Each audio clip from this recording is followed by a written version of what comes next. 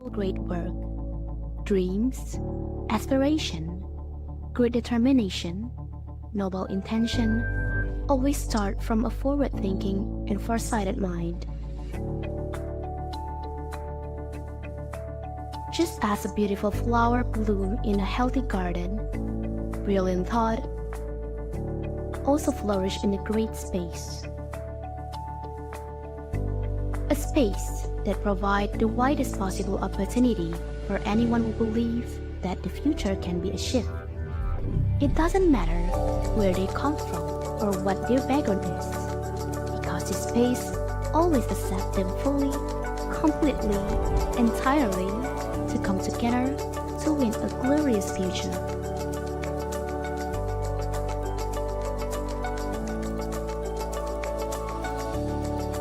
Innovation is the seed that is sown every day. Here, the willingness and courage to give more allow the unthinkable to become a reality. In the nature around us, in the environment around us, the spirit is no longer just word, but a mantra that is recited and believed in the chest. When one falls, 1,000 others scramble to lend a hand. When one is wounded, 1,000 others seek to heal.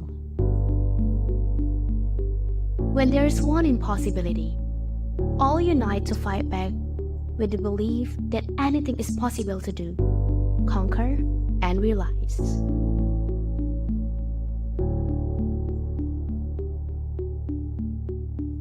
From time to time, this space has become an incubator that gives birth to a generation of choice with captivating ideas. A generation that refuses to conform to the status quo, a generation that dares to go against the grain. A generation that spreads the idea of improving the quality of life for everyone evenly everywhere.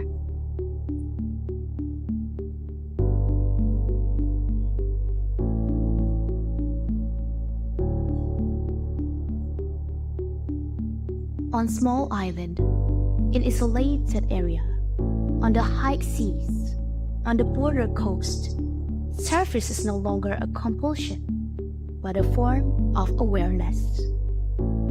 After the flowers bloom, the beetles visit the garden. After the dedication is fulfilled, attention from all directions arrives. Everyone turns their head. Everyone wants to know the secret recipe that has been kept for generations as a scholarly tradition in this space.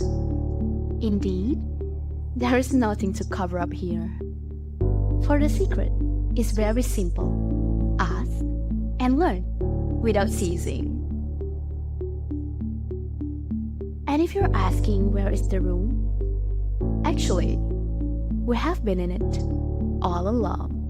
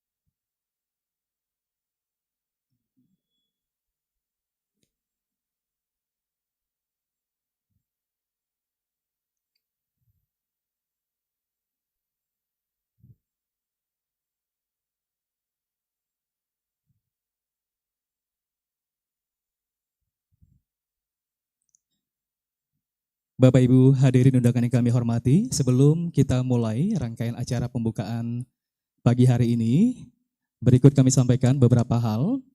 Acara pembukaan Seminar Internasional MaCiFIC kelima tahun 2025 ini bisa disaksikan melalui live streaming di channel YouTube Umrah. Perlu kami sampaikan kepada Bapak Ibu tamu undangan yang berada di lokasi utama, untuk selanjutnya, dengan tidak mengurangi rasa hormat kepada seluruh hadirin mulai saat ini, mohon kiranya menonaktifkan handphone atau alat komunikasi lain yang Anda bawa, atau bisa mengaktifkan nada silent dan getar selama acara pembukaan ini berlangsung. Kemudian juga kami mohon untuk tidak menerima panggilan telepon selama berada di dalam ruangan. Mohon juga untuk tidak berjalan atau berpindah tempat selama acara pembukaan ini berlangsung, sehingga menimbulkan potensi kegaduhan. Demikian disampaikan untuk menjadi perhatian dan diucapkan terima kasih. Good morning, ladies and gentlemen. We opening ceremony of 5th Maritime Continent Fulcrum International Conference 2025 can be watched live via the Umrah TV official YouTube channel. We kindly ask all attendees to turn off their mobile phones or switch them to silent or vibrate mode during the event. Please refrain from answering phone calls while inside the room. Kindly remain seated and avoid moving around during the opening ceremony to prevent any disturbances. Thank you for your attention and your cooperation.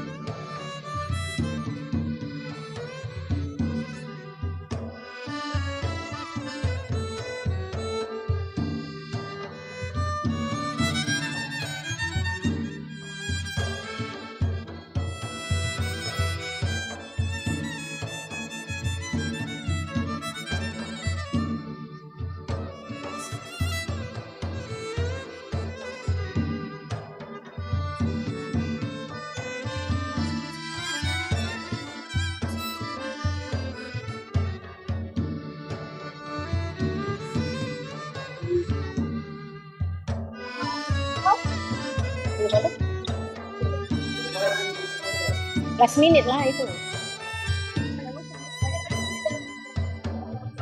Iya ini tapi nanti orang tuh masuk.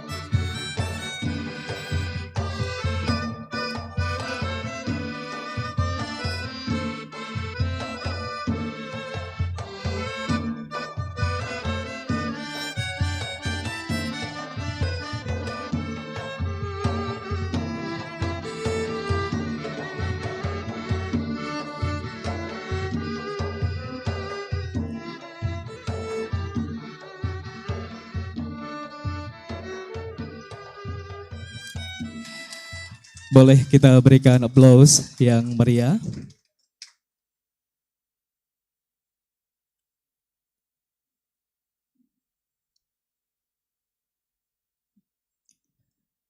Pergi berjalan ke Pulau Penyengat, hendak jumpa dengan keluarga.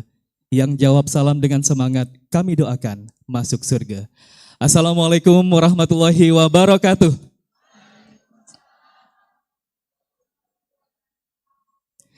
Kalau kumbang katakan kumbang, hinggap di ranting menjadi patah. Kami ucapkan selamat datang, semoga tempat ini mendapat berkah.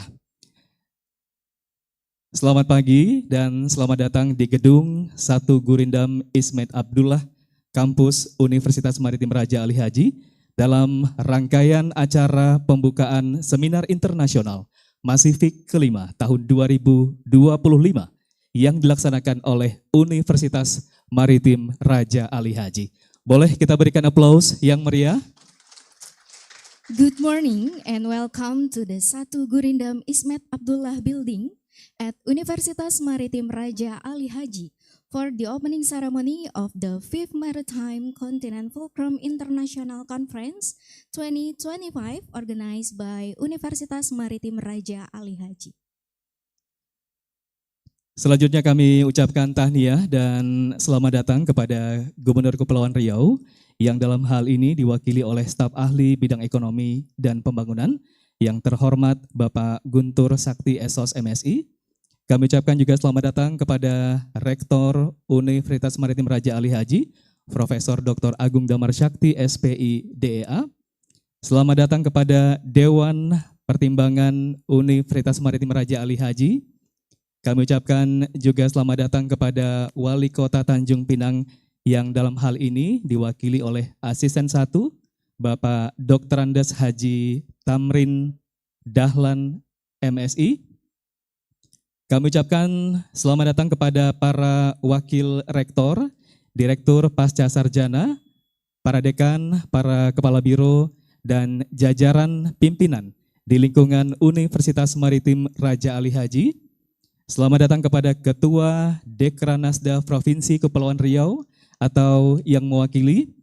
Kami ucapkan selamat datang kepada para keynote speaker dalam rangkaian Seminar Internasional MaCiFIC kelima tahun 2025 yang kami hormati Profesor Taufik Yap Hun Hin. Kemudian selamat datang kepada Profesor Atri dan juga selamat datang kepada Ibu Amandin Fullstake. Dan juga kami ucapkan selamat datang kepada seluruh hadirin, tamu undangan, dan juga seluruh peserta Seminar Internasional MaCiFIC kelima tahun 2025. Sekali lagi kita berikan aplaus yang meriah. Ladies and gentlemen, we would like to extend a warm welcome to Kepulauan Riau Governor represented by Economy and Development Expert Staff Guntur Sakti SOS MSI, Rektor of Universitas Maritime Raja Ali Haji Profesor Dr. Agung Damar Syakti SPI DEA, Tanjung Pinang Mayor represented by First Assistant Dr. Andes Haji Tamrin Dahlan MSI, First, Second, Third Vice Rector of Universitas Maritime Raja Ali Haji, our distinguished guests, our keynote speaker, Prof. Taufik Yap Yun Hin from Malaysia, Professor Atri from India, and Mrs. Amandine Fullstake from Sweden. And welcome to all participants. Welcome to the 5th Maritime Continent Fulcrum International Conference 2025. Mengawali rangkaian acara pada pagi hari ini, marilah bersama kita menyanyikan lagu Indonesia Raya dan Mars Umrah. Hadirin dimohon berdiri. Singing of the Indonesian National Anthem and the Umrah Mars.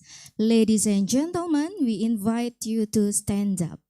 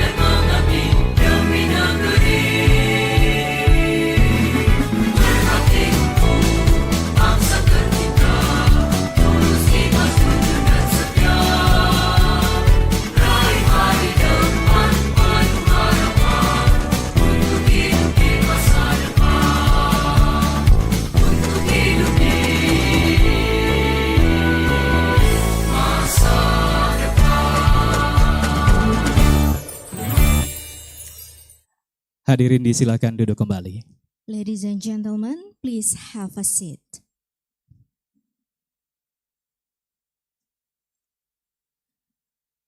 Bapak Ibu undangan yang kami hormati, seluruh peserta yang kami banggakan, marilah sejenak kita berdoa, memohon kepada Tuhan yang Maha Esa, agar seluruh acara kita pagi hari ini berjalan dengan lancar.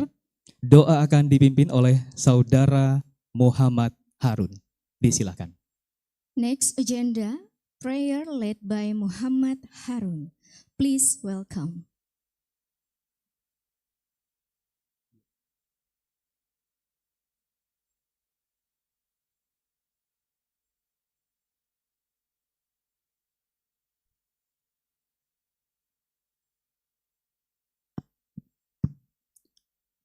Assalamualaikum warahmatullahi wabarakatuh. Hadirin yang berbahagia, sebelum kita mulai acara ini, marilah sejenak kita menundukkan kepala, mengangkat tangan kita bermunajat pada Tuhan yang Maha Esa, agar kegiatan kita pada hari ini diberkahi dan dapat berjalan dengan lancar. Doa akan saya pimpin menurut ajaran agama Islam. Bagi yang beragama lain dimohon untuk menyesuaikan. A'udzubillahi minasyaitonirrajim. Bismillahirrahmanirrahim. Alhamdulillahi rabbil alamin. Hamdan syakirin, hamdan na'imin, hamdan yuafi ni'amahu wa yukafi'u mazidah. Ya Rabbana lakal hamdu kama yanbaghi li jalal wajhikal karim wa azimi sultanik. Allahumma salli ala Sayyidina Muhammad wa ala ali Sayyidina Muhammad.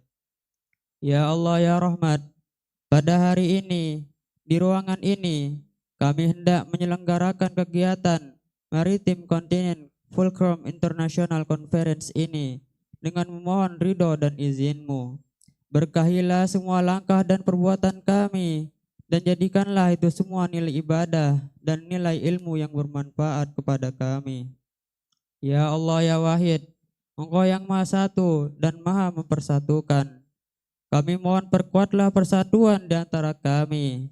Janganlah Engkau biarkan ada perpecahan di antara kami. Kami ingin kuat dalam persatuan itu, agar lebih bermanfaat untuk agama, negara, dan bangsa ini. Ya Allah ya Ghafur, Engkau yang Maha Pengampun atas segala dosa. Ampunilah dosa kami, dosa orang tua kami, dosa para pemimpin kami, dosa para pejuang kami, dan dosa para pendahulu kami. Tempatkanlah kami dan mereka semua dalam lindungan rahmat dan ampunan-Mu. Ya Allah ya Mujib, Engkau yang Maha mengabulkan doa, perkenankanlah doa dan permohonan kami. Rabbana taqabbal minna innaka antas sami'ul alim, wa tub alaina innaka antat tawwabur rahim. Rabbana atina fid dunya hasanah, wa fil akhirati hasanah, wa qina azabannar. Subhana rabbika rabbil izzati amma yasifun, wa salamun alal mursalin, walhamdulillahi rabbil alamin.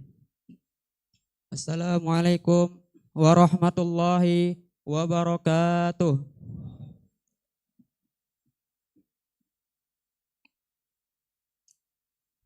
Terima kasih kepada Saudara Muhammad Harun. Bapak dan Ibu hadirin undangan yang kami hormati, selanjutnya kita dengarkan sambutan Gubernur Kepulauan Riau yang dalam hal ini disampaikan oleh staf ahli bidang ekonomi dan pembangunan kepada Bapak Guntur Sakti Esos MSI. Disilakan. Kindly invite the Gubernur Riau Governor, represented by Economy and Development Expert Staff, Guntur Sakti Esos MSI, to deliver his welcoming remarks. Please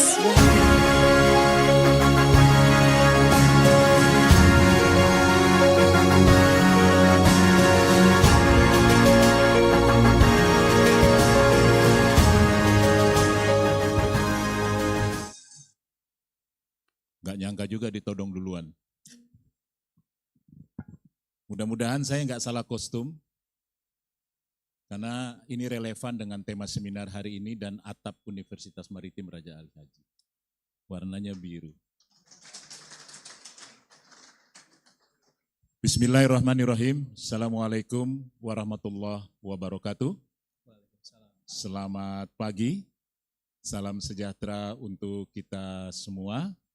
Izinkan pada kesempatan awal ini saya menyapa dulu tetamu yang terhormat pada pagi hari ini.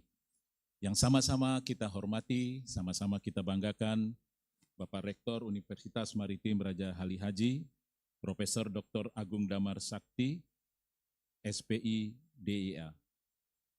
Ada kesamaan nama kita. Ada saktinya. Ya. Cuma sudah berapa bulan ini kesaktian saya udah hilang, Pak. Yang terhormat Dewan Pertimbangan Universitas Maritime Raja Ali Haji, Ketua Dekranasda atau yang mewakili, para keynote speakers, para guru besar, Profesor Taufik Yap Hun Hin, Profesor Atri, dan Ibu Amandin, serta seluruh hadirin peserta seminar yang berbahagia.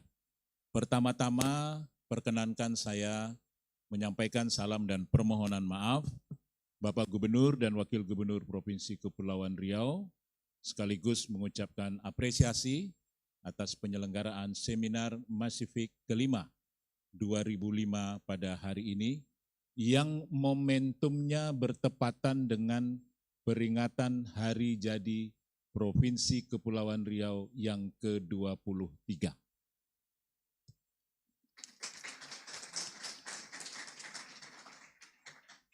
Jadi mudah-mudahan ini akan membawa spirit baru, strategi baru untuk pembangunan Provinsi Kepulauan Riau yang berbasis maritim.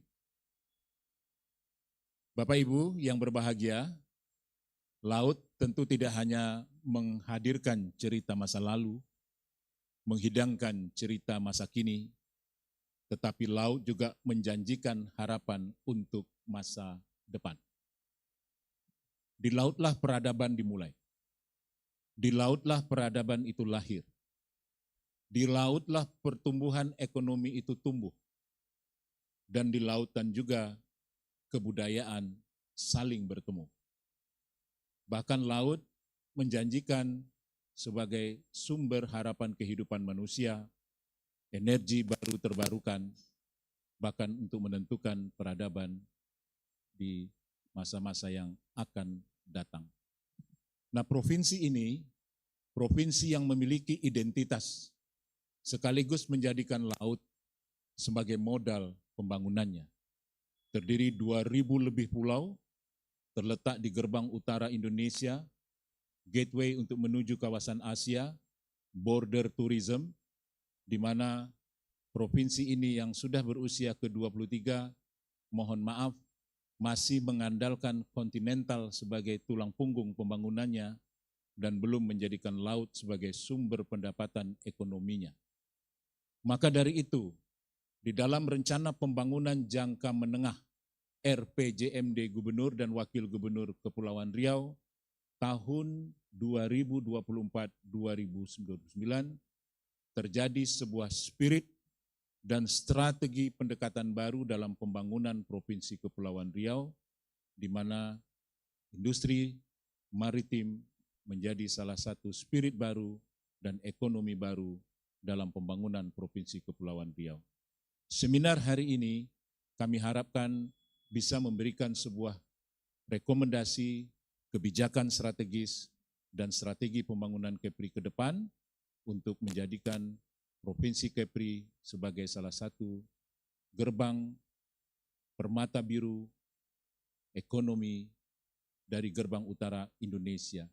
Inilah satu strategi baru yang dilahirkan oleh Bappenas untuk transformasi ekonomi Kepulauan Riau dengan tagline Provinsi Kepulauan Riau Permata Biru Gerbang Utara Indonesia. Kita sama-sama berharap mudah-mudahan dari seminar ini akan memberi kontribusi positif untuk menjadikan Kepulauan Riau sebagai provinsi berbasis maritim yang unggul dan laut kita adalah laut yang aman, sehat, sejahtera, dan berkontribusi untuk kesejahteraan masyarakat. Selamat atas penyelenggaraan MaCiFIC 2025, selamat kepada umroh, dan mudah-mudahan Kepri semakin jaya. Wassalamualaikum warahmatullahi wabarakatuh. Terima kasih kepada Bapak Guntur Sakti Esos MSI. Bapak dan Ibu hadirin undangan yang kami hormati, selanjutnya kita dengarkan sambutan Rektor Universitas Maritime Raja Ali Haji sekaligus membuka dengan resmi kegiatan seminar internasional MaCiFIC kelima tahun 2025 kepada Profesor Dr. Agung Damar Syakti SPI DEA. Disilakan. We would like to welcome to the podium the Rector of Universitas Maritime Raja Ali Haji, Profesor Dr. Agung Damar Syakti SPI DEA, to deliver the opening remarks and officially declare this seminar open.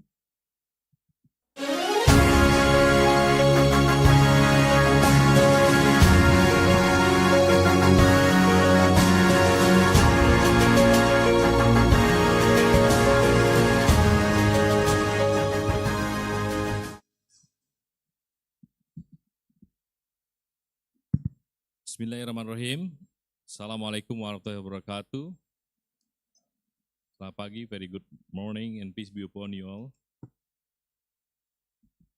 Distinguished keynote speaker, invited speaker, professor, researcher, academician, student, and all participants of the 5th Maritime Continental Fulcrum International Conference, MaCiFIC 2025. Honorable Governor of the island, Riau Island Province, which is represented here by Mr. Guntur Sakti as an expert staff for the Economic and Development Fair. The Mayor of the Tanjung Pinang, that was represented here by the Assistant for Government and Public Welfare, Dr. Handes Haji Tamrin Dahlan, and also our distinguished keynote speaker and also the invited speaker, Professor Dr. Taufik Yap Yun Him, welcome to Umrah, Pak. Professor V.N. Afitri from Indian Ocean Rim Association. Mademoiselle Amandine Pusteke, a marine biologist from Nicoy and Cipada Private Island. Dr. Nurul Asikin Mizan from University Kebangsaan Malaysia. Dr. Azizul Hakim Lahuri from University Putra Malaysia, Dr. Muhammad Rajali bin Syamsuddin, University Malaysia Sabah, Dr. Rustan Tamin from Kabul University Afghanistan, as well as our distinguished speaker who are joining us virtually, Dr. Manuela Capello from France National Research Institute for Sustainable Development, IRED France, Dr. Alejandra Jeronimo de Freitas from Rural Federal University of Rio de Janeiro, Brazil, Dr. M.V. Reddy from Nouveau Monde Graphite, Canada, and Dr. Lukman Atmaja from ITS Indonesia. Our esteemed president greatly enriched this academic forum and strengthened international collaboration. On this occasion, I would like to express my highest appreciation our sponsor for their invaluable support, Provincial Government of the Riau Island Province, Indonesia, ESCO Indonesia, Nicoy, Eco Green, and also, of course, the organizing committee and the steering committee that help us to realize this very prestigious international conference in Umrah. Ladies and gentlemen, since its inception in 2021, MaCiFIC has become an important platform for exchanging the idea and fostering innovation solution in maritime studies. It's began with the theme, the Maritime for Sustainable Welfare in 2021, and followed by the Sustainable Development Goal for Maritime CIFIC in 2022. The third theme is the Blue Innovation for Maritime Supremacy, Sovereignty, Sustainability, and Progressiveness. And the last years, the theme is Navigating New Wave, Advancement and Challenge in Marine Science and Innovation for Maritime CIFIC. And this year, The theme is shaping the ocean of tomorrow through science and sustainable solution. And again, we reaffirm our commitment to addressing global challenge while seizing the tremendous opportunity offered by the maritime domain. The conference scope from environmental science and engineering, oceanography, marine technology, marine biodiversity and conservation, clean and renewable energy, marine pollution, marine resource utilization, and until to blue economy and small island vulnerability, climate change. All those things represent strategies, issues that demand interdisciplinary and international collaboration. Shaping the ocean tomorrow through science and sustainable the solution is a critical theme for both current and future generation. Ocean play a key role in regulating the Earth climate, sustaining the biodiversity and providing resource for livelihood. As the planet focus increasing pressure from the climate change, pollution, and overpopulation, and over exploitation of marine resources, the need of innovative, sustainable solution in ocean science has never been more urgent. And there are some pillars that represent the importance and excellence of the shaping the ocean of tomorrow. The first is advancing our ocean research and innovation. Second is promoting marine conservation and ecosystem restoration. The third is in line with our local government program, accelerating the transition of the blue economy. Since blue economy focus on the sustainable use of ocean resource for economic growth, improving livelihood and job while presenting the health of ocean ecosystem. The fourth is fighting the ocean pollution through sustainable practices. For instance, we can create the circular economy for the ocean plastic problem. The innovation solution for ocean plastic pollution include the waste to energy technology and biodegradability plastic. So we have to protect our tomorrow since yesterday, and we have to correct our error today. The fifth is the enhancing the ocean governance and international cooperation. Effective governance is essential for ensuring the long-term health and ocean as they cross international border and require the coordinated action among nations. Protecting marine resources, ensuring equitable access to ocean benefit, and addressing transnational pollution require global cooperation. The sixth is the scaling of marine education and public awareness. Public awareness and education are the critical and building support for ocean conservation and sustainable practices. Informal community are more likely to adopt behavior and protect the ocean and advocate for policy and ensure the health of marine ecosystem.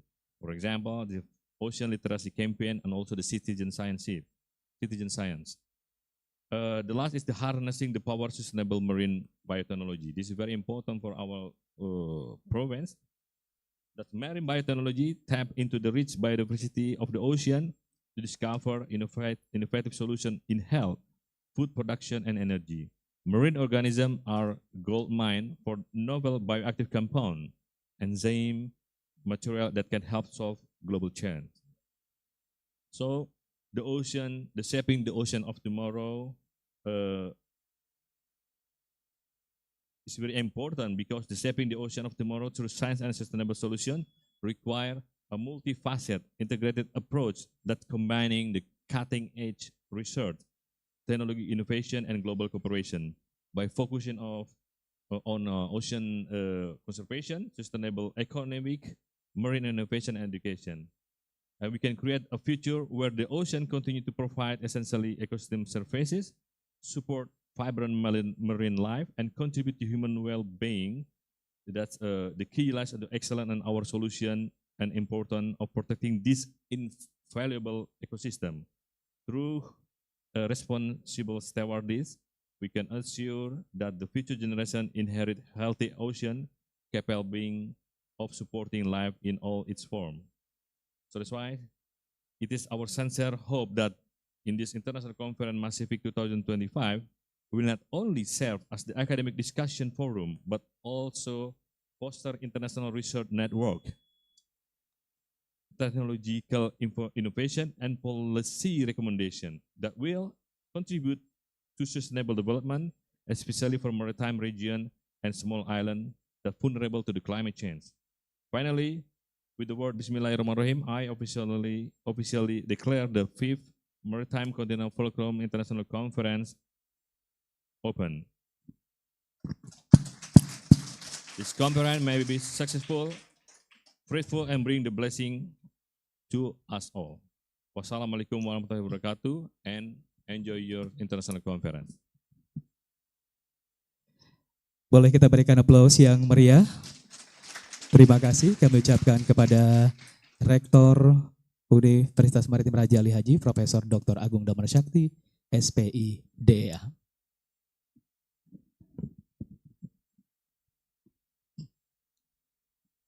Bapak dan Ibu hadirin undangan yang kami hormati, selanjutnya penyerahan souvenir dan cenderamata kepada keynote speaker kegiatan Seminar Internasional MaCiFIC kelima tahun 2025. Ladies and gentlemen, we would like to take a moment to present souvenirs as a token of appreciation to our distinguished keynote speaker. Please welcome Rektor Universitas Maritime Raja Ali Haji, Profesor Dr. Agung Damar Syakti, SPI DEA, Profesor Dr. Taufik Yap Yun Hin from Malaysia, Profesor Adri from India, and Amandine Filstig from Sweden. Kami juga mengundang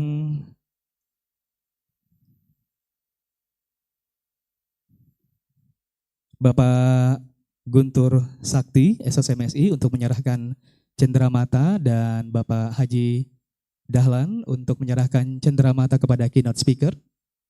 Kami silakan diawali oleh Bapak Rektor untuk menyerahkan cenderamata kepada keynote speaker dalam kegiatan Seminar Internasional MaCiFIC kelima tahun 2025.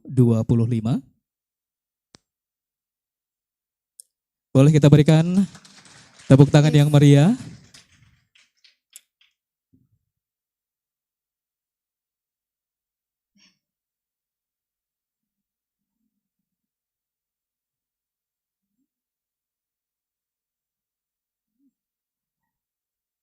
Selanjutnya penyerahan cenderamata kepada narasumber kita pagi hari ini dari perwakilan pemerintahan Provinsi Kepulauan Riau.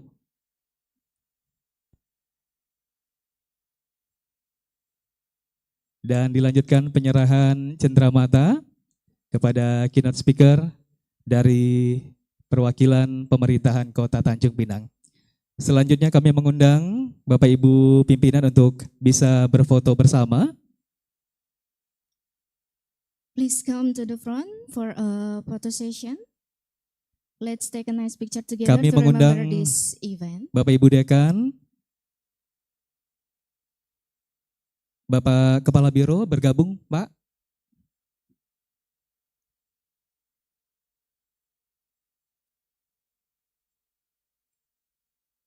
Baik, kita mulai untuk sesi foto bersama.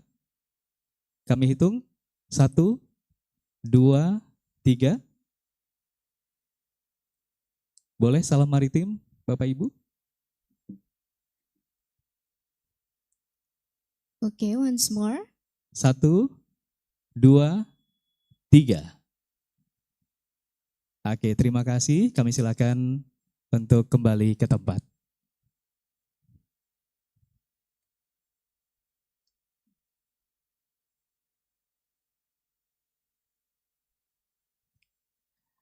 Bapak dan Ibu hadirin undangan yang kami hormati, peserta Seminar Internasional MaCiFIC kelima tahun 2025 yang kami banggakan, dengan berakhirnya penyerahan souvenir dan cenderamata tadi, maka berakhir pula seluruh kegiatan open ceremony Seminar Internasional MaCiFIC kelima tahun 2025 yang dilaksanakan oleh Universitas Maritime Raja Ali Haji. Boleh kita berikan tepuk tangan yang meriah. Ladies and gentlemen, finally that concludes the opening ceremony of the 5th Maritime Continental Fulcrum International Conference 2025 organized by Universitas Maritime Raja Ali Haji. Tuai padi antara masa, esok jangan layu-layuan, andai kehendak sempurna tidak, 10 jari kami susunkan. Kalau ada semur di ladang, boleh kita menumpang mandi, kalau bertahun kasih dan sayang, di lain masa bertemu lagi. Terima kasih atas segala perhatian, mohon maaf atas segala kekurangan. Kami tutup dengan wabillahi taufik wal hidayah. Wassalamualaikum warahmatullahi wabarakatuh. And good morning.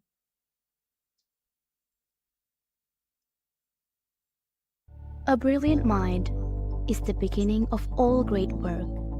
Dreams, aspiration, great determination, noble intention always start from a forward-thinking and far-sighted mind. Just as a beautiful flower blooms in a healthy garden, brilliant thought also flourish in a great space. A space that provides the widest possible opportunity for anyone who believes that the future can be achieved. It doesn't matter where they come from or what their background is, because this space always accepts them fully, completely, entirely to come together to win a glorious future.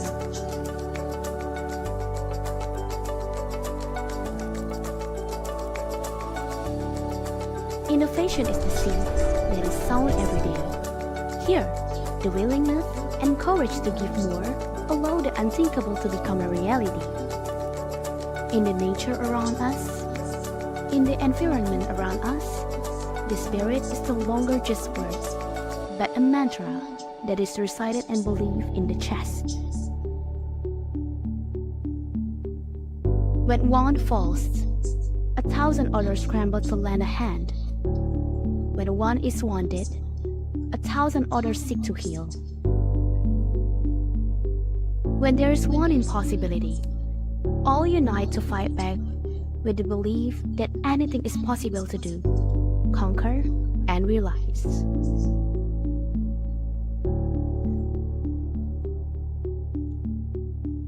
From time to time, this space has become an incubator that gives birth to a generation of choice with captivating ideas.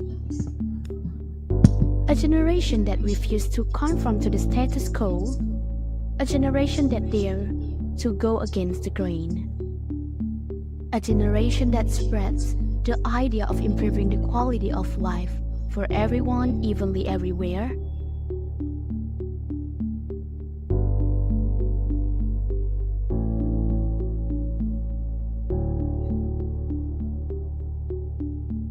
On small island, in isolated area, on the high seas, on the border coast, service is no longer a compulsion, but a form of awareness. After the flowers bloom, the beetles visit the garden. After the dedication is fulfilled, attention from all directions arrives. Everyone turns their head. Everyone wants to know the secret recipe that has been kept for generations as a scholarly tradition in this space. Indeed, there is nothing to cover up here. For the secret is very simple. Ask and learn without ceasing. And if you're asking where is the room, actually, we have been in it all along.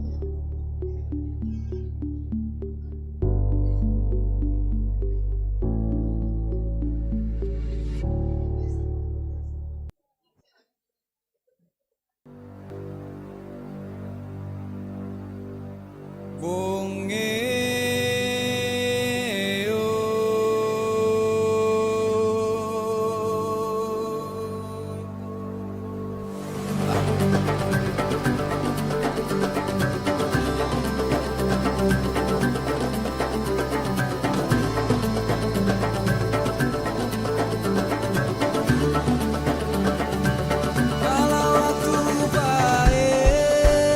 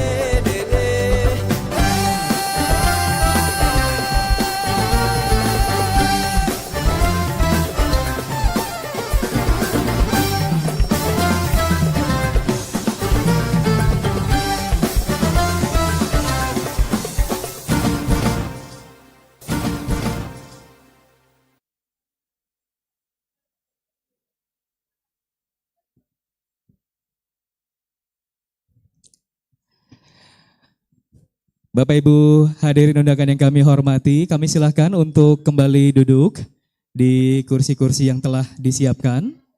Karena acara akan segera kita lanjutkan untuk sesi pemaparan materi.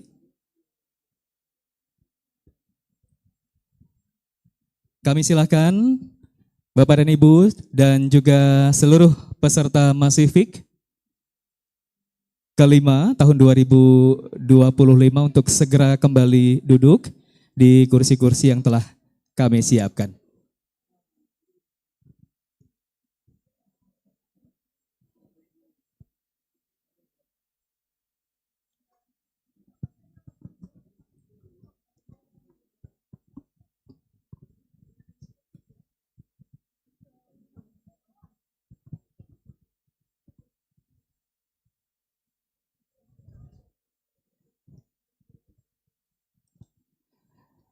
Assalamualaikum warahmatullahi wabarakatuh. Selamat pagi, salam sejahtera untuk kita semua. Selamat datang di Gedung 1 Gurindam Ismet Abdullah, Kampus Umrah Dompa dalam rangkaian acara Seminar Internasional MaCiFIC kelima tahun 2025. Kita akan masuk untuk sesi paparan materi.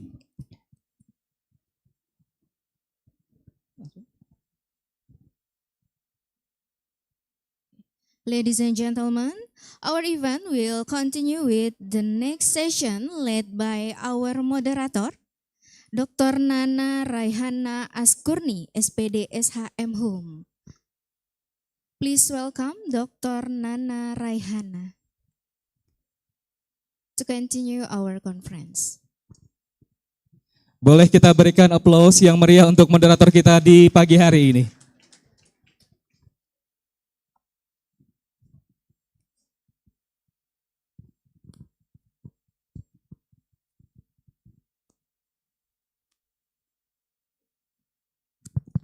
Okay, Assalamualaikum warahmatullahi wabarakatuh. Good morning, ladies and gentlemen. All right, this session will be delivered by me. Please allow me to introduce myself. Myself is Dr. Nana Raihana as the moderator. Today, our first session will be two keynote speakers. The first is Professor CHM TS Dr. Taufik Yap Yun Hin, and the next is Professor VN Atri from India. Okay, Professor Taufik and Professor Atri, please welcome to the front now.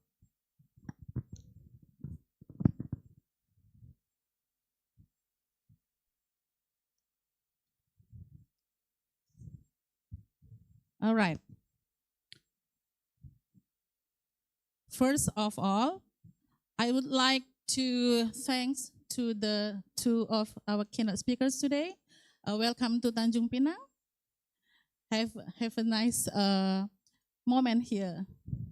And welcome to our Maritime University. Okay, before we begin our session today, I would like to read the biography of our keynote speakers. The first is Professor Dr. Taufik Yap Yun Hin.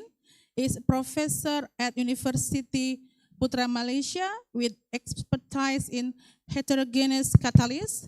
He is actively engaged in research and international publication related to development of innovative catalysts for industrial applications, particularly in the fields of renewable energy and environmental sustainability. In addition to his contribution, Prof. Taufik is also recognized as a dedicated educator, supervising postgraduate students and advancing modern curricula in applied chemistry.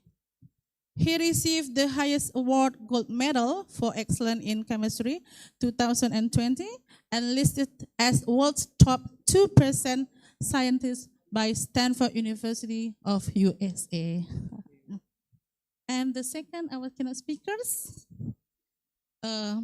Prof. VN Atri is Chair Indian Ocean Studies, CIOS, at the Indian Ocean Rim Association or IORA, University of Mauritius, and a leading expert on the blue economic recognized by the UN and the World Bank.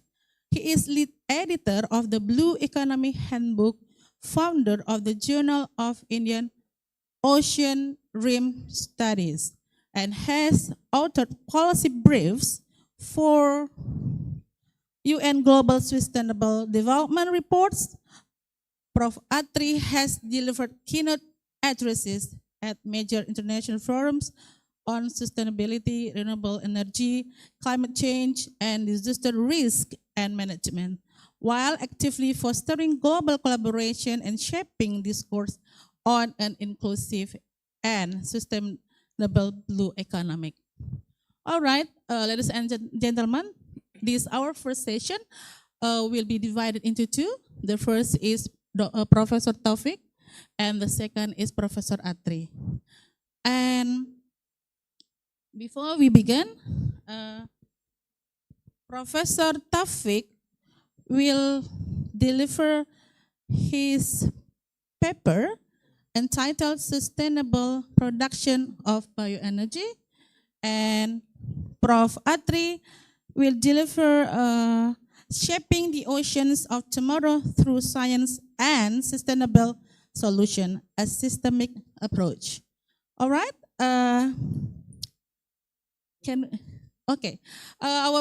Your presentation will be 10 minutes. Oh, sorry, 20 minutes, if you like. On schedule, Prof. Okay. And then we move to Prof. Atri. Okay, Prof. Taufik, the time is yours. Tak apa.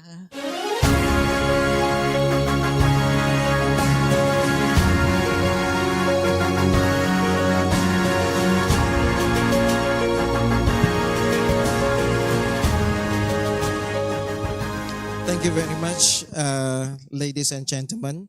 Yang berbahagia, Profesor Dr. Agong Dharma Sakti, Rektor Universitas Maritime Raja Ali Haji. Tuan-tuan dan puan-puan, hadirin dan hadirat sekalian, Assalamualaikum warahmatullahi wabarakatuh. Salam sejahtera. Sebelum saya mulakan pembicaraan saya bacakan pantun dulu. Anak nelayan memintal jala. Turun ke laut waktu senja. Malaysia Riau sehati sejiwa. Warisan Melayu jadi penjaga. Sirih di hulur, adat bermula. Tadi kita dah dibagi sirih kan. Lambang kasih, penyampung kata. Riau dan Malaysia ataupun Indonesia dan Malaysia erat sentiasa, dipaut sejarah, disulam percaya. Alhamdulillah. First of all, I would like to thank the organizing committee, especially the Dr. Eka Putra for the invitation. And then we have met several times basically. And I'm very happy to work with Umrah basically. I'm also welcome Umrah to University Putra Malaysia.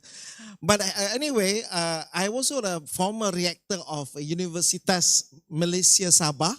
So I also welcome a collaboration between these two universities because UMS also have Borneo Marine Institute as well. Okay. So today my talk is on sustainable production of bioenergy. So actually, when I first introduced my title, actually is on biofuel, but I broadened it up to bioenergy so that it also consists of other type of energy as well. Okay, next please. I think we know about Malaysia because Riau is over here. Okay, next please. I just want to introduce University Putra Malaysia because I'm currently working here. It's very close to Putrajaya. Okay, and also very close to Kuala Lumpur Airport as well. Okay, Right. So this is the main entrance of University Putra Malaysia in Serdang, because we have also another campus in Bintulu, Sarawak as well. Okay. We have Dr. Azizul. We're going to talk about that. Next, please. So currently we are on the top of 134 ranking of QS ranking, and number 3 in Malaysia, basically. So the first one is University Malaya. The second one is UKM. Well, UKM and UPM always compete each other. Last year, UPM was second. Next, please. Yeah, so we have a total about 30,000 students, which include the postgraduate and undergraduate. Next, please. So there are two problems we are facing at the moment. The first one is environmental, due to the global warming, and you can say dry. Okay? And also, second one is energy. Energy, because we need energy for all this transportation.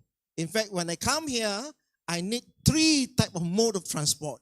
I fly to Batam from Kuala Lumpur, and then I took a ferry to Tanjung Pinang, and then by road as well. So 3 mode of transportation in order to reach Tanjung Pinang Umrah. So this is the problem with the energy consumption and the environment problem, whereby the emission of this carbon dioxide have been increased tremendously, as you can see that. And these also cause the global warming, where the temperature of the world is getting increased. So how to solve this problem actually? So we have to solve this problem by transformation of the using of the energy from fossil fuel to a sustainable or renewable energy. Next, please. So you can see that we use all this type of fuel in any of this transportation, as I mentioned. On the road, we have biogasoline. We are using gasoline at the moment, but this one we can use biodiesel, we can use green diesel, or in fact we can use biogasoline. And this one we can go for biodiesel and green diesel. This one both same, biodiesel, green diesel. Marine, the same one, but in fact you can use bioethanol as well. And the most latest one, which is aviation, we can using the sustainable aviation fuel, SAF, where most of the airline currently are using. Next, please. So this is also according to the Sustainable Development Goals, where we are facing, so these are 17 of this SDG. So we're going to achieve number 7 at least, and also number 11 as well, and also 12. Next, please. So by using affordable and also clean energy, so our target is to burning the carbon fuel where they produce a lot of greenhouse gases, and this is caused the climate change. Next, please. So by using this catalysis process, whereby this catalyst is used to produce the biofuel or bioenergy, and this one we can go for a new material, cleaner fuel, a green energy, and also some green technology as well. Next, please. I have to jump very fast. Well, in order to produce this fuel, actually, we can go for a lot of crops, actually, this type of oil. But fantastically, Malaysia and Indonesia, we have palm oil. As you can see that the production of oil palm, from the palm oil, but the palm oil actually is the highest in terms of production per hectare. Okay? This is per ton per hectare actually. Next, please. And also, the consumption of the land as well. The area of land needed for palm oil is the smallest as you compare to the other type of crop actually. So you can see 2 advantages, whereby first, to produce the largest oil, and second one is to use the smallest land area. So this is a very good advantage for Malaysia and also Indonesia as well. Next, please. So when we talk about biomass, then we can go to many processes. I'm not going to talk about biomass as a whole, but just to introduce the technology they are. Okay, next, please. And also, I'm actually focused on the usage of waste cooking oil. We have a lot of waste cooking oil. We produce a lot of waste cooking oil because we goreng-goreng banyak kan. Goreng ayam, goreng ikan, macam-macam, goreng pisang. Semuanya menghasilkan minyak waste. Minyak apa? Sebenarnya panggil apa? Pangan. Jelantah. Okay, lupa sudah. Okay. Ataupun kita panggil sebagai minyak apa lagi? Waste cooking oil lah. Okay, right. So kita boleh menghasilkan macam-macam fuel according to what we need actually. So the secret is the process, which is cracking as well as to remove the oxygen from the triglyceride. Okay, next please. So we have this oil palm industry. In fact, saya tengok di Pulau Bintan juga punyai ladang kelapa sawit sebanyak 4,000 hektar. Data yang saya jumpa semalam. Okay, next please. So ini adalah data. This is the data from Indonesia and Malaysia, which Indonesia is the largest producer of the oil palm, and followed by Malaysia. Next please. So Malaysia, we have all these oil palm plantation over this side. Next please. And Indonesia, here you can see that in Sumatra and also the Kalimantan. This is an old slide actually lah. Bukan yang baru. Sesuatu saya tukar dengan baru. Tak apalah. Next please. So these are the biomass come from this oil palm industry. Actually from the plantation, from the mill, and also this is also from the mill. They are solid and also liquid. And all these things we can utilize and produce wealth actually. Okay? Even in fact, the liquid also we can use for the production. Next, please. So these are the process, the chemical process in order to produce biodiesel. Ada tak yang slide saya yang terbaru? Kalau ada baru, saya ada tambahan yang lagi bagus. Transfiguration and also esterification. So this transfiguration to convert this triglyceride, this is fatty acid. It depends on the feedstock actually. If your feedstock consists of a lot of fatty acid, then we use this process, esterification process. Whereas for those good quality oil, then we use this transfiguration. But anyway, the key point is the catalyst actually. So if the catalyst is good, then even though this consider high condition of fatty acid, we can also produce the biodiesel as well. Next, please. So we are using heterogeneous system whereby solid catalyst. Okay, solid catalyst. So you have more advantages use solid catalyst rather than using normal catalyst actually. The normal catalyst is hydrogen, sodium hydroxide, which is a liquid phase. Ada tak salad baru? Ada. Dia boleh pasang tak? So using this type of what they call it solid catalyst, there are many advantages so that you can reuse the catalyst, one, and then also the stability is more better actually. All right? And also the quality of the product are much better because you can produce a very high clean biofuel rather than because sodium hydroxide, for example, can react with the fatty acid to produce saponification process, to produce other things, to produce soap actually. Next please. So this is what I'm saying, that saponification process. Ini yang baru ke?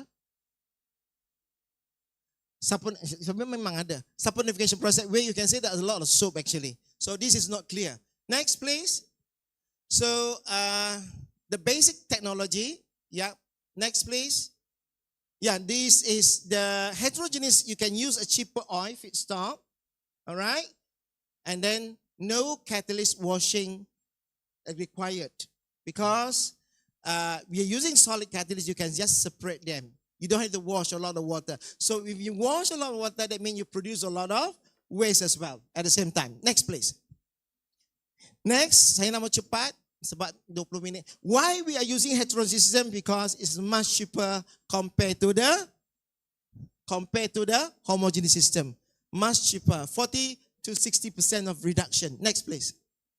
So you can see that this is using homogeneous, this is using heterogeneous. You can see that the oil, which is the product, glycerol, and also the biodiesel produces very clean without those saponification product, which is the soap product. Okay, next please. So why have using a few type of catalysts, which is calcium oxide, calcium magnesium oxide, and calcium zinc oxide. You know why? Because when I'm using one material, you can see that the usability significantly drop. Whereas if I mix with magnesium or zinc, you can see that I can use for many times, and then it's quite stable as well. Okay, so their stability is much better. Next, please. So the initiative is to convert this oil. Excuse me, Yes. Prof. How many minutes? The committee said you said addition of 20 minutes more. So you have 40 minutes. Okay, fantastic. Because I look at the schedule, actually it's 40 minutes. When you told me 20 minutes, I was shocked. Sorry, okay. It's okay. You may go on. So teknologi yang ada ialah kita menggunakan minyak, sama ada minyak masak, minyak waste cooking oil, jelata untuk menghasilkan tenaga. Okay, so I mix Malay dengan English ya, tak apa. Supaya kita boleh mempergunakan minyak masak yang ada. Tapi masalahnya, the problem is you're going to facing fuel versus energy. Which one is more important? For sure, food is more important rather than energy. But energy is very important as well. Without energy, you are not going to work. So that's why we can use a cheaper source of oil and fat as well. So what are the technology that we can go through? The most important, I would see that previously is transformation and acidification, where we produce biodiesel. So people are moving towards B40, B60 already in Indonesia. In Malaysia, it's still B20, right? So this one, by using deoxygenation process or hydroprocessing process as well, which is using hydrogen with the technology to remove the oxygen. So about triglyceride, we have a lot of oxygen, okay? So you remove oxygen, you get a pure hydrocarbon chain. Okay? So this one where you can get renewable diesel or jet fuel or sustainable aviation fuel. It depends on the length of the hydrocarbon. Okay? So kalau kita perhatikan petrol yang ada di Malaysia, di Indonesia, kan kita ada untuk kereta, untuk mobil, untuk truk, untuk kapal terbang, semuanya berbeda dia punya bilangan hydrocarbon actually. So we can go for pyrolysis as well. Pyrolysis basically is a heating process, and also hydrothermal reforming as well. This one is supercritical water as well. Next please. So I'm focusing on, saya dah cakap, I am talking about the biodiesel. So this is the green diesel that I mentioned just now. Okay, so this is what I'm looking forward as well. And then when we look comparison on this process actually, transformation, because transformation, the product is FAME, which is ester compound. Whereas in DO or H2O, the product are all hydrocarbon, which are similar to the fossil fuel. Exactly. So you don't have to add anything else in order to use it. You can just use directly. Unlikely biodiesel, you have to mix with the fossil fuel. Okay? If not, it's not work. The engine is not work basically. Well, this one, no problem at all. Okay, next please. So this is the quality of the triglyceride I'm talking about. Yeah, to produce hydrocarbon.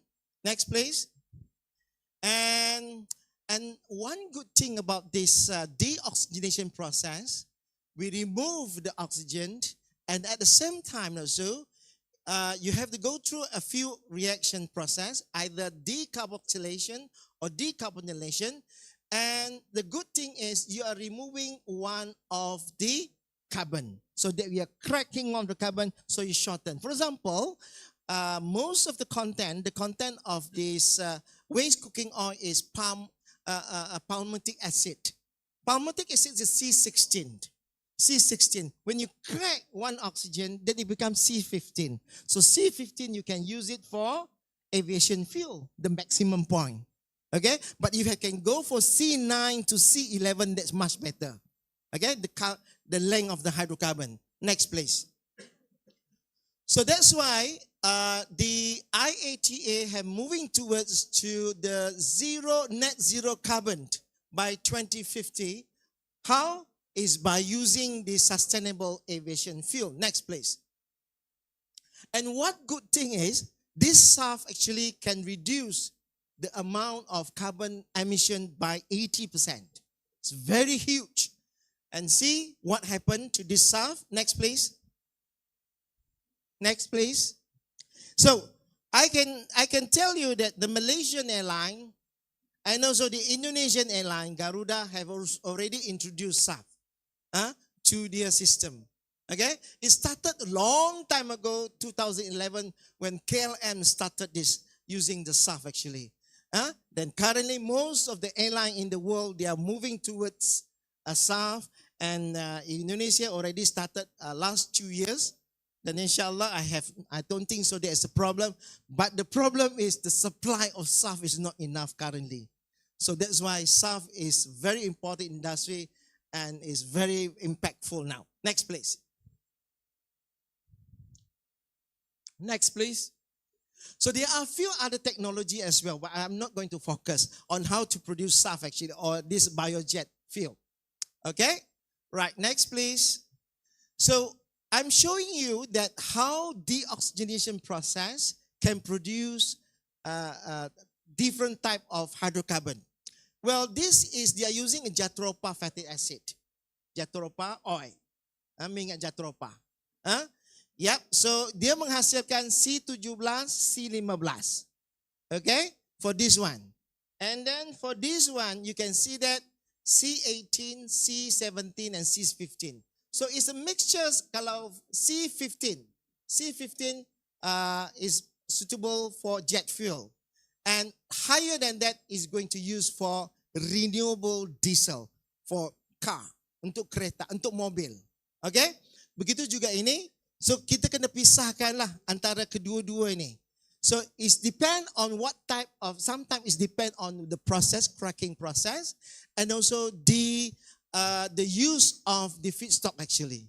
If you're using different type of feedstock which is have a carbon which is shorter, then when you cut one carbon, then become C11, C9, then that one is much, much more suitable as a aviation fuel. I will show you next, please. So actually I have add another slide, which is the new one on algae actually. On algae, because algae is also one of the resources to produce biodiesel and also to produce fuel as well. But what I can say, ada tak? Kalau ada boleh di-show sekarang. What I can say is, this microalgae or algae as a fuel, as a feedstock for fuel, is still very new. It's very new. Most of the data actually is theoretical data, is not commercial data yet. So, but we in the palm oil industry, we have original data, which is the real data, industrial data, where you can see that you can produce much higher of oil as compared to the algae oil actually. Because that one is still in theoretical part.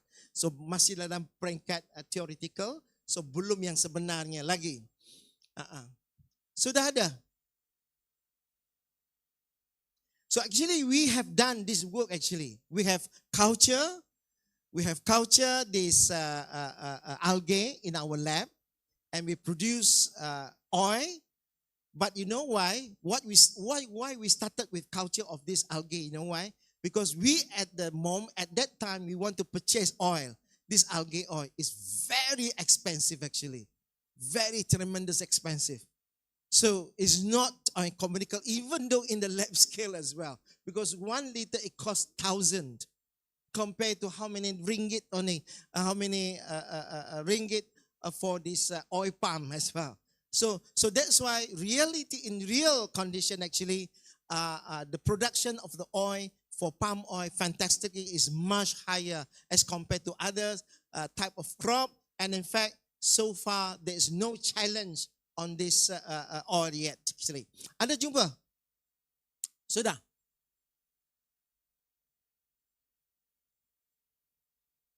Saya nak tunjuk data dia actually. Data menunjukkan bahawa oil palm is the most sustainable at the moment. In fact, Malaysia have go past through the sustainable test from the European country, and then there's no more ban on the oil from Malaysia. I'm not sure about Indonesia. So this is the what happened to what there's challenges for Malaysia and Indonesia currently, because most of the European country they banned Malaysian and also Indonesian palm oil based on SDG, based on sustainable things actually. Ada tak? Tak jumpa. Okay, ya. Sebelum ini yang lama punya. Tak apalah, you go through je lah. Saya dah cakap a few things dah. Cuma saya tak dapat tunjuk. This one the new one. Yep. This is the new one actually. Sebelumnya. Okay, ini sudah. Ini pun sudah. Ini pun sudah. Ini pun sudah. Next. Okay, saya tadi mau tunjuk ini. Saya besarkan gambar dia lah. Okay, saya besarkan gambar ini dengan ini. Nak tunjuk bahawa Malaysia dan Indonesia sudah bergerak ke arah SAF. Well, the one of the next place, one of the company which produce SAF at the moment ialah Neste. Neste company actually based in Finland. And their production per year is about 1.5 million. They are targeting 2025, 1.5 million. Tetapi tidak cukup. Masih tidak cukup. Okay? Ada satu lagi. World Energy, another one. In the American. Okay? And this one, actually, dia punya production not only in Finland, but also in Singapore as well. They're producing this one. Alright? So what are they using actually? Apa yang digunakan ialah, dia punya feedstock ialah waste cooking oil and also animal fats. Waste. Di mana dua-dua kita ada di tanah air kita. So this is not a big problem.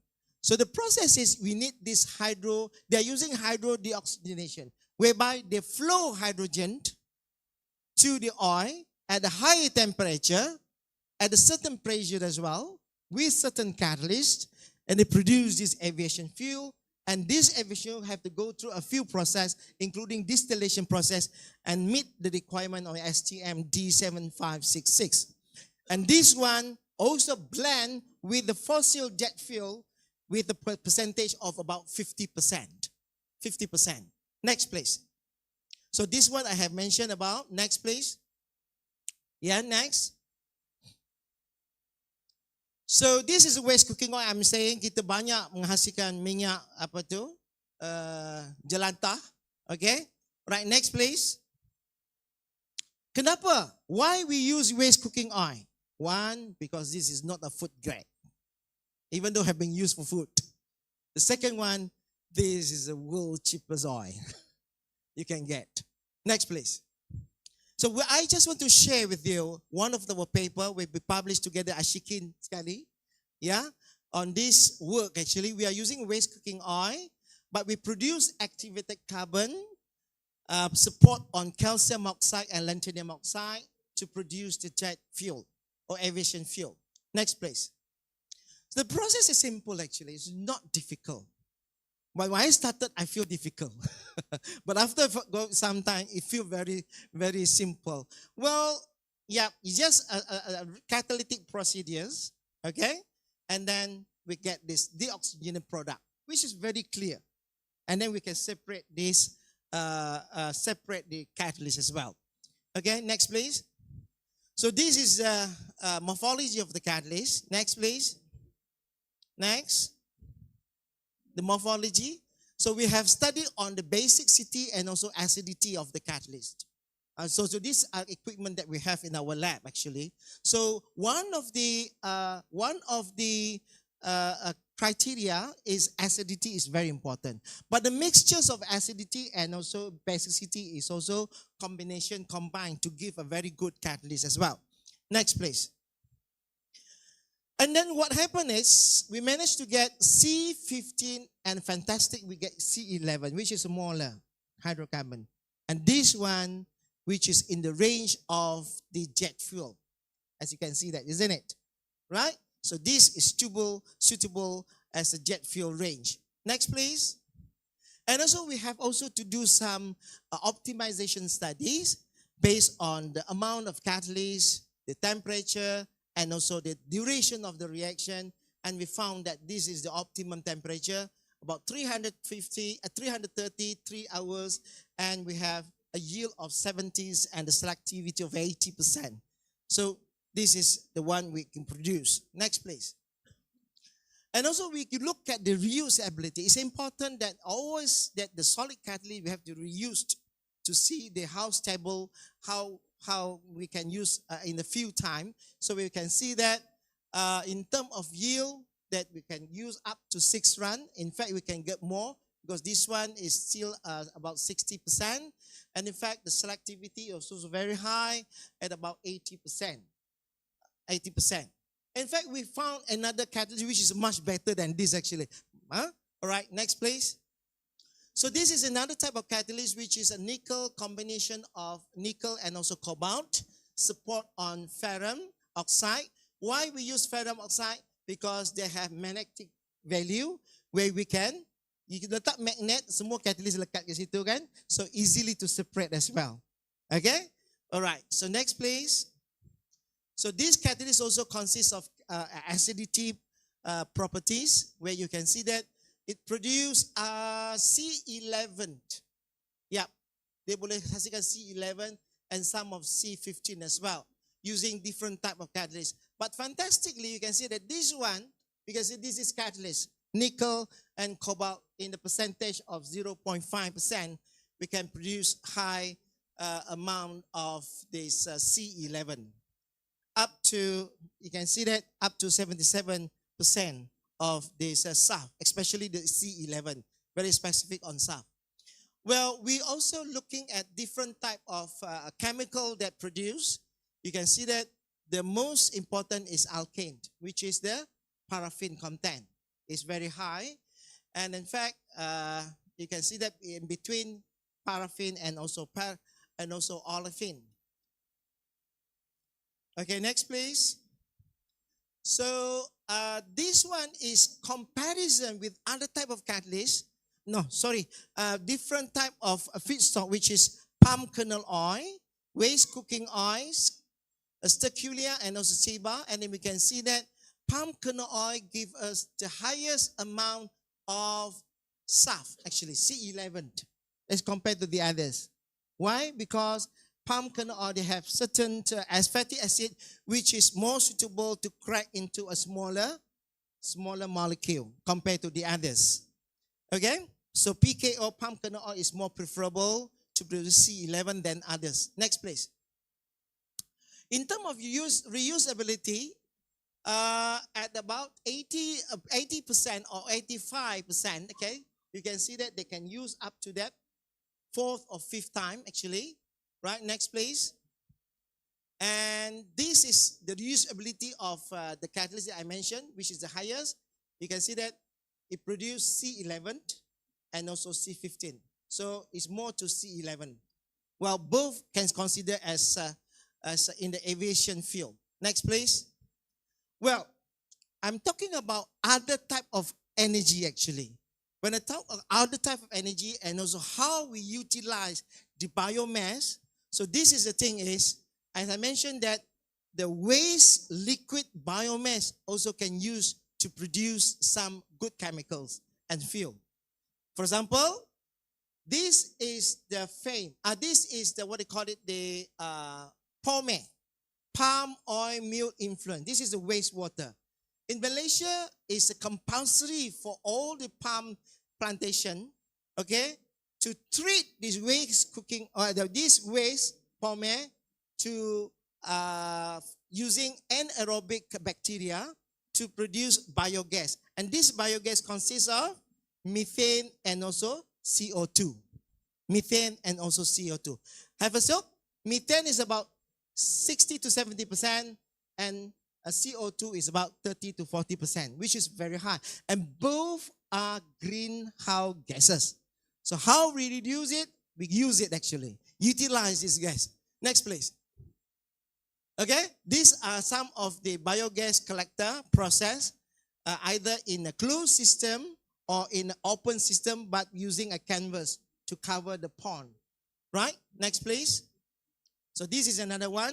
And in fact, their methane already connected to the grid, the electrical grid. Tenaga Nasional Malaysia sudah menghasilkan electricity untuk kegunaan dalam dia punya ladang, plantation. Well, they produce. And in fact, some of this methane also they bottle it up, and sell it to the public, and you can use for cooking gas as well. Next please. Ini yang saya cakap contoh dia, sudah menghasilkan electricity actually. So in-house electricity produced. Next please. So since the condition of the CH4 and CO2 are very high, so what the idea is to use both gases actually. Next please. So we react them, these two catalysts, these two gases, methane and CO2. But the thing is, you need catalyst. Without catalyst, this wouldn't work. In fact, with catalyst also, this reaction is very high, at about 8 to 900 degrees Celsius. By using catalyst, we can reduce a little bit. Kita telah buktikan we can work at about 750. Using a special catalyst. Okay, the problem is normally this type of catalyst is using platinum, rhodium, and rhodium. So this is expensive catalyst. We don't want to use expensive catalyst, so we use some nickel-based catalyst, which is much, much cheaper and more available. Okay, next please. So this work actually was done by one of my students from Indonesia actually, Sudarno. Sudarno, dia datang daripada Surabaya. Okay. So his work is fantastic actually, and then we already filed in patent as well. But we found some catalyst which is very good. You can see that this is a very good catalyst. It can work more than 600. In fact, we have run more than 10 days actually. It's still at the same condition. Very active. Next please. The other one, that one is produce syngas actually. We have also some process whereby using the biomass to produce hydrogen. Next please. So one of the process actually is using gasification process. Or still the same gasification but using a supercritical water gasification. And these two processes produce hydrogen. Yep. And in fact, one of my students are working on this material. Next please. Yeah, we're using this empty fruit bunch. Using different type of catalysts, nickel, needle, calcium oxide, and this one fantastically with this barium, 5% of barium with nickel and calcium oxide, we can produce the highest amount of hydrogen. So this is so-called the gasification process to produce hydrogen. Next please. This one is the Malaysia Palm Oil Board in-house gasifier. We have also one and to produce hydrogen as well, using gasification. Next please. So we want to utilize more of this empty fruit bunch actually, from this fiber actually, by using a direct liquefaction. Direct liquefaction is very simple process, whereby you just put in the vessel at high temperature and pressure up, and then you can produce some bio oil. And this bio oil, next please. This bio oil consists of a lot of chemical actually, which is very important for chemical industry. Next please. So I'm showing you that the process we can go through pyrolysis, gasification, and also a liquefaction process at the condition. Next please. And a simple process, I'm saying that using just autoclave as only, using autoclave produce pressure and also temperature. and then you can get this bio oil. When we analyze, we can see that a lot of this chemical compound in this bio oil. Next, please. So this is where we use several different type of catalysts actually. This one we are using a zeolite catalyst, modified zeolite catalyst, and we produce quite a number of different type of content actually, different type of content based on the catalyst and social condition. Next, please. And then the highest compound actually is hydrocarbon basically. You can see that different type of hydrocarbon, ketone, alcohol, aldehyde as well. And that it depends on this catalyst use as well. Okay? Okay. All right. Next, please. So, in fact, one of the catalysts we show us very high, is the highest oil, which is the barium lanthanum catalyst, where we can produce about 40 to 48% of the oil. Okay? Next, please. And conclusion. In pursuit of the cleaner and renewable energy, the bioenergy offers a versatile and promising pathway, and also it has a very potential to address not only our growing energy needs, but also the environmental problem and also social economic challenges as well. And to achieve sustainable bioenergy, we must balance the energy production with the food security and also environmental protection. And these include using non-edible resources, for example, from the agriculture waste, forestry waste, residue, and so on, and also integrating the principle of the circular economy and promoting the technological innovation are also critical. Next, please. So this, as I mentioned just now, is the process of renewable energy is to meet the requirement from the SDG of 7 and also at least the 12, responsible consumption and also production. Next, please. With that, I'm just showing you some of my student graduate long time ago. Shiken is here actually. She's here. Razali was not here yet at the time. Ada sudah. Masa itu dia belum mula lagi kan? Sebelum mula lagi PhD masa itu. Alhamdulillah, thank you so much. Next please.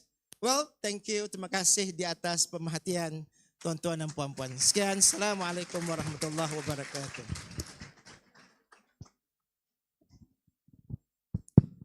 Waalaikumsalam warahmatullahi wabarakatuh. Yeah, Prof, thank you very much for your explanation of your presentation.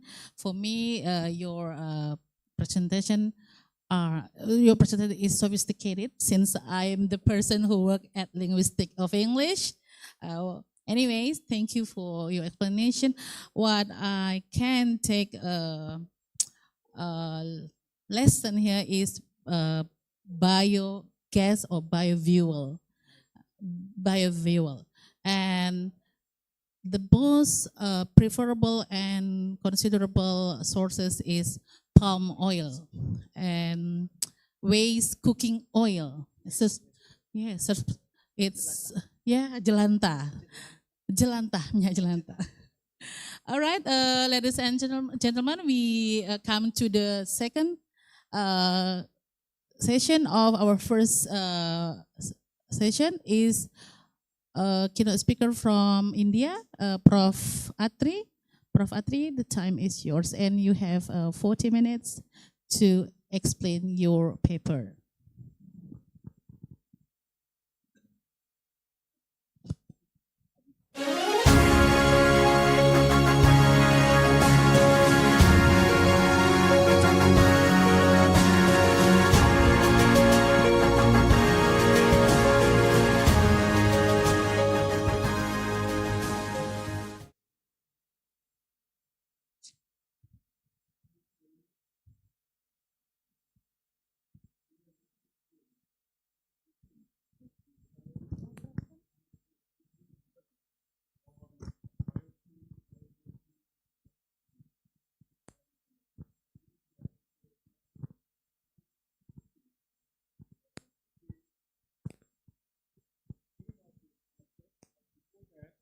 Let me express my gratitude to Honorable Dr. Ongong Shakti, Rector of Raja Ali Haji Maritime University. It is a great honor to meet you, sir. And in your opening remark, you have touched all the aspects related with the future of oceans, what will be the tomorrow's oceans. And I basically thankful for my reference by the moderator. At present, I am the founder director of International Center for Indo-Pacific Studies, Kurukshetra University, Kurukshetra, Haryana, India. So we have been organizing the international conferences on Indo-Pacific since the inception of the International Center for Indo-Pacific Studies. It is first of its kind in Indo-Pacific.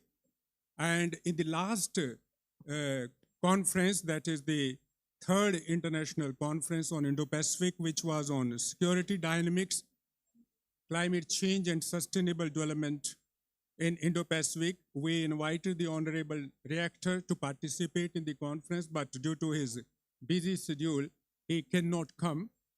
We basically have a MOU signed with your university and Kurukshetra University in September 2023.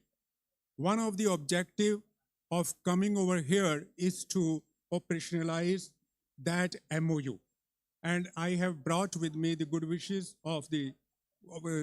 from India, from Kurukshetra University, and from the Vice Chancellor, Professor Somnath Sachdeva. He is very keen to have the MOU with the renowned Maritime University. And I was going through the history of the university. You have done a commendable job in the maritime domain and the blue economy. And the situation of the university is very good. And basically, if I would suggest the organizer to go through my PPT, and I will be discussing with you the origin of blue economy in Indian Ocean region. I was in IORA, Indian Ocean Rim Association, from November 2014 to November 2020. And during the 6-year period, I basically talked about the blue economy, and the former SG of IORA said that Professor Atri is the architect of the blue economy in the Indian Ocean region. I know what is being done in all the 23 countries of IORA. So basically, I will be taking you to the to the journey of the blue economy in the last 11 years, because IORA adopted blue economy in November 2014 in Perth, Australia. And luckily, I think this is the 10th year. I first came in Indonesia in sometime in July 2015, when Indonesia was the chair of IORA. And after that, I visited most of the cities in Indonesia, Jakarta, Bali, and other, Padang, where the conferences on blue economy were held. But this is my first trip to this university, and I'm thankful to the organizer, and particularly the Vice Chancellor, the Director of the university, for inviting me on this grand occasion. Now,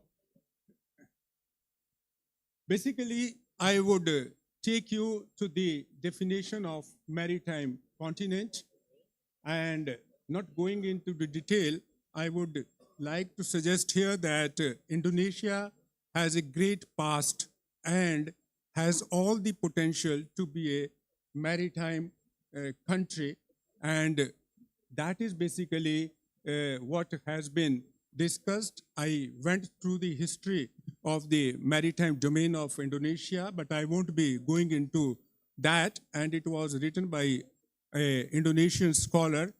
The article was published in 2020. I would recommend the audience to go through the Google and search that article. That beautifully explains how in the past Indonesia basically was a maritime power, and how it can be the maritime power in future. Next. So this is basically the concept of maritime continent, Fulcrum.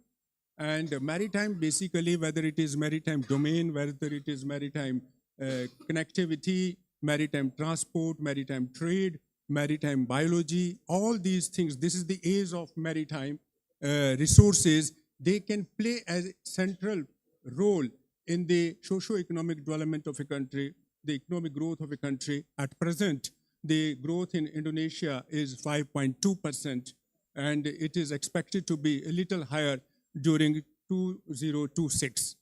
And there is a great potential in Indonesia. By using the oceanic resources sustainably, they can achieve higher growth rate, leading to the peace and prosperity in the nation. Next. So that basically explains what is the history. Maritime continent is the name given primarily to the, so this is all basically, you can go through. I don't spend much time because I have so many things to tell you. Next, please. So this basically, these are the key aspects of the Indonesia's global maritime. One is this initiative is the geopolitical significance, then the economic prosperity, next, the geostrategy and international cooperation. So to succeed this vision of Indonesia, what is important, that is the international cooperation. Here, basically, I would make a reference to the Asian Maritime, report, which was published in August 2025. That report emphasizes how the Asian countries, including Indonesia, Malaysia, Cambodia, Brunei, and other, Singapore, etc., they can use the untapped potential of maritime domain for the prosperity of ASEAN as a whole. And in that context, I will add here that India basically in March 2025 hosted a conference in which all these countries participated. The topic of the conference was the maritime tourism, the cruise tourism, and that is the issue of maritime connectivity.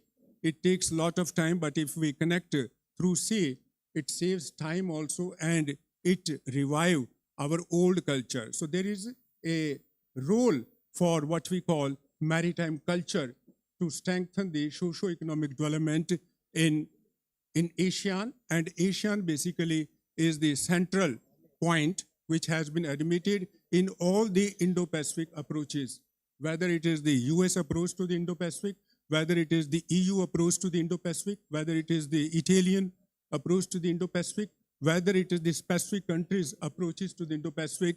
In all, it has been admitted that ASEAN plays a central role. And this position basically has been accepted by IORA also in November 2022 in Dhaka, Bangladesh. And in that, basically, all the 23 countries of IORA agreed that we will be collaborating in the Indo-Pacific for the socio-economic development, and we basically identify the areas of cooperation also, which varies from the six priority areas of IORA and the two cross-cutting issues. The six priority areas of IORA are basically maritime safety and security, trade and investment, fisheries management, disasters risk management, science, academic, technology cooperation, and the next is tourism and cultural exchange. And this is the area I was suggesting to Government of India last week is least attended. I remember when Indonesia was the chair from 2015 to 2017, Indonesia hosted few international conferences, and I was there as CIUS in one of the conference. The theme of that conference was cultural tourism. So the cultural tourism has a great potential to connect the people in this area, in this region. So in that, basically, the two cross-cutting issues, that is the women economic empowerment and the blue economy, they were added in IORA when Australia was the chair from 2013 to 15. So And now, in November 2022, the important aspect which has been added under the blue economy in Dhaka, that was the emphasis on climate change. So the climate change and ocean, basically there is a nexus between the ocean and the climate change. If you focus on ocean, which is already in a bad shape, the health of the ocean, if you go into the various definitions of the blue economy, please, can you go?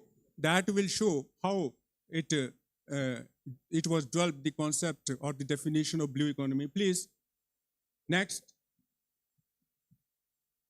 Yeah, this is basically what is the blue economy. And blue economy is a recent field of study that encompasses economic activities that depend on sea, often associated with other economic sectors, including tourism, maritime transport, energy, and fishing.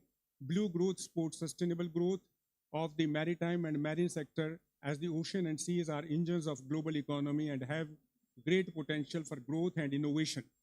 Basically, this is, I quoted from an article, and this basically article talks about the blue economy, talks about the maritime economy, talks about the ocean economy, and talks about the blue growth. This is all different concept. I won't go into the detail. What is the ocean economy? What is the blue economy? What is the sustainable blue economy? What is the green economy? What is the gray economy? I welcome the question on that. Next, please. So this is basically the article, the paper, the first chapter of the book, which I edited and was published by, South Africa when I was the chair. This book was launched in the IORA academic group sometime in January 2018 in Durban.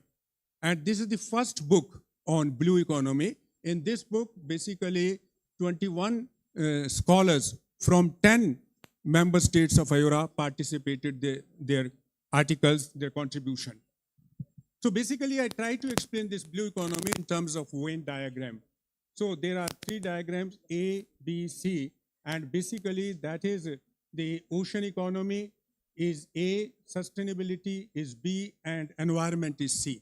So all is not the blue economy, only this portion basically, this is what is the blue economy. So that basically acts as an agent, critical agent.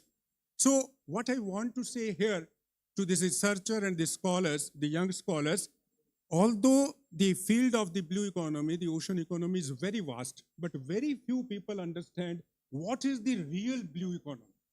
It is that critical part which basically needs to be strengthened. For example, if I take the law or the management or the science or the marine biology, all the things in the marine biology or the law does not belong to the blue economy. It is the particular aspect. So this awakening needs to be conveyed, and that is one basically the reason why I am traveling across the world and sensitizing the young scholar about the blue economy, about the ocean economy, and about its potential. Next. Yeah, this is further basically the blue economy has been explained. Next. This is basically particularly the growing influence of blue economy, and it basically discusses the ocean sustainable governance, ocean innovation, ocean power, clean highways. And this is basically the diagram which I presented in a Blue Economy Conference, which was held in Mozambique in 2018. And if you come and discuss the things in 2025, this is all things which we are emphasizing. And what will be the future, how we achieve the blue economy to be a potential driver of economic growth by 2030 or beyond, or how it can be aligned with the IORA Vision 2035 and beyond.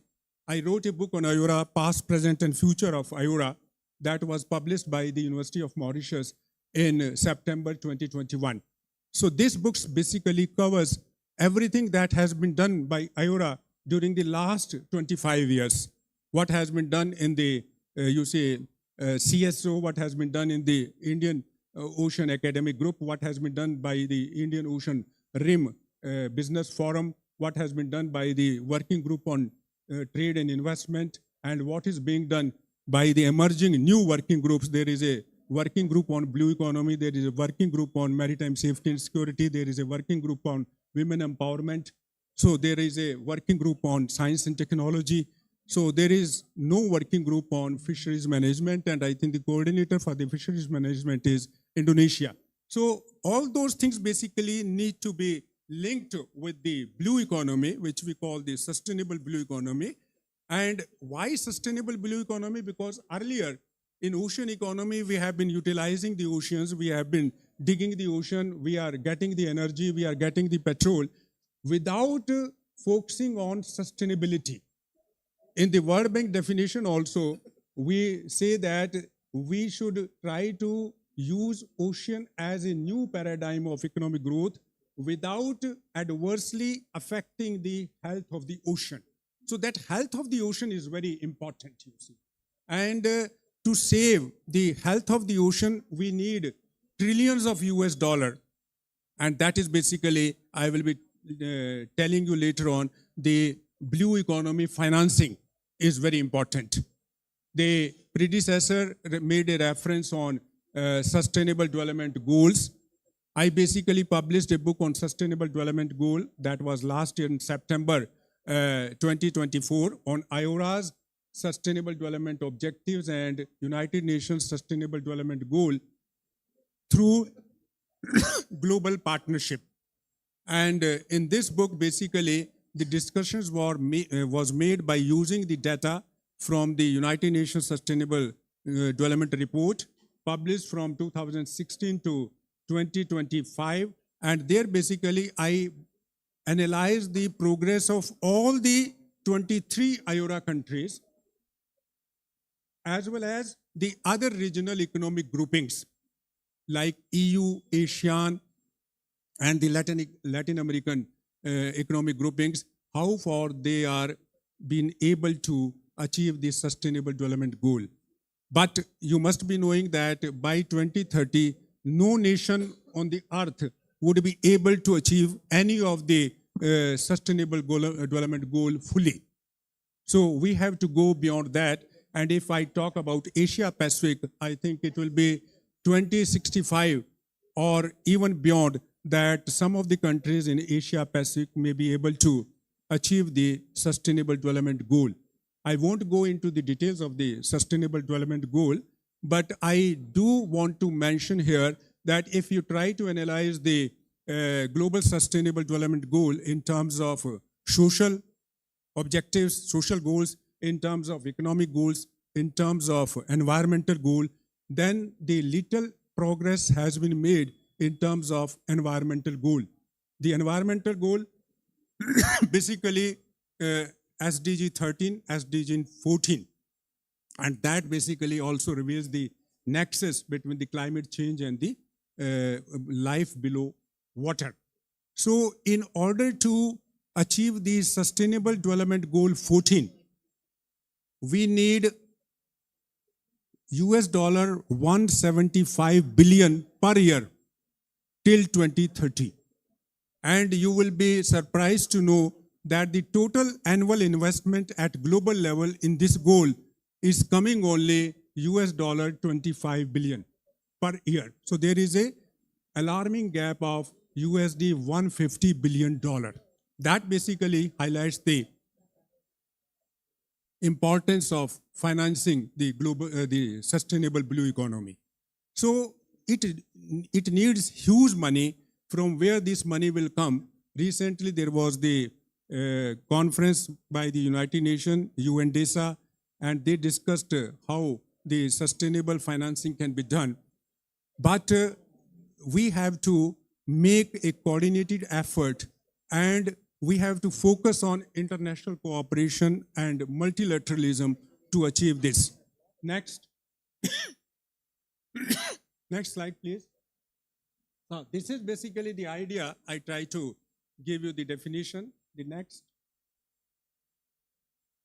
Here, I must mention that in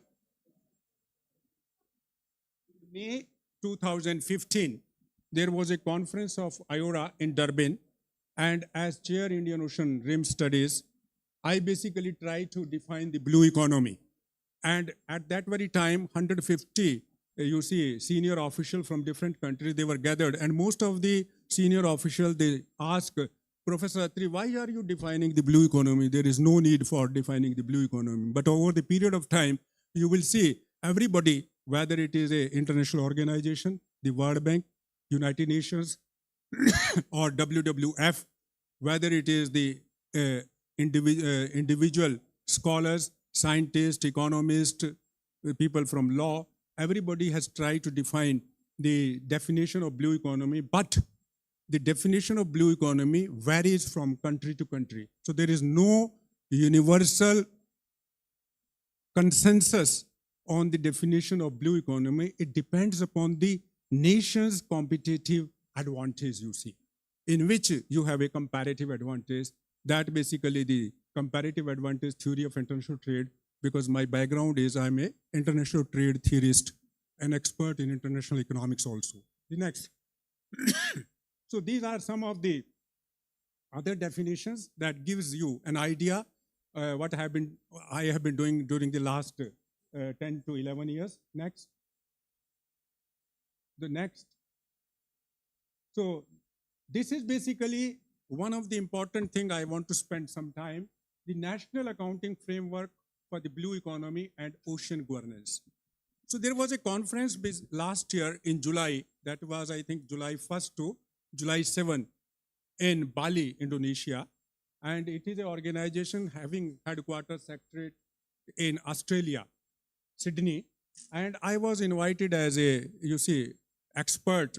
I'm the panel, the expert in the panel of the Blue Economy Accounting, National Accounting Framework.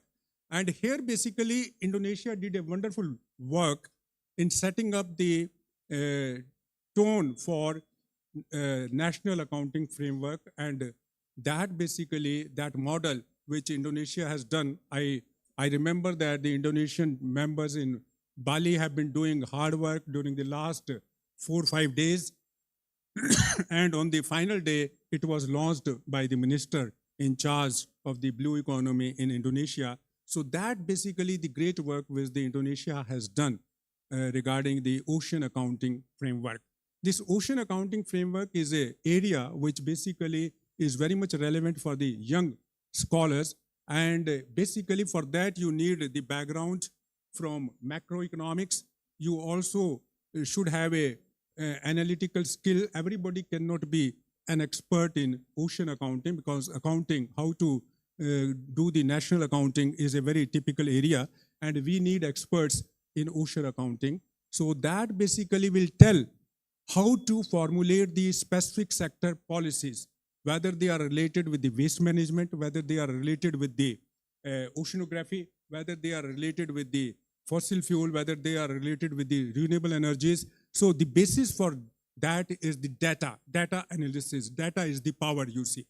And there was the one report of the World Bank which is exclusively dedicated to the data analysis. So in data management and data analysis, some of the countries in IORA, they lack. And I remember I read the draft or the speech made by the Indonesian foreign minister when IORA was set up on March 7, 1997. So what the minister said in 1997 from Indonesia, that Indonesia will be helping these IORA countries. At that time, there were 14 member states of IORA. And then later on, during the last 11 years, 9 member states have been added in IORA. So total number is 23. The latest addition, 23, was France on the basis of reunion, introduced as a member of IORA. That was in January 2021, has become the 12th dialogue partner of IORA.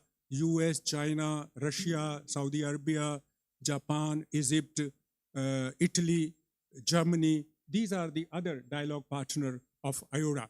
And the focus of the dialogue partner to IORA member states basically is that they provide the technical expertise in fostering the blue economy, in fostering the ocean economy.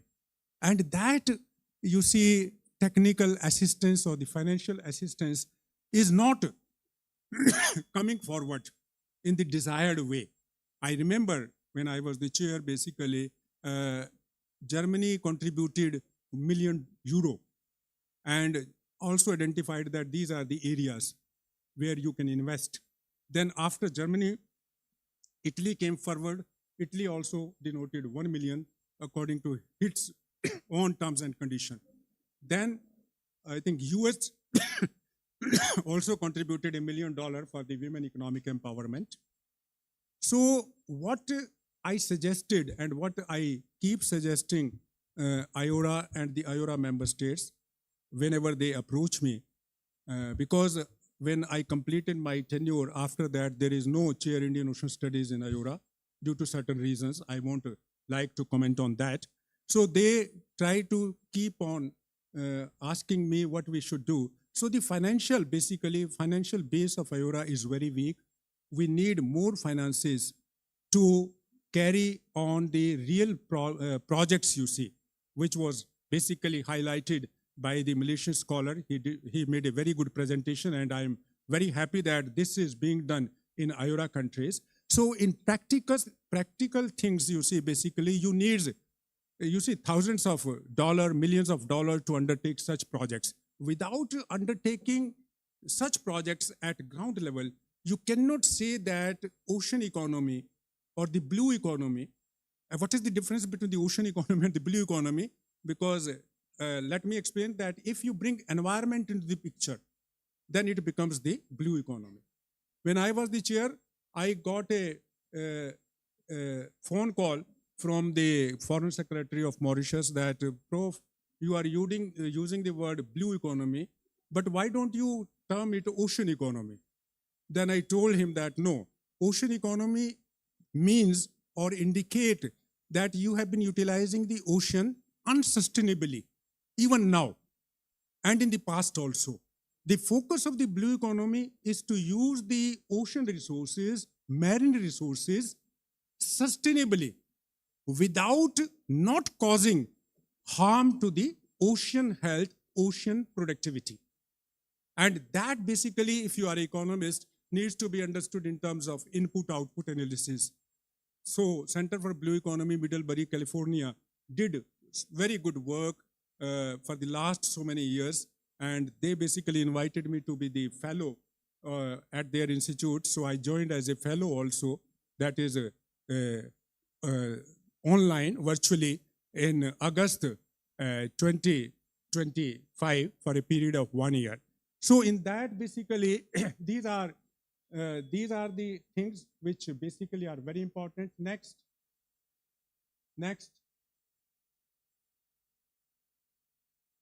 This basically deals with the evolution of blue economy in IORA.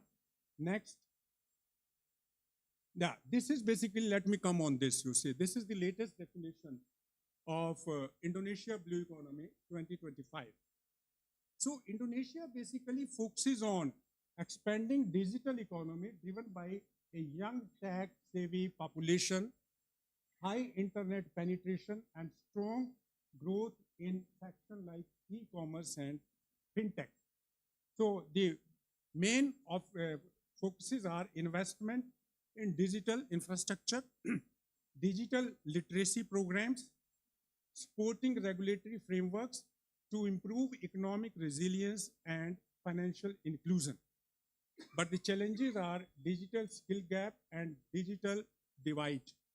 So that is basically, if you go through, if you try to correlate the theme of the conference, which is basically thinking or talking about the tomorrow, science and sustainable solutions. So that is very much reflected in the Indonesian's definition of blue economy.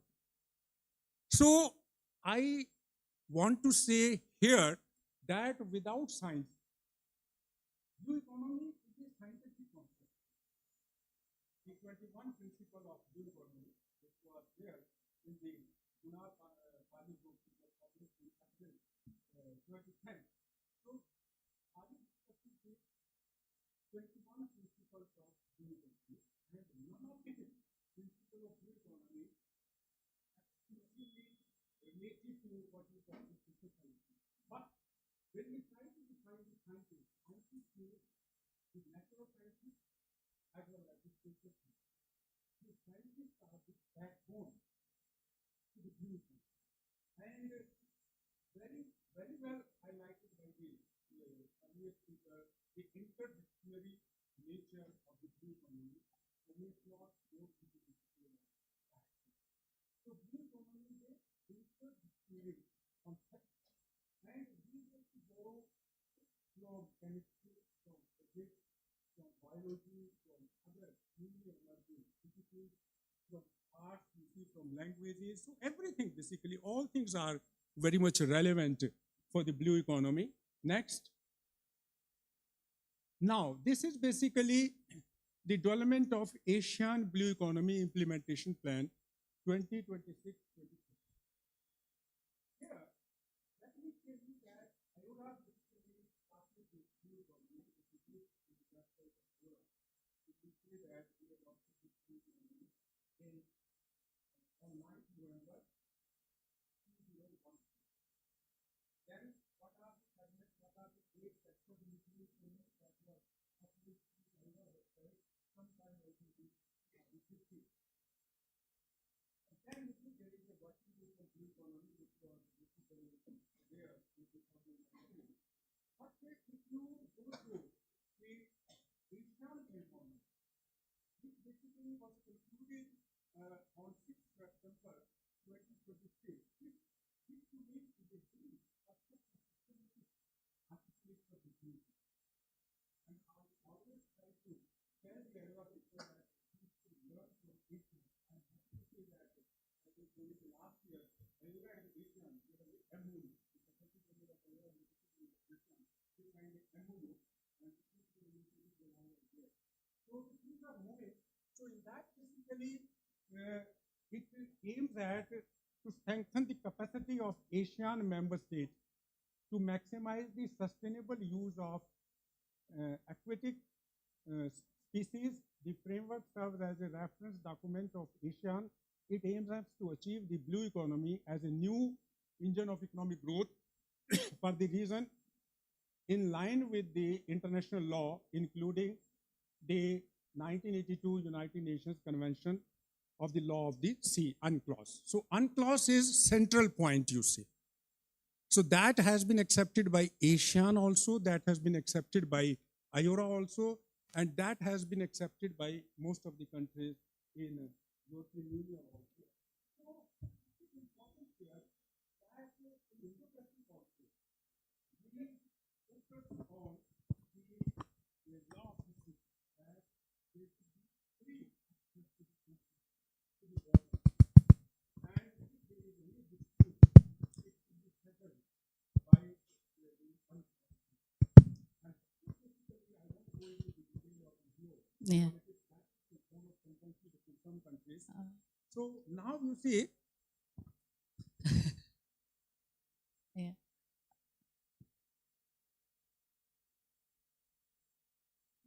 Sorry for interrupting you, Prof. Yes. Prof, please use your microphone so the all audience can hear you clearly. So the main point, you see, the main thing which is important, that is, you see, and that is actually happening, you see, in ASEAN. I'm happy to listen how Indonesia and Malaysia, they are working closely. And I presume that other countries, they are also cooperating with each other. So international cooperation is the key. And here is the role for universities.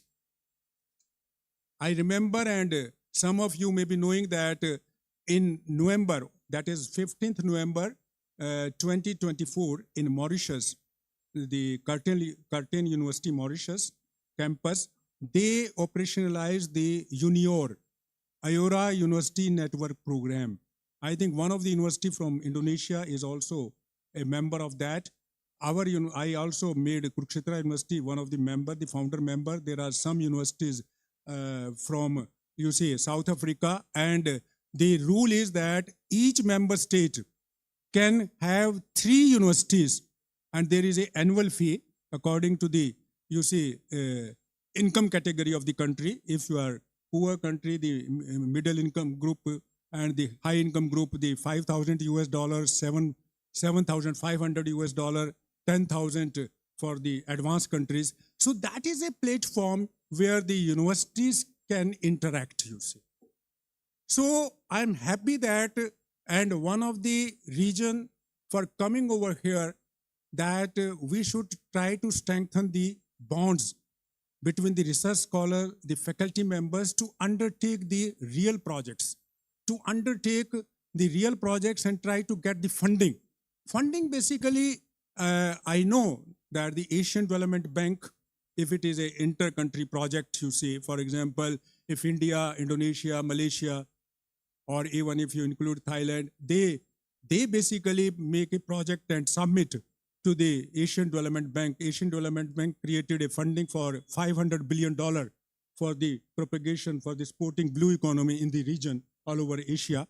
So, and then there are the funding resources in the World Bank also, Pro-Blue, which is basically meant for the fisheries development, but nobody knows how to get those funding. So that basically is the idea, that if I'm aligning with the universities, like your university is the first to invite me, I can suggest, I can advise the universities how to move forward. Because the growth at global level, and if it starts, basically, one of the definition of blue economy is that blue economy means empowering local community, using local resources, empowering women empowerment, you see.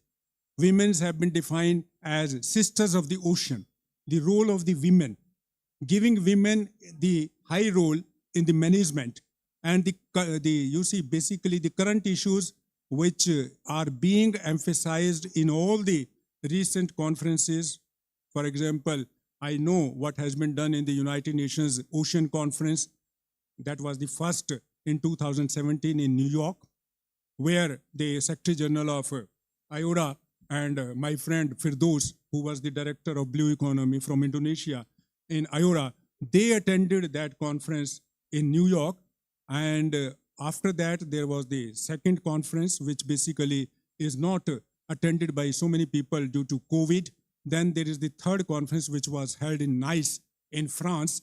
And the fourth conference basically will be held, I think, sometime in 2028 in South Korea. So all these conferences basically are emphasizing to operationalize, to implement the blue economy, because oceans are the future. When I was coming, I was just seeing the nature, and the ocean is there, and the soil, and how the people basically in your slides you see show that how the Indonesian women, they are doing the small work, SMEs, you see. So that is using the local resources for creating jobs, you see. Why this blue economy has been emphasized? Because it creates job.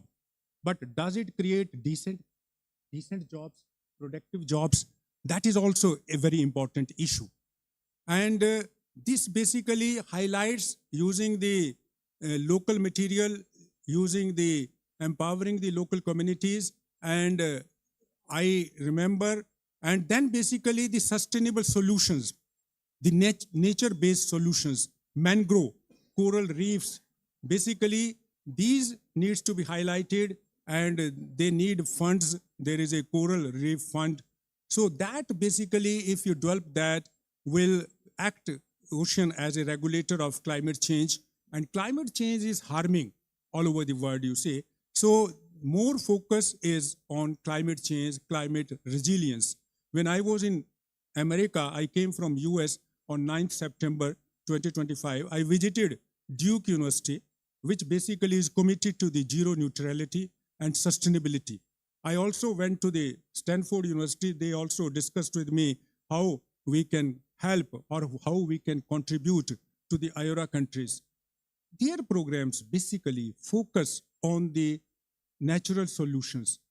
They have basically created the interdisciplinary contributions or interdisciplinary ocean solutions program in real sense, which is lacking in this part of the world. So that is the message, you see, how we can achieve this ocean solutions, sustainable ocean solutions, which leads to the prosperity. And here, I must tell you that I think the World Bank and some of the institutions from Indonesia published a report, The Oceans for the Future Prosperity of Indonesia. That report was, I think, published in 2021. And after that, this Fulcrum program, you see, this MaCiFIC program started in 2021. I did a research, what were the topics in 21, 22, 23, 24, 25. And this is the second occasion, I think, which your university is hosting this for the second time. And I think this tradition should continue. And I congratulate the Honorable Reactor for taking this initiative. And one of the reasons, basically, because I remember the first program which you done, I was in Ayora, I think. No, not in Ayora. So then I thought one day I should go to the Maritime University, Umrah. They are doing wonderful job. And while I'm here between you. So one thing which I just want to share with the young students, scholars at this age, nothing is impossible. Although this is not related to the topic, but this is the actual experience of life. Whatever you think, that will happen, I tell you. But your commitment, your belief towards that must be very strong. Nothing is impossible. So whatever you think high and work on it. So next, so then basically the ASEAN and India, they can play a very big role because India is the dialogue partner in ASEAN. And in 2025 March, in Chennai, there was a maritime domain program which was attended by Indonesia, Malaysia, Brunei, and some other countries of the world. So in that program, basically, this thing was highlighted, and I share with you that there is a Mahasagar program which was announced by the Prime Minister of India in March, 12th March 2025 in Mauritius. And earlier to that, 10 years earlier, on March 12, 2015, the title Sagar was Security and Growth for All in the region was announced. So Indonesia basically is the member of the Indo-Pacific. Indonesia basically has also joined the BRICS, and the collaboration between India and Indonesia, the connectivity projects are there between Sumatra and Java and the Andaman Nicobar. So there is a great future between the two countries, if I focus bilaterally, the Indonesia and India. And if we focus at a regional level, because I'm expert on the regional economic integration. So ASEAN and India, the group of 10, they can contribute and they can provide the better solution. And what I find, and what is my message, that blue economy should be linked with people. It should be pro-people. Right now, whatever you discuss in the blue economy, that is discussed in the high-level meetings, in the five-star hotels. The local people, the new generation, the younger people, they don't understand. I know in my university, in even Mauritius, I narrate one story.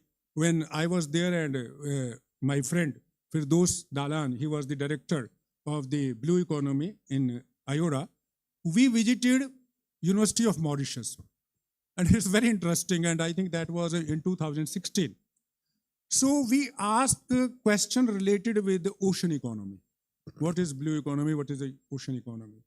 If we ask question to 10 students, I remember only 1 or 2 students, they were aware of what is the ocean economy, what is the blue economy, what is Ayora. So what type of jobs will be there when the blue economy will be $3 trillion economy. According to the OECD report, in 2030, the net worth of the blue economy will be $3 trillion US dollar. At present, in 2015, 16, 17, it was 1.5 trillion. But right now, if try to get the estimates are different, but it is somewhere 2 trillion to 2.5 trillion US dollar. So that is the total net worth of the blue economy annually. But the natural capital basically of the blue economy is 24 trillion US dollar. So what is required? For example, I'm sure that it is being done in a nice way in ASEAN, but in IORA, I have been recommending long back and even now that we should try to take a project on IORA blue economy. What is IORA blue economy? What are the different estimates? For example, in the Western... Sir, you have 5 minutes to go. Okay. In the Western Indian Ocean, there is the amount which we can generate. It is 133 billion US dollars, something like that. And there are 10 countries. So how to distribute that?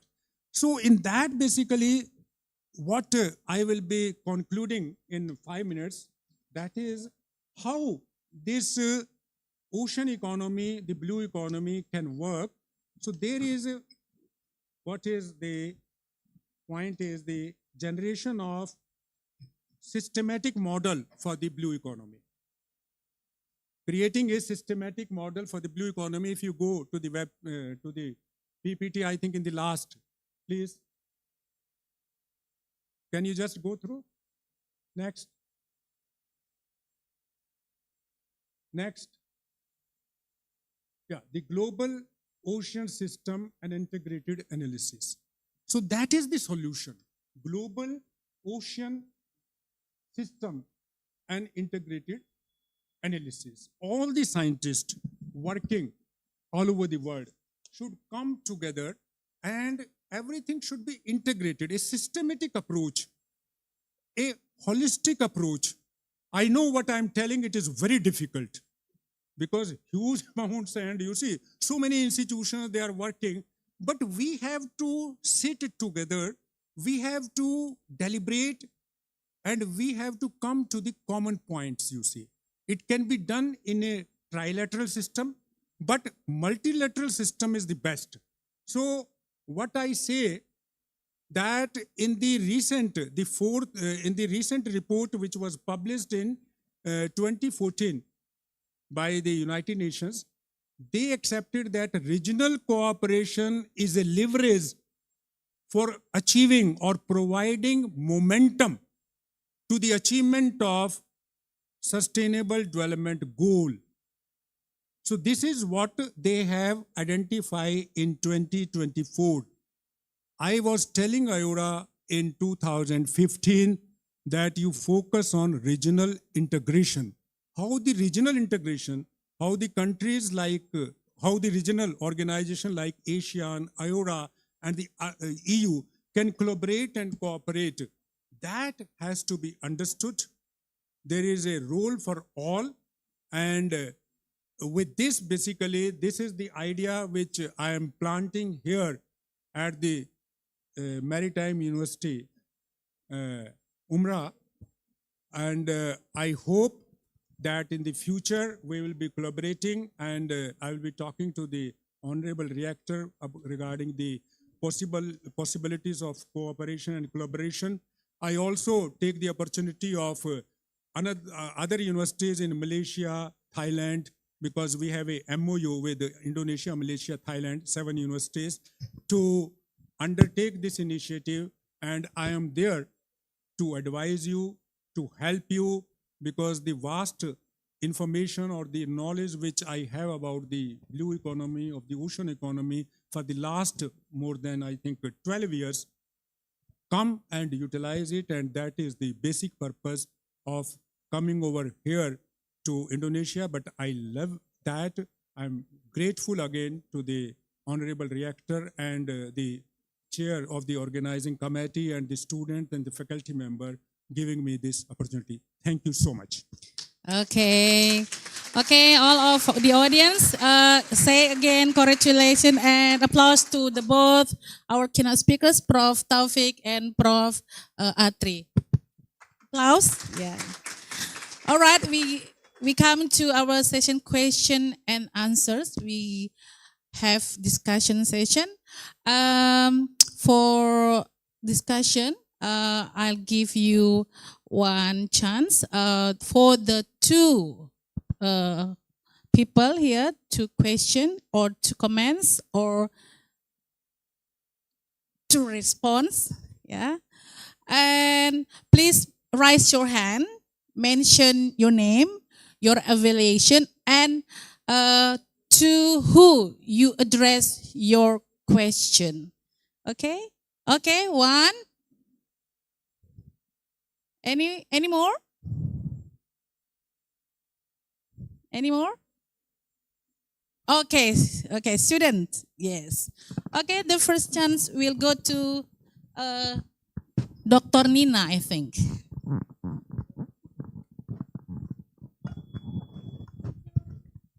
Assalamualaikum warahmatullahi wabarakatuh. Terima kasih atas kesempatannya kepada Bu Dr. Nana untuk saya memberikan pertanyaan di kegiatan acara besar kita MaCiFIC 2025. It's okay? I speak Indonesian or Malay? Indonesia will be good. Oke, perkenalkan nama saya Nina Adriani, BSc Hons, MSc PhD.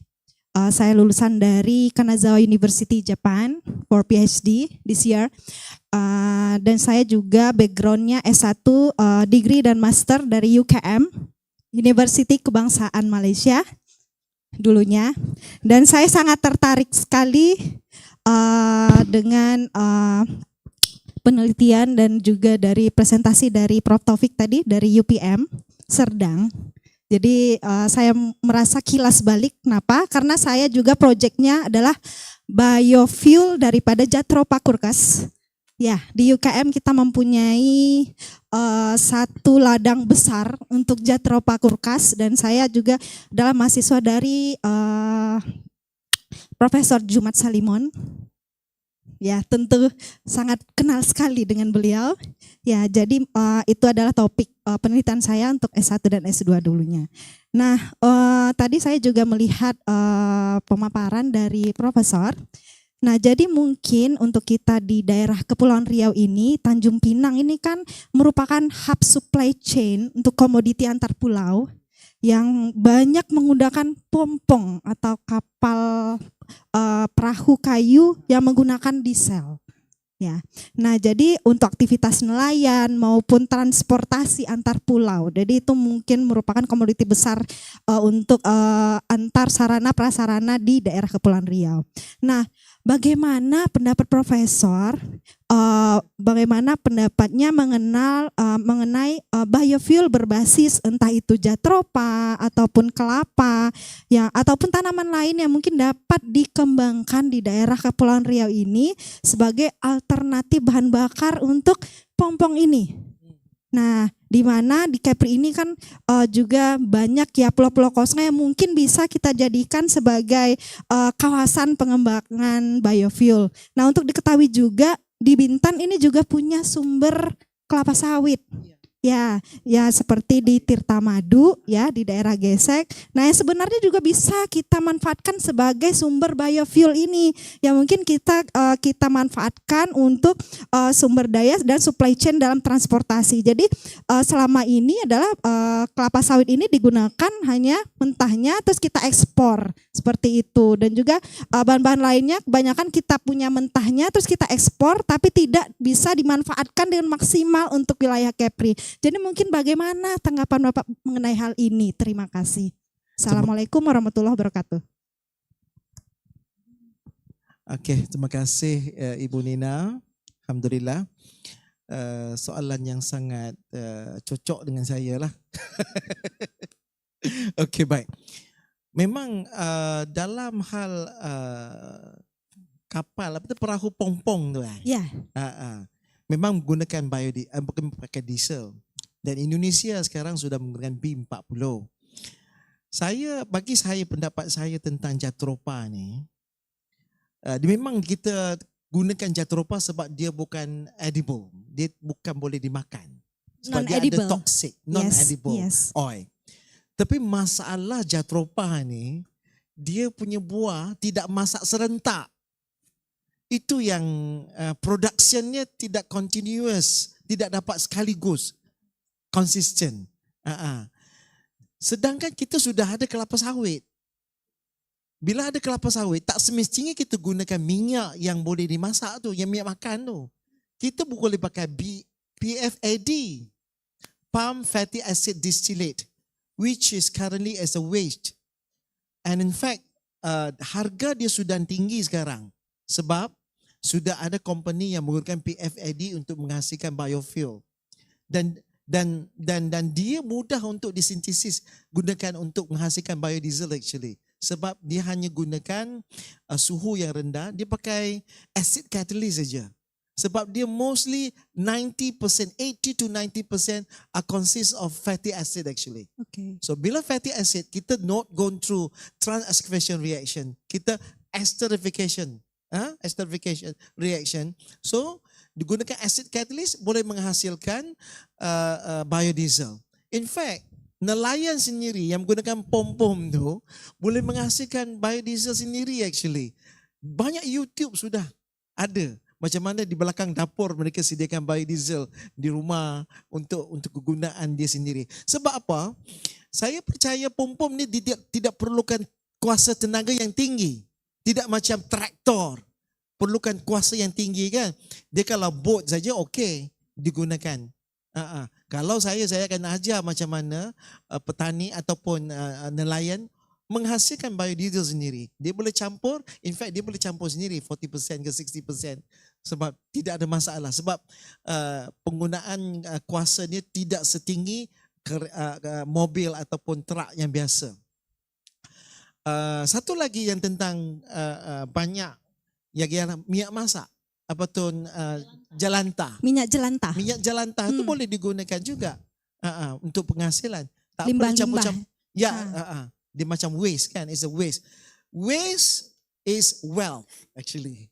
Kita tidak melihat waste itu sebagai satu kotoran, Benar. tetapi kita lihat waste itu sebagai bahan untuk menghasilkan pendapatan yang lebih besar. Dan kalau ada program pengabdian masyarakat, kita boleh bantu para Selepas ini saya sebagai Kaprodi Pendidikan Kimia mungkin akan invite profesor lah. Ya kan? Okey, ketua program. Ya. Bisa. Bisa ya, boleh ya. datang lagi ke Tanjung Pinang. Oke, terima kasih banyak. Okey, terima kasih. Assalamualaikum. Waalaikumsalam. Okay, we give applause to Ibu Nina, to make a new challenge, to Prof Taufik. New project, Prof. Okay, the next, okay, please rise. All right, mention your name. The microphone, please. Mention your name, affiliation, and to who you address your question or response or comments. Check. Go for it. No. Okay.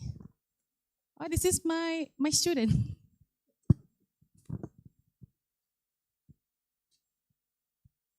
Check. Okay, thank you for the opportunity. So, I'm Bianca Naluri Firmansyah from English Education Department. I want to ask Professor Taufik, so why is the use of heterogeneous catalyst considered superior to homogeneous catalyst in biodiesel production? And how does this contribute to the efficiency and sustainability of renewable energy? Thank you. Thank you so much. Very good question. Very good indeed. Indeed. Okay. I'm sorry if my talk just now in lecture is not clear, but anyway, there are a lot of advantages by using heterogeneous. Hetero means a different phase between the feedstock and the catalyst. If the catalyst is a solid, then the feedstock is a liquid. So they are different phase. So that one is called heterogeneous system. Well, why heterogeneous is more advantage as compared to the homogeneous system? Because they are different phase, so that we can separate physically. One thing. The second thing is you can reuse the catalyst for many times. That's why in my study we have reuse ability. So that's why we can use many times. And easily to separate. And the third one, if you're using a heterogeneous system, you produce a very clear and clean biodiesel. It's not cloudy, because of the reaction between the homogeneous system, which is sodium hydroxide, with the feedstock to produce soap. There's no saponification process.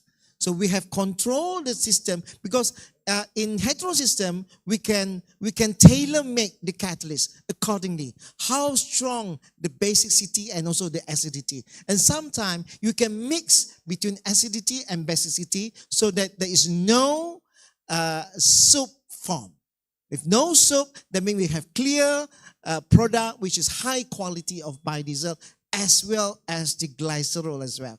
So both are in a very good condition. I think these are the advantages why the industry should move to heterogeneous system rather than the homogeneous system. And then one more good thing is, because when you use homogeneous system, when you produce biodiesel with soap content, then you have to wash. A lot of water being used actually to wash the biodiesel in order to wash out this sodium hydroxide, the catalyst, which is already mixed into the biodiesel. So you avoid this process already. That's why you don't produce any waste water. Thank you. Okay. How is it, Bianca? Is it satisfying? All right. Thank you very much, Prof. Taufik. Okay. Next, I open the next session for question and answer. Perhaps from you who wants to comment or question Prof. Atri about blue economy, yeah, ocean economy. Okay, you one, and the next one who will be the. Okay, girl, you can go further. Okay, mention your name, your affiliation, and to who you address your question.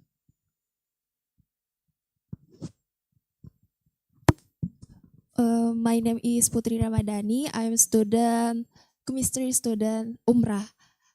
My question is, to what extent does Indonesia geographic location give it a comparative advantage implementing the global maritime Fulcrum vision? Thank you. To Prof. Atri? Prof. Atri, Okay. yeah. Prof. Atri, do you get the question? Okay.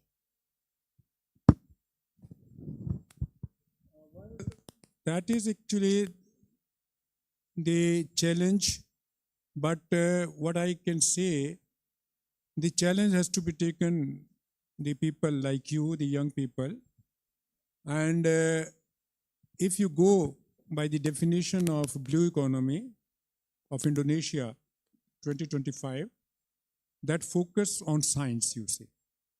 And I do believe that science is a very strong agent for implementing the blue economy. I'm not saying that there is no role for the social scientists. That is also very important, but I understand the processes which has been explained by the professor. And that is the example how the sustainability, which is the core of blue economy, can be enhanced, and more of the industrialization should be on that pattern. But the answer to your question lies, you see, basically the present challenges which the Indonesia is facing. So those challenges basically related with the investment, trade and investment, whatever is being done globally, you see, the tariff war and all that. And Indonesia is a good host. I know, I visited so many times. Indonesian, they are having a keen sense of collaboration. And basically, Indonesia, as I was mentioning in my lecture, in 1997, the foreign minister from Indonesia emphasized that we'll be helping in creating training programs. So those are the things, but other thing is that which Indonesia is rightly doing to collaborate at regional level in ASEAN. And I understand the ties between Indonesia and Malaysia, they are very strong. So it is a continuous effort. And I do hope more than you that whatever is the vision you see, GMIF, so that is achievable. And in that basically which I can suggest, if you try to highlight the role for shipbuilding, it is dominated by the Asia Pacific. There are 5 countries, and China is there, South Korea is there, Philippines is there, Vietnam is there, India is there. And I think Indonesia can look at highlighting the shipbuilding industry, because shipbuilding, creating capacity is very crucial for the goal which you have set. And for that, you see, you go to the history of Indonesia. So there you will find the effort.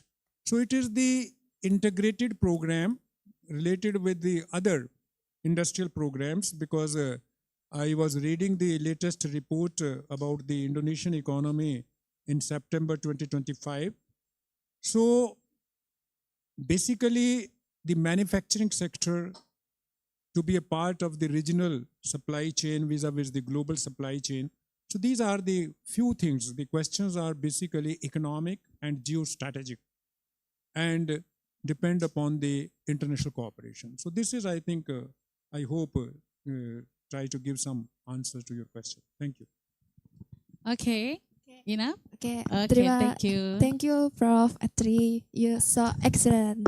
Okay, thank you very much. Yeah. Okay, give them applause. Yeah. We still have 5 more minutes to end the session.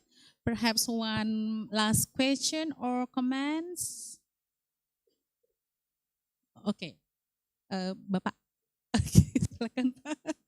Okay.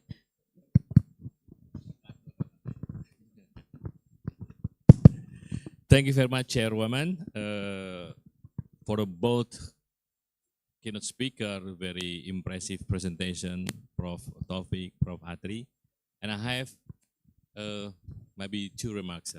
The first is for Prof. Taufik. Yeah, it's very important to achieve our 7 Sustainable Development Goal, which is to have the affordable and sustainable energy, clean energy.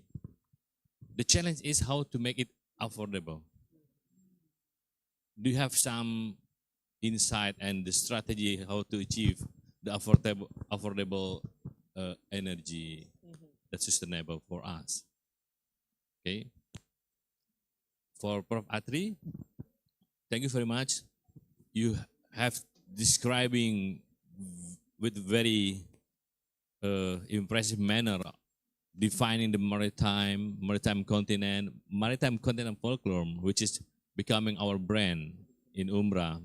MaCiFIC is coming from the idea about the maritime, how the maritime continent Fulcrum can be the importance paradigms to make Indonesia greater in the next future time. So you push also to our young generation to be to have the dignity, to have the confidence, yeah, facing the new future. So could you make some another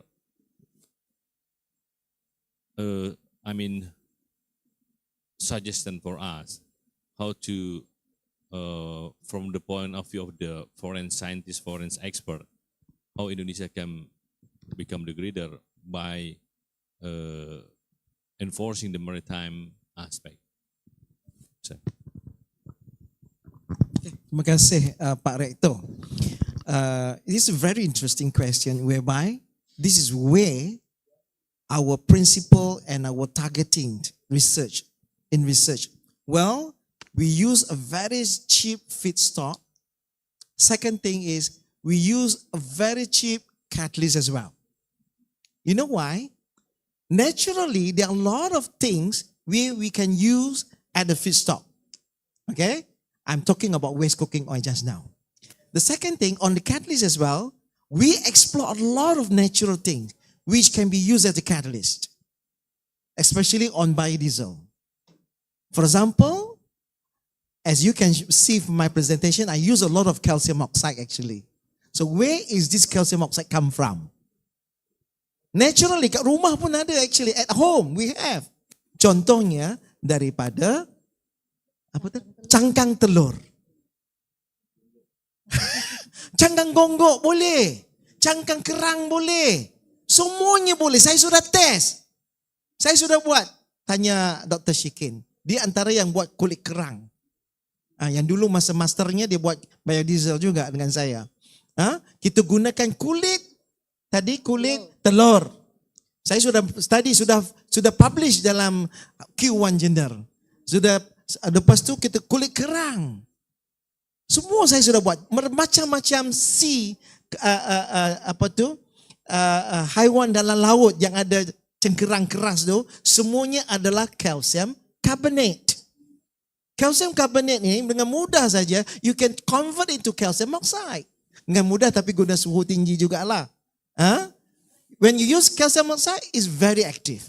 Satu lagi, kalau kita ada sumber mineral, dolomite contohnya. Saya tidak pasti di Kepulauan Riau ada dolomite. Pun boleh digunakan. Sebab dolomite consists of calcium oxide with magnesium oxide actually. Satu lagi, bukit kapur. Bukit kapur pun calcium carbonate juga. So we can get a very cheap and free available material outside there to use as a catalyst for this biodiesel synthesis actually. So cuma kita perlukan teknologi dan saintis untuk mengubah semua ini supaya orang awam boleh gunakan sebagai untuk memudahkan mereka gunakan dalam kehidupan masyarakat. Contohnya menghasilkan biodiesel itu sendiri. So that's why in our research we always use the cheap catalyst, a simple preparation catalyst. Jarang kita gunakan yang sophisticated atau complicated synthesis. Saya juga study lah yang sophisticated atau complicated punya, contohnya metal oxide framework, MOF, currently which is boom kan. A lot of people talking about MOF. Well, we also study MOF. When we can look at how good is this catalyst compared to the others as well. So in terms of scientific, then we have to study some good catalyst material. But for the people outside industry, for sure, they want untuk keuntungan lagi besar, they want more money. So for sure, feedstock is cheap. That's why waste cooking oil is good, and also cheap catalyst as well. Thank you.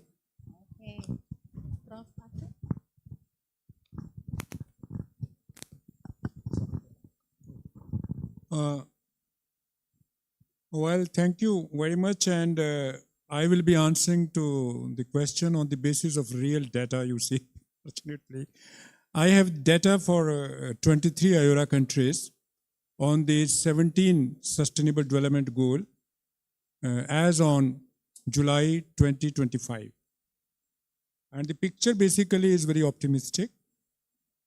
And I tell that in terms of goal where Indonesia is on the path of achieving, you see, that is basically attainable goal. Already that is goal number 4. And the goal number 4 basically says that to ensure inclusive and equitable quality education and promote lifelong opportunities for all. So that is basically in this goal, goal number 1 and goal Indonesia basically is on track, you see, the arrow is right. So that is the answer. Basically the key lies to the younger generation. And then basically the other thing is with respect to other, if you try to see your question which you asked to Professor, the affordable energy, here the picture is good because it is likely to be achieved. So Indonesia, whatever the government is doing, I don't have the details, but they are spending money, and you as the Vice Chancellor, the Rector, should tell the government that to do a little more. So this 7, the affordable clean energy is also achievable in case of Indonesia. Then goal 8 and 9, you are also on the right path, not on track, but moderately increasing. So that means the government policies, because I believe as an economist, data is the reality. If you take the data, data tells you what you have been doing scientifically, what you have been teaching, what you have been spending, whether it is resulting into reality or not. So the good answer, the good picture is data is supporting whatever the government of Indonesia is doing, and I congratulate the government. The government is moving in the right direction. I think this is one message I think which the university should send to the government, that this is the view of the, you say, scholars who are presented there, and these are the backbones. You see, these are the backbone of maritime continent, Fulcrum. You see, you have to energize, you have to focus, you have to create a critical area within the maritime domain, you see. And Indonesia is a country having more than, I think, 17,500 islands, you see. So it is a big continent, you see. So the hope is ocean. And I mentioned in my lecture also that whatever is being done, for example, the ocean accounting framework, you are leading. Your examples are being followed. But the thing is that, as mentioned in the Indonesian definition of blue economy, the skill formation, digital divide, and etc. These are the things promote, you see, scientific education. And then basically one thing which I am happy to say, that more work needs to be done with regard to the climate change. That is basically the symptom here is static in terms of climate change. So the focus should be on climate change, but Indonesia is doing moderately increasing framework in terms of ocean, that is the life below water. So there you are at track, and fortunately India is also doing good in, you say, ocean economy. You see, water, life below water, it is moderately increasing. But in case of climate change, the country, the India is going down. So that suggests the collaboration which you can have with India or Indonesia, or I can also suggest the collaboration with you which you can have with Malaysia and Indonesia. So this is all data, and of course I can be suggesting, or I can be sending a brief note of 2 pages to you once I study the problem, and that can be implemented, and I'm there to be utilized by the university in the capacity as right. So the future is bright, and the goal is achievable, but it will take time. And immediate reaction is that Indonesia should take initiative.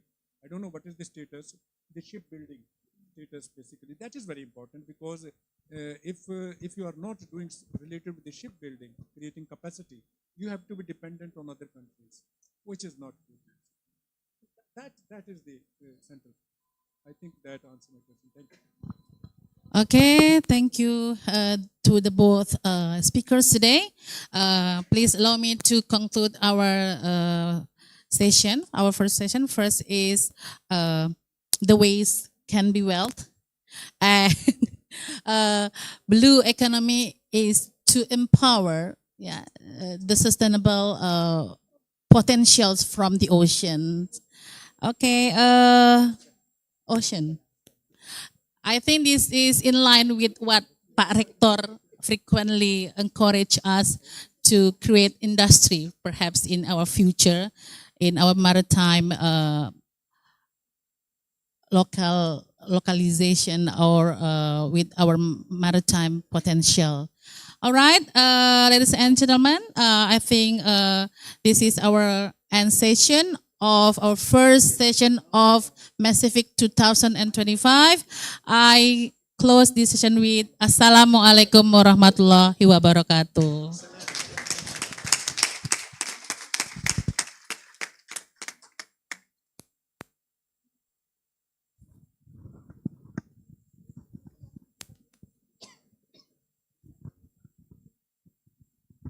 Baik, kita berikan aplaus yang meriah untuk keynote speaker kita pada hari ini dan dilanjutkan dengan penyerahan cenderamata kepada keynote speaker. Kami silakan Profesor Taufik Yap Yun Hin dan Profesor Atri untuk bisa mengambil tempat di depan. Thank you so much to our keynote speaker, and ladies and gentlemen, we will continue to giving souvenirs to our keynote speaker. Kindly invite Director Universitas Maritime Raja Ali Haji, Profesor Dr. Agung Damar Syakti, SPIDA, and second Vice Rector Universitas Maritime Raja Ali Haji, Dr. Nancy William, SSI, MSI. Please welcome to the stage to giving souvenirs to our keynote speakers. Baik, kami silakan Bapak Rektor untuk menyerahkan cenderamata kepada keynote speaker. Bapak Rektor menyerahkan kepada Profesor Taufik Yap Yun Hin. Give applause for Professor Dr. Taufik Yap Yun Hin from Profesor Atri from India. Oke, dilanjutkan, kami silahkan Ibu Dr. Nancy William, SSI MSI menyerahkan kepada Profesor Atri. Okay, give applause for Profesor Dr. Taufik Yap Yun Hin from Malaysia. Selanjutnya penyerahan cenderamata dari Panitia Seminar Internasional MaCiFIC kelima tahun 2025 kepada Rektor Universitas Maritime Raja Ali Haji. Okay, please, Dr. Eka Putra Ramdhani, STMSI, giving souvenirs to our Rector Universitas Maritime Raja Ali Haji. Kami silakan untuk berfoto bersama dan kami mengundang moderator untuk bisa bergabung berfoto bersama. Dr. Nana Raihana Ashkurni, SPD SHM Hum untuk bergabung di depan. Okay, please give your best smile for nice picture. Boleh salam maritim. Baik, terima kasih. Kami silakan untuk kembali ke tempat. Thank you, Profesor Dr. Taufik Yap Yun Hin and Profesor Atri.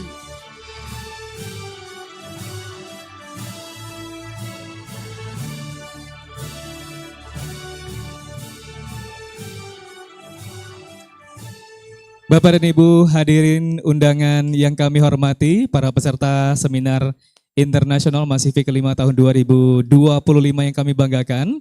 Kita akan istirahat lebih kurang 1 jam dan nanti akan dilanjutkan dengan keynote speaker berikutnya di jam 13.00 waktu Indonesia Barat.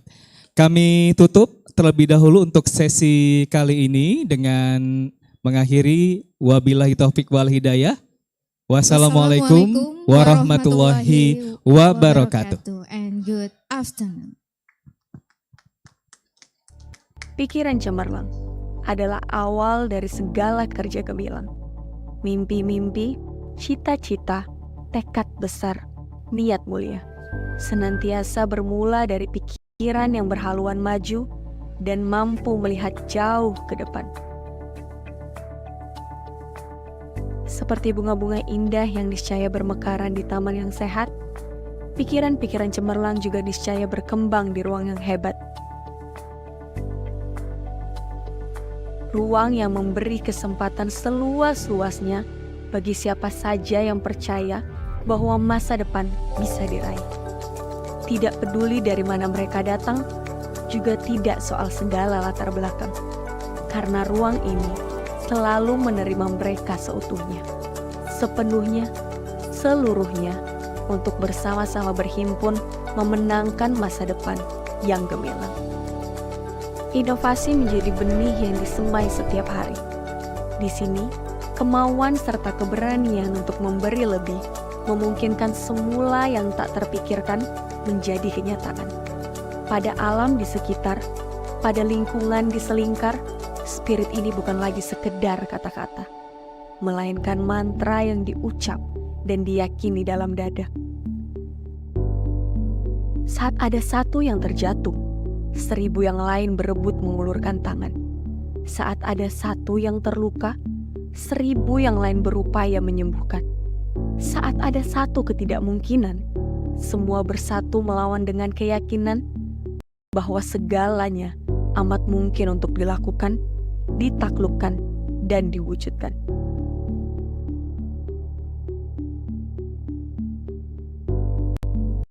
Dari masa ke masa, ruangan ini telah menjelma inkubator yang melahirkan generasi pilihan dengan gagasan-gagasan menawan. Generasi yang menolak patuh pada status quo, generasi yang berani menentang arus, generasi yang menyebarkan ide-ide perbaikan kualitas bagi siapa saja merata di mana-mana.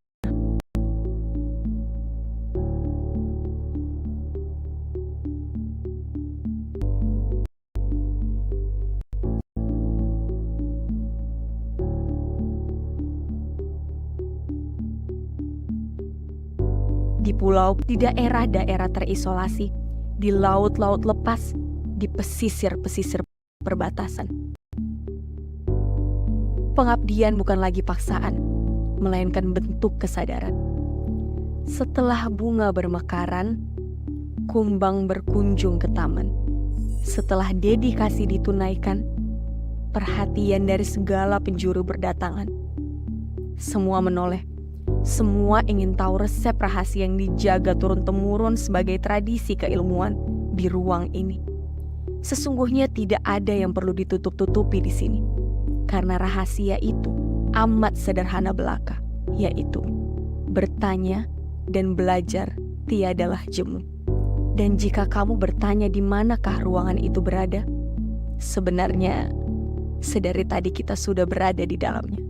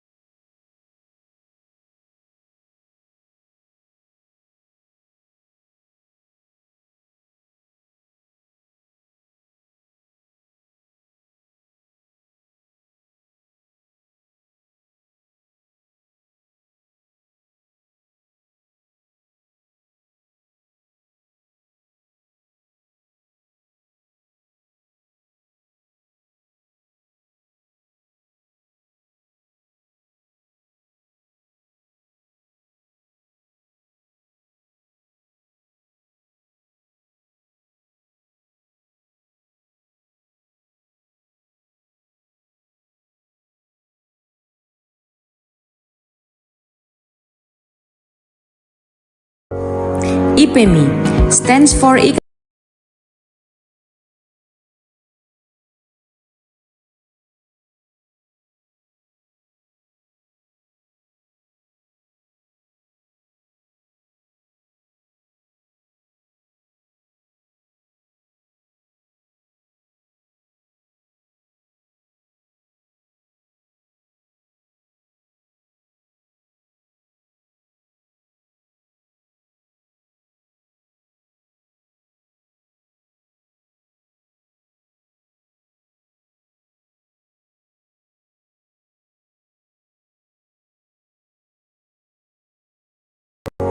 IPMI stands for Ikatan Pengusaha Muslimah Indonesia, Indonesian Muslimah Enterprise Associations. It's an organization that supports and represents the interests of micro and small enterprises in Indonesia.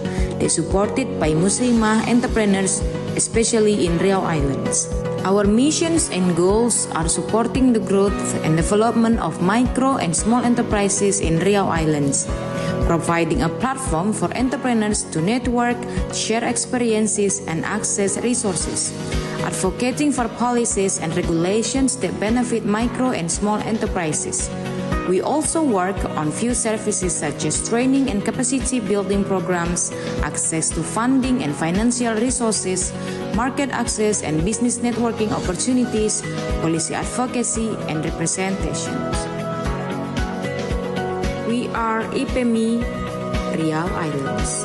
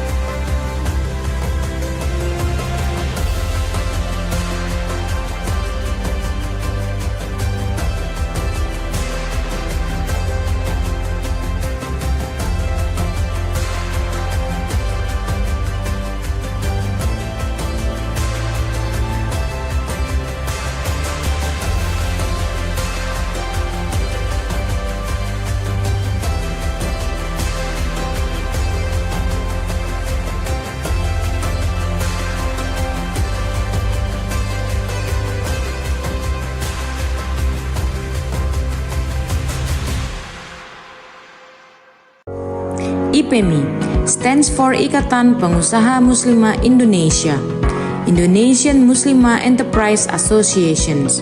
It's an organization that supports and represents the interests of micro and small enterprises in Indonesia. They're supported by Muslimah entrepreneurs, especially in Riau Islands.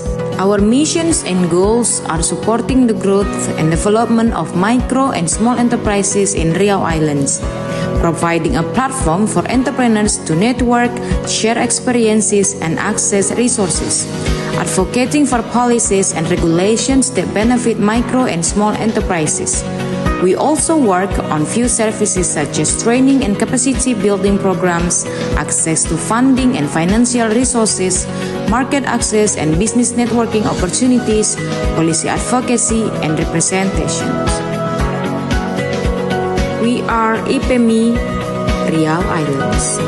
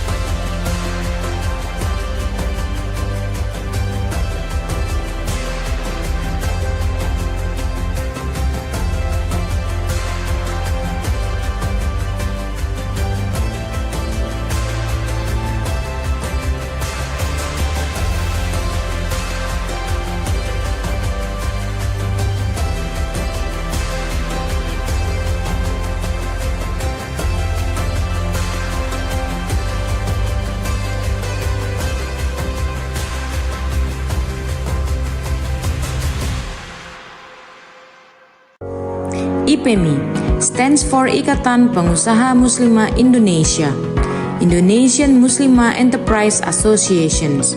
It's an organization that supports and represents the interests of micro and small enterprises in Indonesia that supported by Muslimah entrepreneurs, especially in Riau Islands. Our missions and goals are supporting the growth and development of micro and small enterprises in Riau Islands, providing a platform for entrepreneurs to network, share experiences, and access resources, advocating for policies and regulations that benefit micro and small enterprises. We also work on few services such as training and capacity building programs, access to funding and financial resources, market access and business networking opportunities, policy advocacy, and representation. We are IPMI Riau Islands.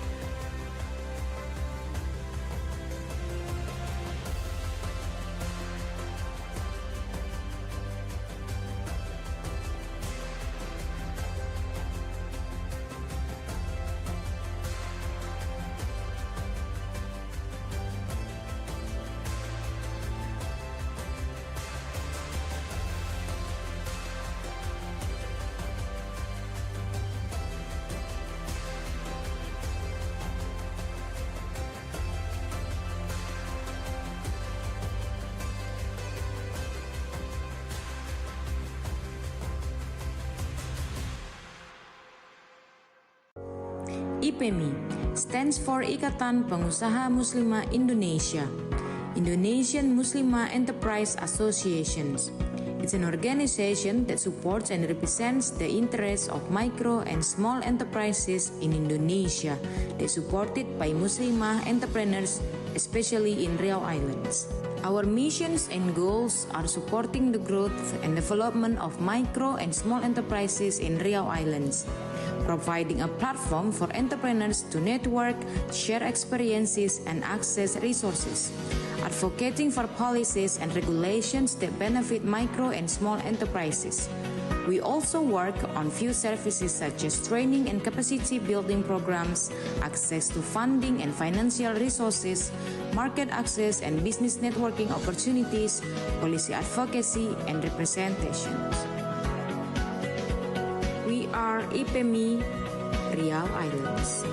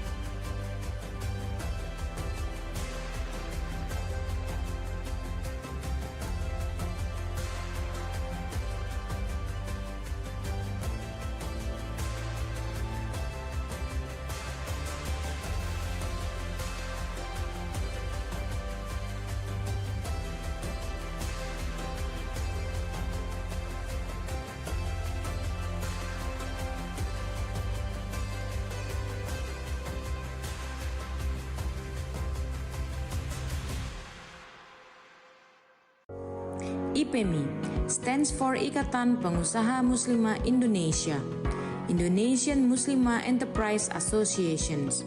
It's an organization that supports and represents the interests of micro and small enterprises in Indonesia that supported by Muslimah entrepreneurs, especially in Riau Islands.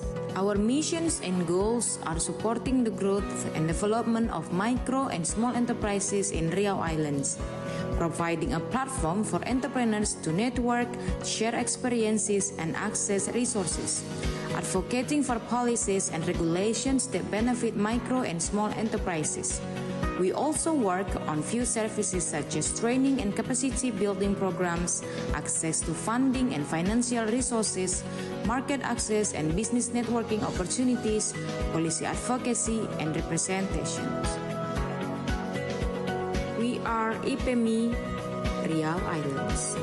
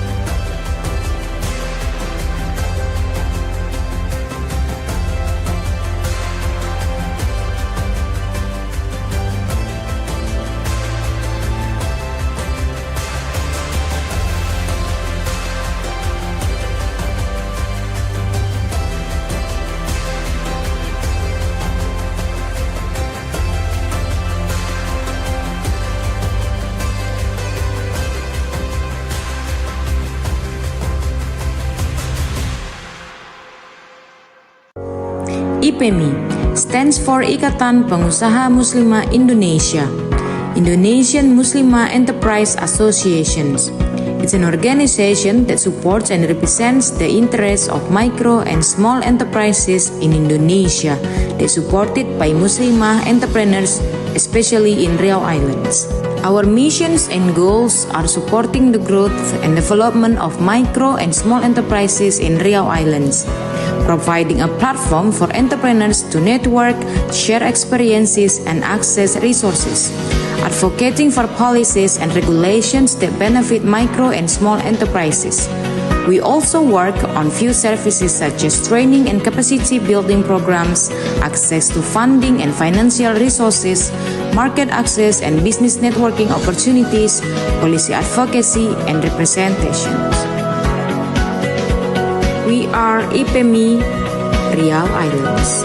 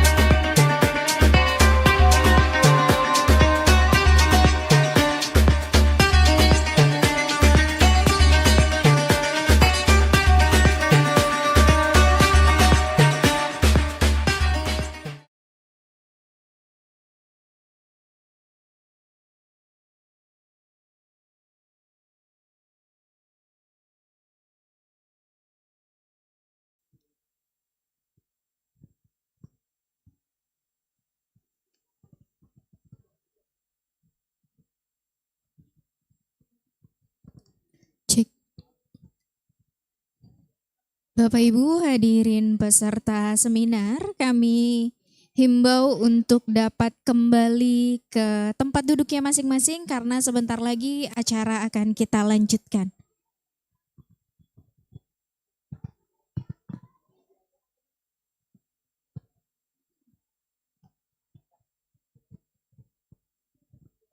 Sekali lagi kami himbau kepada Bapak Ibu peserta seminar Internasional MaCiFIC 2025. Kami harapkan untuk kembali ke tempat duduk karena sebentar lagi acara akan kita lanjutkan. Terima kasih.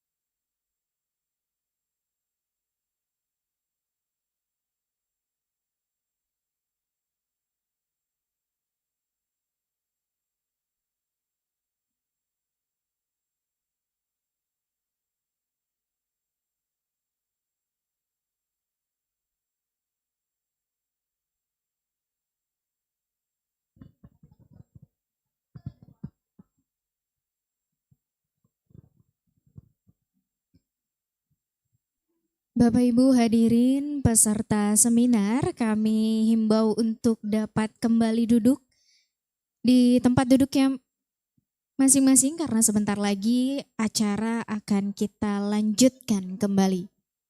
Sekali lagi kami himbau untuk Bapak Ibu peserta seminar untuk dapat kembali duduk di tempat duduknya karena sebentar lagi kita akan melanjutkan acara dari Conference Internasional MaCiFIC 2025. Terima kasih.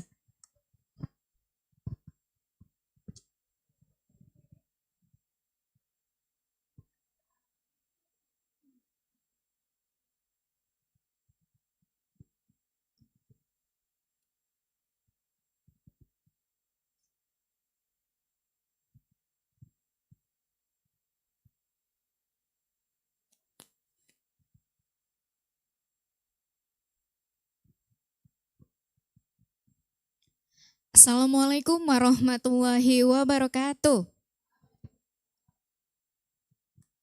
Selamat siang dan salam sejahtera untuk kita semua. Baiklah Bapak Ibu, peserta seminar internasional MaCiFIC 2025, kita lanjutkan untuk keynote speaker kita yang selanjutnya pada siang hari ini. Ladies and gentlemen, now we will take next event and next session led by our moderator, Pradipta Agustina S. Hum, MPD. Kepada Ibu Pradipta kami persilahkan.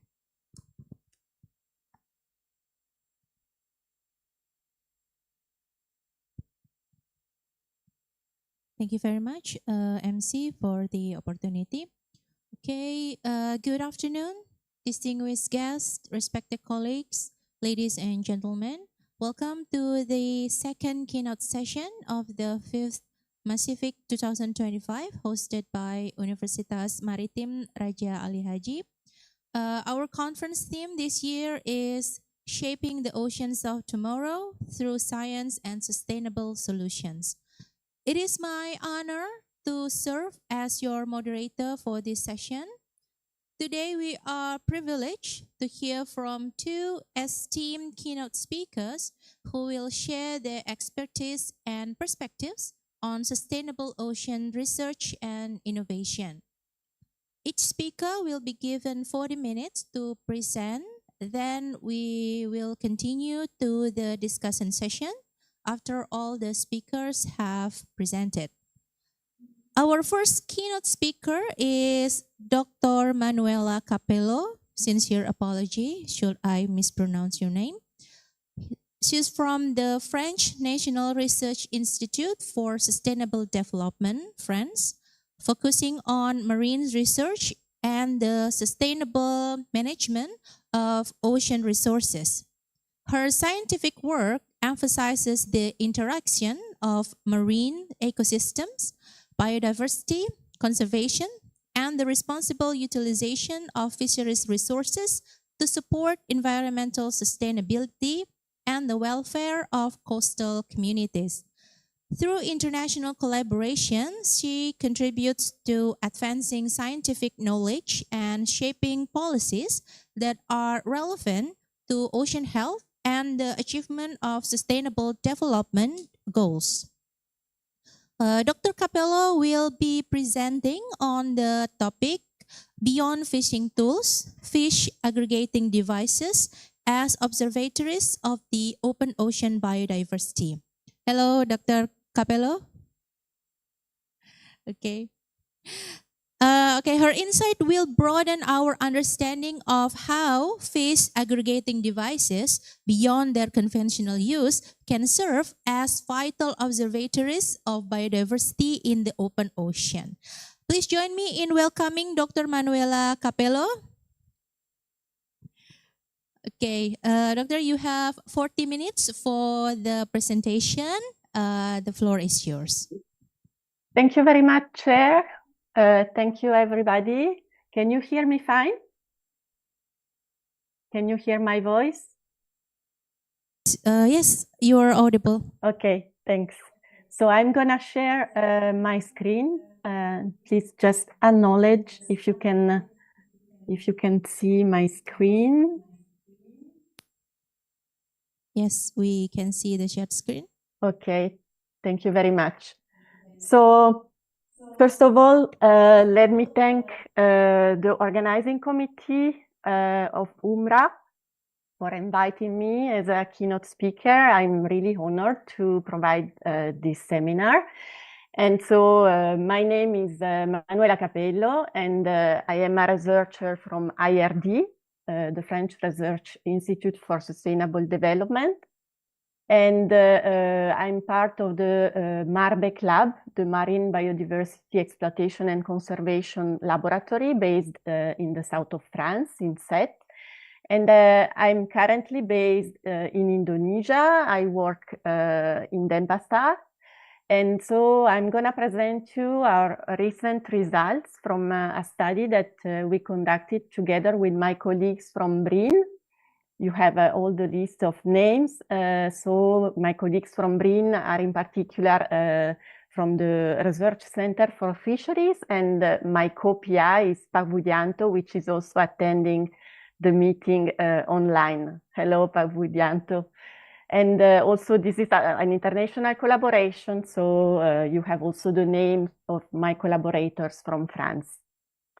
So let me go to the second slide. So this is the outline of my presentation. So first I will introduce pelagic ecosystems and biodiversity, and I'm going to focus on FADs, fish aggregating devices, and fish associated behavior. Why? Because the concept of our approach is to use FADs as scientific platforms, as the title explains. And then I will conclude showing you our first results on the use of environmental DNA, video, and bioacoustic monitoring of pelagic biodiversity. So pelagic ecosystems are those that refer to species that live in the water column and are not closely associated with the sea bottom nor with the shore. And in particular, our focus group of species are the epipelagic species, which spend most of their time from the surface down to 200 meters. And pelagic ecosystems are important because they are large. They occupy over 70% of the Earth's surface. They are important for global climate because they play a key role in carbon sequestration and oxygen production. They are important for food security as well, with over 80% of the fish which is consumed by humans, which come from the open ocean, and for livelihoods because they support many industries and activities related to fishing, aquaculture, and tourism. In particular, here in Indonesia, one of the main species that is targeted in the open ocean is tropical tuna. We have global catches that are more than 8 million tons with 3 tropical tuna species, the yellowfin, the skipjack, and the big-eye tuna, which by themselves correspond to 5 million tons globally. And so in the ranking among, if we consider the ranking globally of the catches of species, so we have skipjack, which occupies the 3rd place, and yellowfin tuna is the 5th species in terms of global catches. And in this plot, you have the evolution of the catches of the main tuna species as a function of the year. So you can see that there's a quite monotonous increase of catches since the beginning of these fisheries. And so why do we need to monitor pelagic ecosystems? Because they are subject to many threats, like overfishing for some species, but also marine pollution and climate change. And we also have several gaps of knowledge on the species occurrence and abundance. And why do we also need to monitor the biodiversity in the open ocean? Because That's deeply related with the ecosystem resilience, since a diverse ecosystem can better support stresses. And so let me just briefly resume which is the current status of knowledge and of, let's say, conservation status of different pelagic species groups. So regarding the sharks and the rays, we have that 1/4 are data deficient, and 1/3 are we have enough data to classify them, and they are endangered or vulnerable. And here you have the report from the International Union for the Conservation of Nature, if you want to go deeper in this subject. Regarding the main teleost species, so we have for tropical tuna that they have been subject to overfishing, and especially in the Indian Ocean recently we have 2 among the 3 major tropical tuna species, the yellowfin and big-eyed tuna, which have been overfished and subject to overfishing.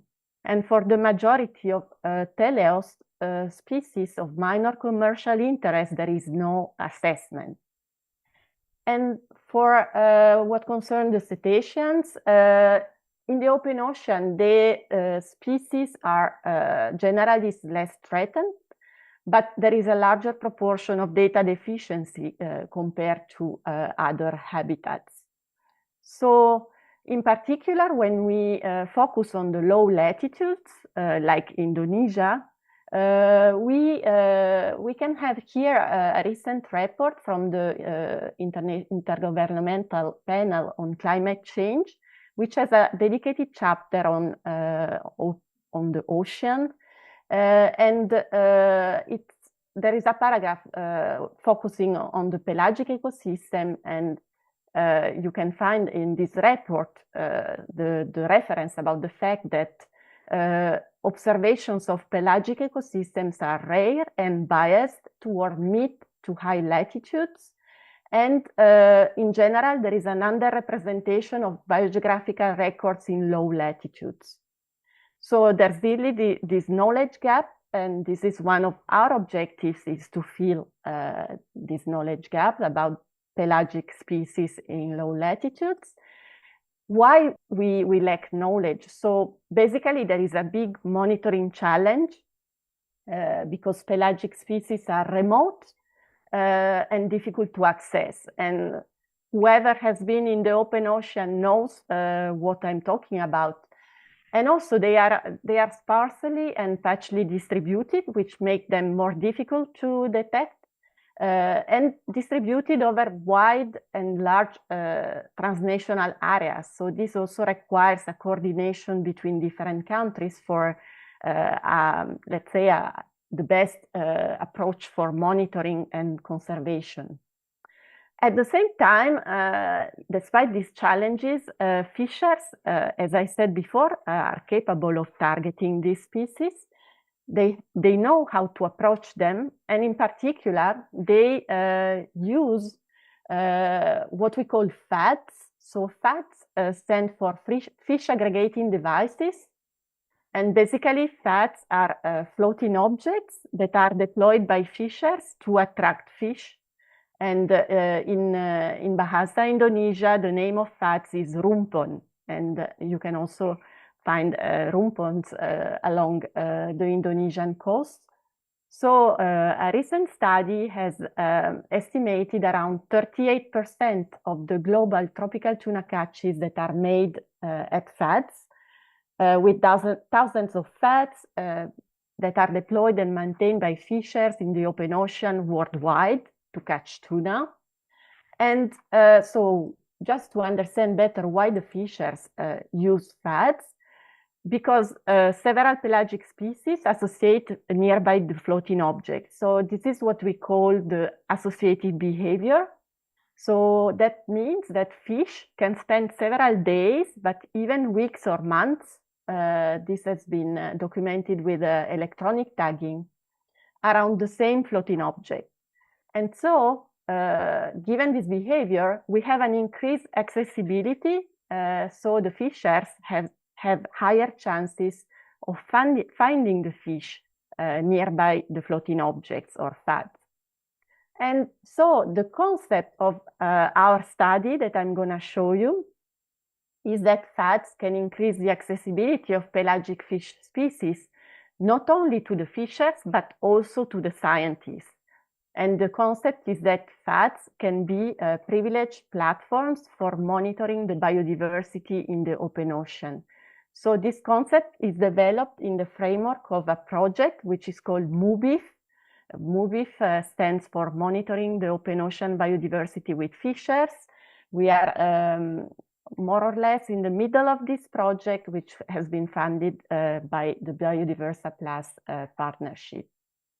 And so to go deeply in what we want to observe, so previous studies have already documented the species that associate with floating objects. There is a review paper by Castro, which has documented more than 300 species, different fish species that associate with floating objects, corresponding to 96 families.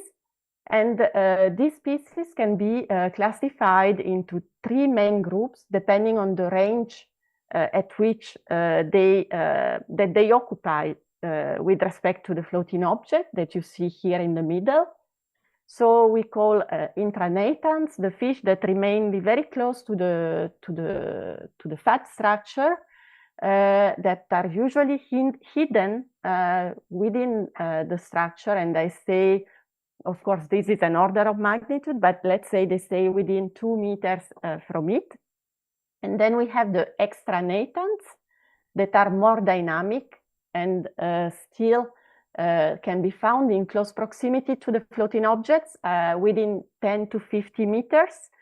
And the last category corresponds to larger fish, for example, the tunas, which are not in direct contact with the floating objects, but still they stay nearby, well beyond 50 meters.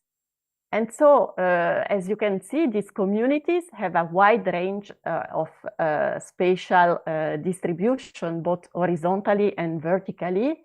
And in order to observe the maximum amount of species, what we deploy in MUBIF is a series of different monitoring tools.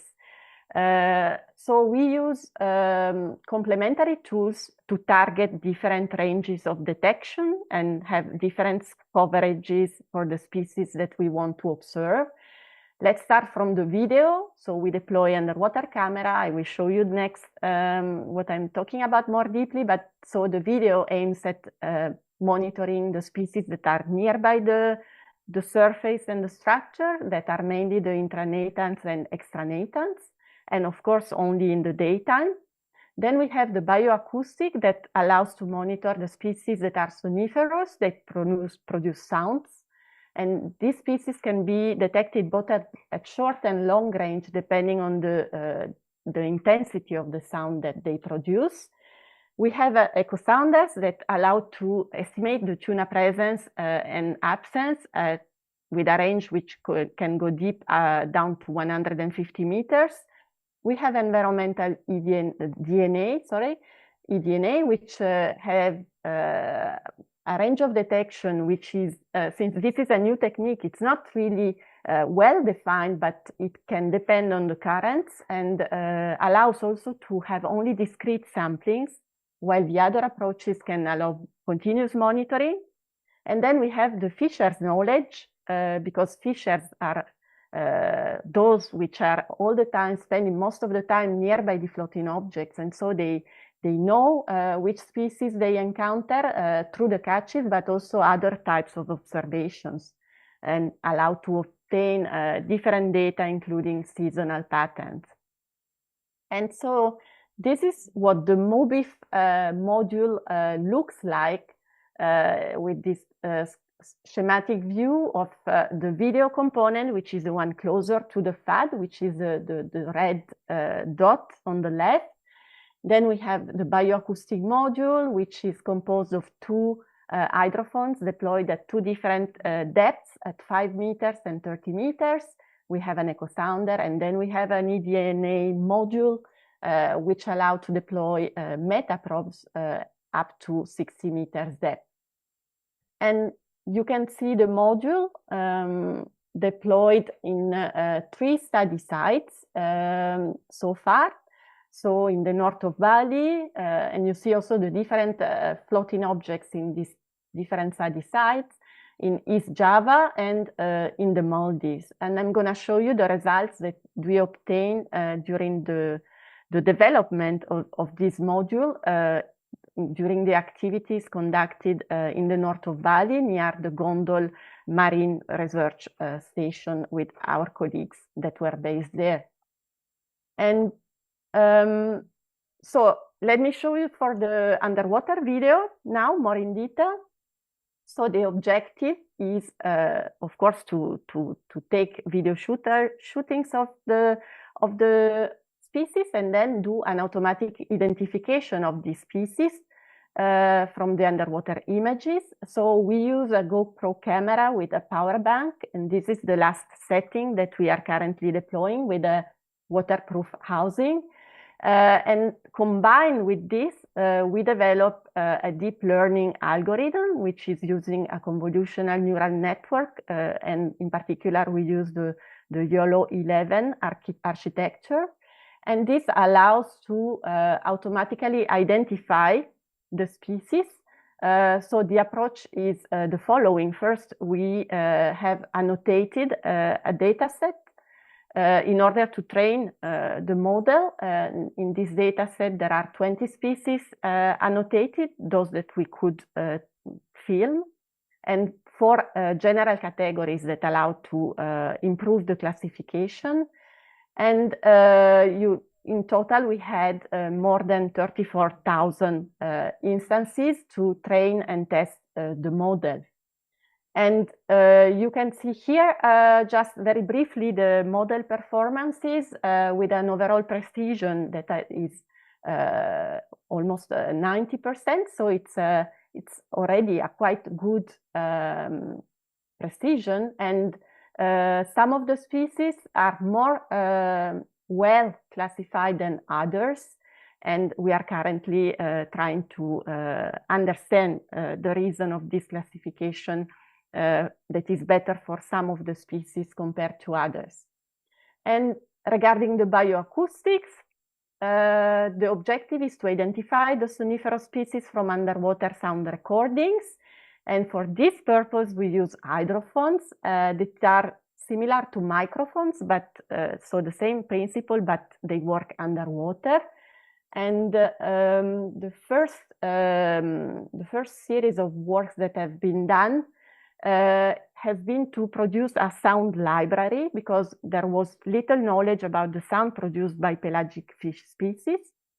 So we caught fish, including the tuna, and thanks to some infrastructures that were still in the marine station in gondols, we could keep them alive and record their sounds in captivity. And at the same time, we deployed the hydrophones nearby the FAD. And so here you have some examples of what the sounds look like using the acoustic analysis of the sounds. What we used in the color here in the color plots are what we call the spectrograms, which are the Fourier transform of the sound wave with colors that indicate the frequencies at which the characteristic frequencies of the sounds that are produced. So tuna appears to produce 2 main sounds, one short and one longer sound. And then we also recorded the sounds of 11 other species. And we are currently still characterizing the different sound types.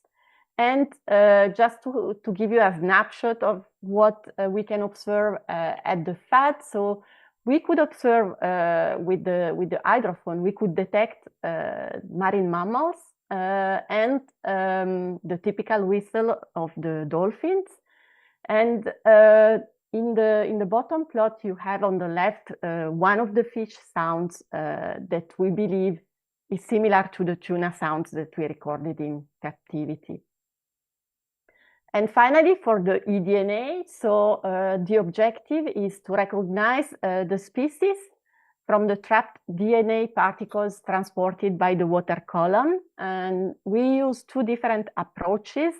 An active approach where we filter the water through, you can see on the left, at the bottom of the left figure, specifically designed filter and pumps for filtering the water with a very small membrane of 0.45 micrometers, and everything is done in conditions to ensure sterile conditions. And then we use passive eDNA samplings through metaprobes with sterile cotton wrapped in sterile gauze that was deployed between 2 and 4 hours nearby the FAD at different depths.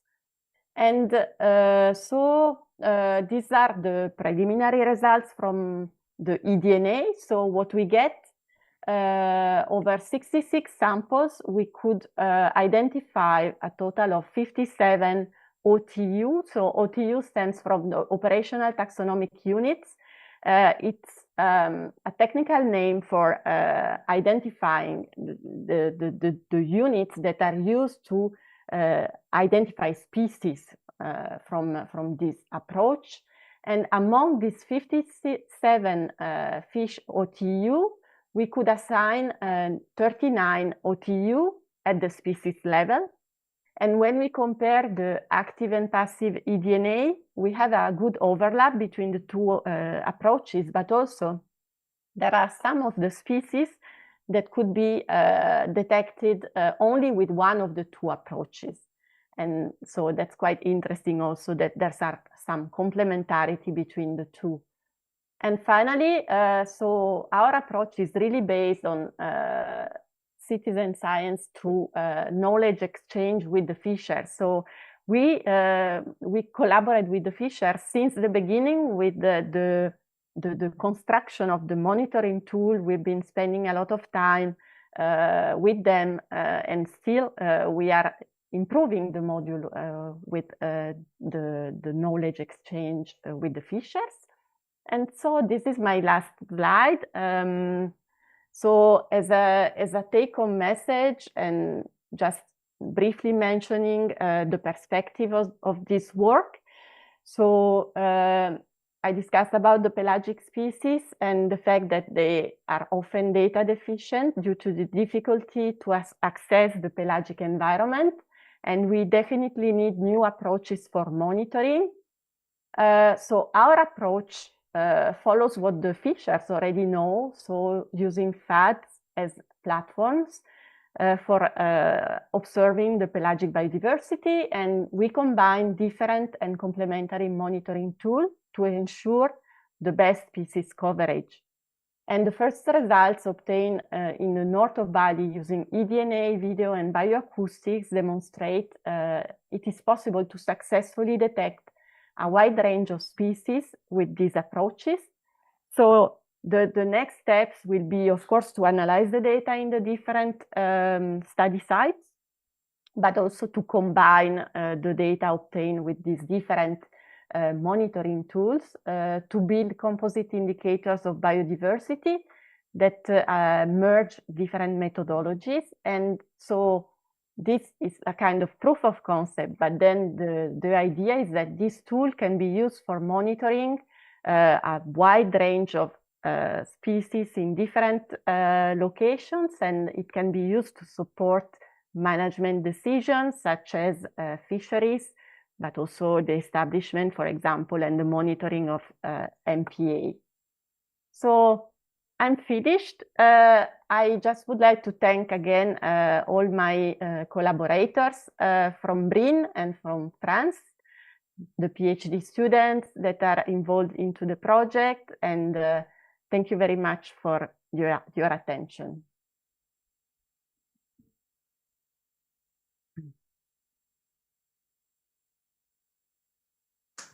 Thank you very much, Dr. Capello, for the presentation. Okay, as I said previously, that we will continue first to the second speakers, then we can open the discussion session. So, Dr. Capello, please kindly wait for the second speaker. Okay. Terima kasih. All right, I would. Okay, thank you very much, Doctor. Okay, so our second keynote speaker is Dr. Alexander Geronimo de Freitas. Sincere apologies, should I mispronounce your name? Dr. Freitas, are you in the Zoom meeting already? All right, okay. Hello, Doctor. Hi, everyone. Thank you for having me. Okay, thank you very much. Okay, so Dr. Alexandre Geronimo de Freitas from the Rural Federal University of Rio de Janeiro, Brazil. With expertise in development economics, his research focuses on sustainable development, economic transformation in developing countries, and the interconnection between economic growth, public policy, and social welfare. Through his scholarly work and involvement in international academic forums, he contributes to advancing new insights in development economics that are highly relevant to global and regional challenges. Okay, before we continue to Dr. Freitas' presentation, Doctor, would you like to share your own screen, or should we do it from here? As you wish, no problem for me. Oh, all right. Okay. Do you want me to share mine?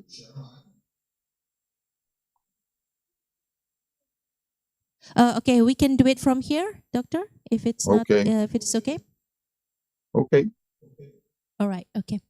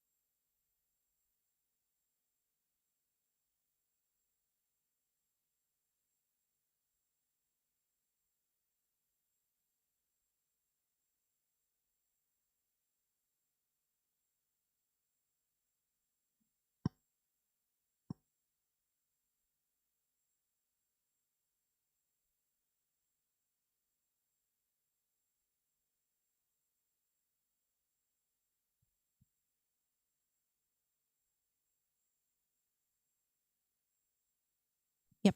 All right. Okay. All right. So Dr. Freitas will be delivering a presentation entitled Blue Decarbonization, Quantifying Emissions from Brazil's Ocean Economy. His research addresses the crucial issues of decarbonization and how quantifying emissions from the ocean economy can inform sustainable strategies for the future. Please welcome Dr. Alexander Geronimo de Freitas. The floor is yours. Hi. There is a little problem because I send you an updated version of my presentation. It's not quite like that, but I can present that one. If you have no problem, I can continue. But I just took it the decarbonation of the presentation because we have some methodological problems with our calculations, so we need to work better on this. But I send you an updated version, or I can screen my from here. Oh yeah. All right. Okay then. So okay. We will stop the share screen from us. Then you can, yeah.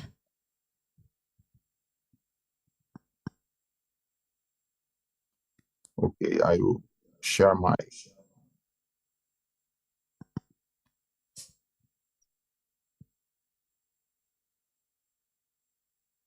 It is okay, everybody see?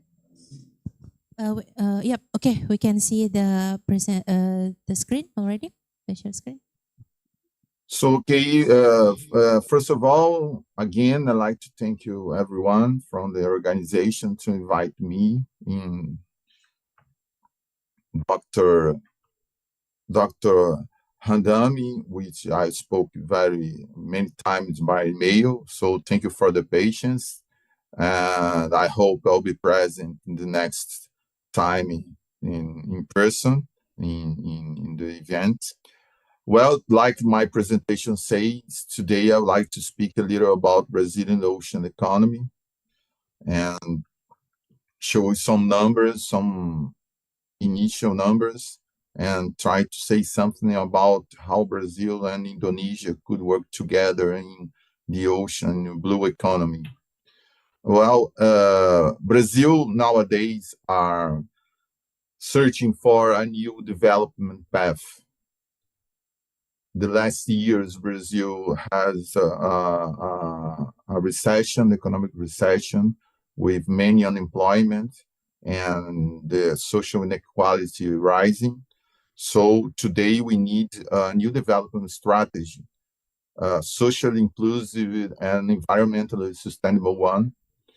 And the government are looking for something. We develop an ecological transformation plan and a new industrialization plan, trying to find that new strategy. But unfortunately, the ocean are not included in those two big plans of Brazilian government. Even though Lula, our president, attended to the United Nations Summit this year in France, and Rio will host the next United Nations Ocean Summit in 2027, but the ocean is not a priority in the government. I think the ocean can be a driver for a sustainable development path for Brazil, but we need to work a lot. I think Indonesia is far ahead from us. We still not have a national blue economy plan to develop our ocean economy. And we have many challenges to preserve our coastal and marine ecosystem too. So we need to develop our ocean economy, preserve our environment, and have very important social gains. So it's a difficult path that we have from the next years in the Brazilian ocean economy. Well, the Navy called the Brazilian ocean space Blue Amazon. The name Blue Amazon, of course, is to make a comparison with the Rio Amazon, to highlight to the people, to the Brazilian population, how important and how richness is Brazilian coastal areas and our ocean space. It is 5.7 million kilometers square of ocean space from Brazil. It's about 6-7% of Brazilian land area, so it's a big one from Brazil. 10,000 kilometers of coastline, so you can see in the map it's a straight coastline. 6 million people of Brazil live by the coast in 17 provinces we have. We have more than 2,000 beaches, so we are very, very, very important for tourism. And 37 main ports, I will talk about that later. So Brazil have a very rich ocean coast, but we do not have even now many data, many understanding of how important the ocean can be for the economy and for the environment in Brazil. Just to show you a little glimpse, we have more than 100 species of fishes in Brazil, many marine mammals, whales and dolphins. Most of them are endemic to Brazil. Coral reefs, with 8 of them endemic. And we have a very large mangrove in Brazil, about 14,000 kilometers square in the coast. It used to be bigger than that. We destroy a lot of. We have some data showing that Brazil destroyed about 65% of the original mangrove area that we had. But it is still big, and we need to recover what we lost. You can see that it has a potential to absorb 1.9 billion tons of carbon. So blue carbon will be very important in Brazil in the next years. But we have many environment problems with the ocean too. Despite many reserves that we have in Brazil, many marine reserves, Brazil already had achieved the 30% of total cost to protect 30% of protecting of our total cost. But we have many challenges related to the urbanization, rampant urbanization in the coast. We have problems in large cities, Rio, where I live. The sewage systems are very poor, so we have many problems with the pollution of the coast. So despite the richness, Brazilians have to take more care of our ocean health to try to develop strategies that preserve the environment to not just economic growth, but an environmental one. After a long process, Brazil still do not have an official number of our ocean economy. Our research center did our first estimate of that economy in Brazil. We base our classifications on the OECD classification and divide the Blue Amazon in those sectors: marine living sectors, resources, marine and non-living resources, manufacturing, shipbuilding, marine transport and port activities, and coastal tourism. So this is how we thought about the sectors that compose the Brazilian ocean economy. Here, the results for 2020-2018, we are still working to update it to 2023, is the last data that we have from our National Statistics Institution.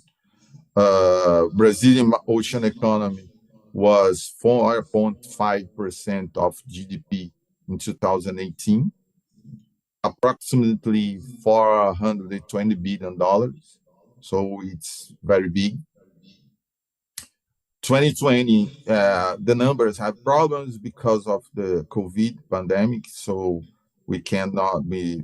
I live there, but it's unusual year, so it is not good to analyze the ocean economy by the 2020 year. But you can see that we have two important sectors: tourism and marine non-living resources. Marine non-living resources are oil, pretty much oil that Brazil take from the ocean. And unfortunately, some important sectors like shipbuilding and manufacturing are very small, still very small in Brazil.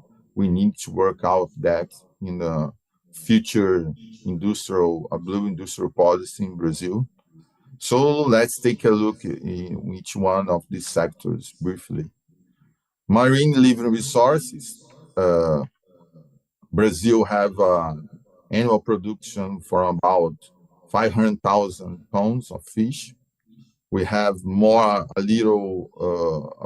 1.3 million fishermen in Brazil. It's underestimated account because we don't have many data for the fish economy in Brazil, unfortunately.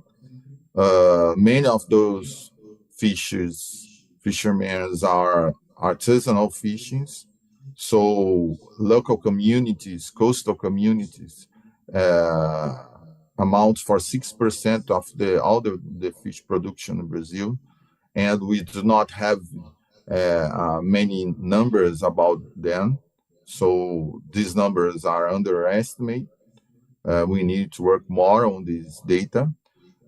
We have many challenges. Fishing local communities are not have many very social problems, and some species are overexploited. So we need to take a better look at the fish in Brazil. Here we can see inside the sector that large parts of the marine living resource are fishing, but not industrialized. Industrialized fish is just a quarter of the total. Different from Asia countries, Brazil population not have fish in its daily food. Fish in Brazil are still very expensive. The commercialization of those fishes have many problems in Brazil with middlemen. So it's very, very expensive for the Brazilians to eat fish every day. It's a problem that you need to fix in order to develop more this marine living sector in our ocean economy. Then we have the marine non-living resources, which is pretty much minerals. You see Brazilian sea floor is very rich in minerals, nickel, copper, manganese, cobalt. That is a very important mineral for the batteries for the electric cars. Some elements of hard earth still we have. But of course, our main sector is oil and natural gas. That Brazilian is one of the biggest producers in the world. But we have it's a very risky business, exploiting minerals in the ocean floor, because it's very, very environmental danger to the environment, the exploitation, and we still not have any regulations about it. So these plans to exploit ocean minerals, I think is very dangerous in Brazil, as it is in many countries in the world. I'm not a big fan of exploiting those minerals, but our marine non-living sectors, like you see, it is most of oil. Brazil is one of the largest oil exporters in the world today,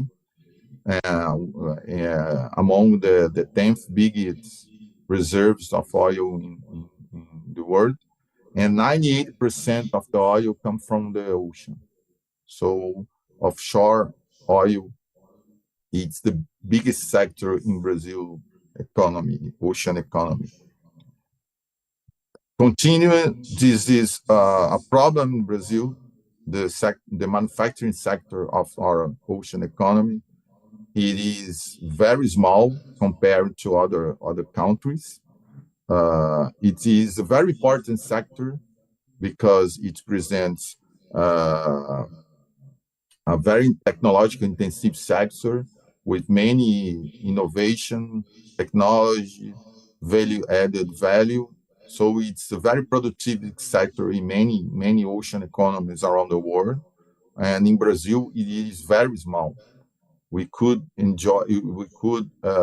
exploit our advantages in the oil sector to develop the manufacturing sector. But Brazil do not have an industrial policy to stimulate our productivity structure. So manufacturing is a very small sector in Brazil, have a very small share of the total ocean economy.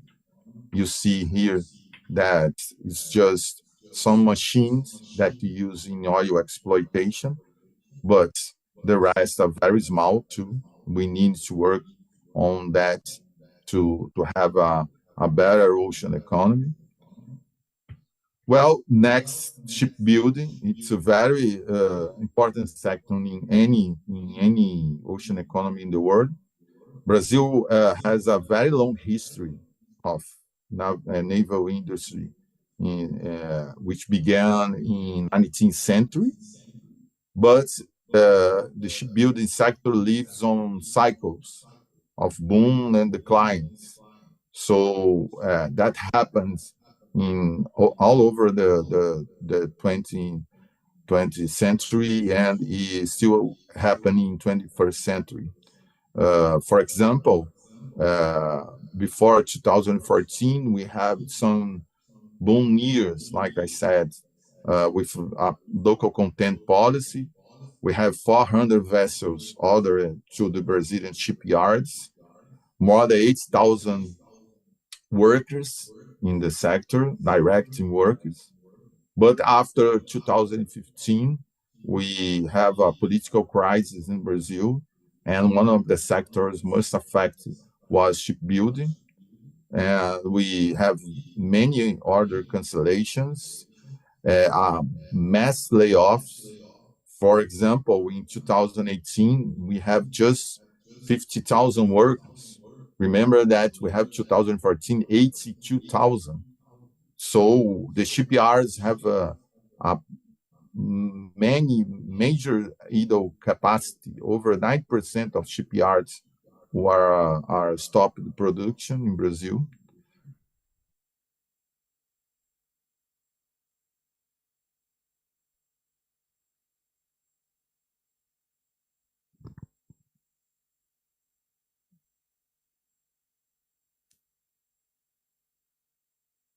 The next 3 years, but it's we not have many a constant policy to keep the shipbuilding sector producing. So here we see the shipbuilding sector composition. The repair and installation are big because the construction lost many of these orders in 2018. So we need to work on the shipbuilding policy to Brazil. I forgot to pass, sorry. Here are our next important sector of Brazilian ocean economy, marine transport and port activities. You can see in the map the principal ports of Brazil. Santos is the biggest one in São Paulo, and Rio de Janeiro is the second one, biggest ports. We have a total cargo movement of 1.32 billion tons in 2014, historical record. Brazil is a very important food producer in the world. We export a lot of our producers to China, and ports are essential in this process. So they are very important infrastructures in Brazil. You will see here the marine transport. 6 million people use marine transport in Brazil 2023. Many passengers use ferries to transport between large cities in Brazil. Rio has one traditional ferry to Niterói, next city. We have marine cruises in Brazil, 900 passengers in the last season, so it's a big one. It's part of the tourism sector too. So Brazil needs to take advantage of this marine transport to develop its shipbuilding sector, but we still do not did this connection between the marine transport sector and the shipbuilding sector. We import a lot of ships to use in marine transport. This is the intersector of the shipbuilding. And last, Brazilian coastal tourism. Brazil is known by its natural beauty around the world. We receive many international tourists. Many of the majority of these tourists come from Brazil searching for the coast, for the beaches. We have, like I said, over 2,000 beaches in Brazil. Many of them are considered one of the beauties in the world. So coastal tourism is a very important sector in Brazilian economy, like I showed before. Food service and accommodation are the main sector composition of tourism. Just going to end my presentation, I think Brazil has a big ocean economy already. We need to stimulate more productive sectors. The two big sectors in Brazil, oil and tourism, are not sectors that have many employment opportunities. We have to stimulate more sectors with high technological intensity, which allows us to simulate an innovation process in Brazilian ocean economy. We need a strategy for sustainable blue economy in Brazil. Brazil it is now doing marine special planning around the coast, so it's an important step. But we need to connect the environment issues with social issues and with economic issues. So it's a tough and complex path that we need to develop, and we need to design this national strategy for a sustainable blue economy in order to get more close to countries like Indonesia. Indonesia are much more advanced in this area of marine strategy, development strategy than Brazil. I think our partnership now, Indonesia is part of the BRICS too. It will be very important to Brazil in order to us to understand more what Indonesia is doing and try to emulate your experience to developing national strategies in Brazil too. Well, thank you for hearing me. Thank you very much. I'm available for any question that you may have. Thank you. Thank you very much for Dr. Freitas. Now, we have now heard two insightful keynote addresses. Yeah, to enrich our discussion, we will open the floor for a question and answer session. It will last for 20 minutes. Okay. So for those who are joining in Zoom, you can click the raise hand button on your Zoom or type your question in the chat room. Please state your name and affiliation before asking your question. Now we have one of our audience two questions from the audiences here. Okay. Don't forget, please state your name and affiliation before you ask question.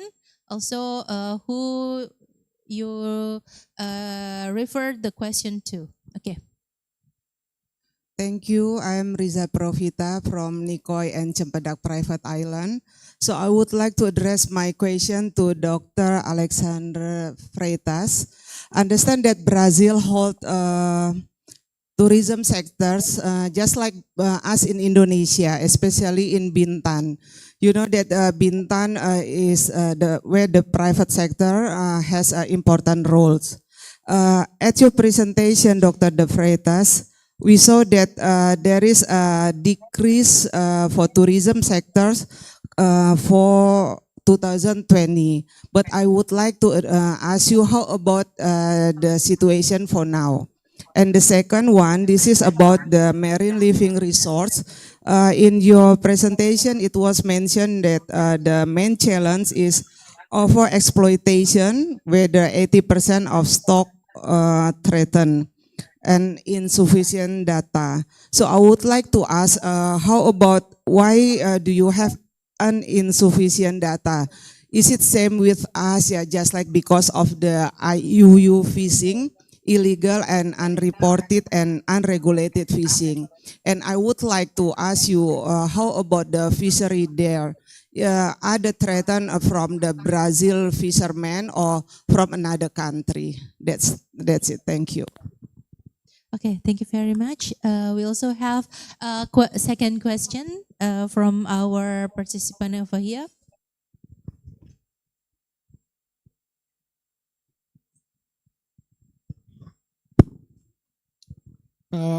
Hello, my name is Henry. I affiliate with Nicole and also Cempedak Private Island. I'd like to address my questions to Dr. Manuela Capello. And my question is, could combining active and passive ADNA sampling provide a more comprehensive pictures of fish communities? And what risk of contaminations or DNA degradation differ between active and passive sampling methods? Thank you.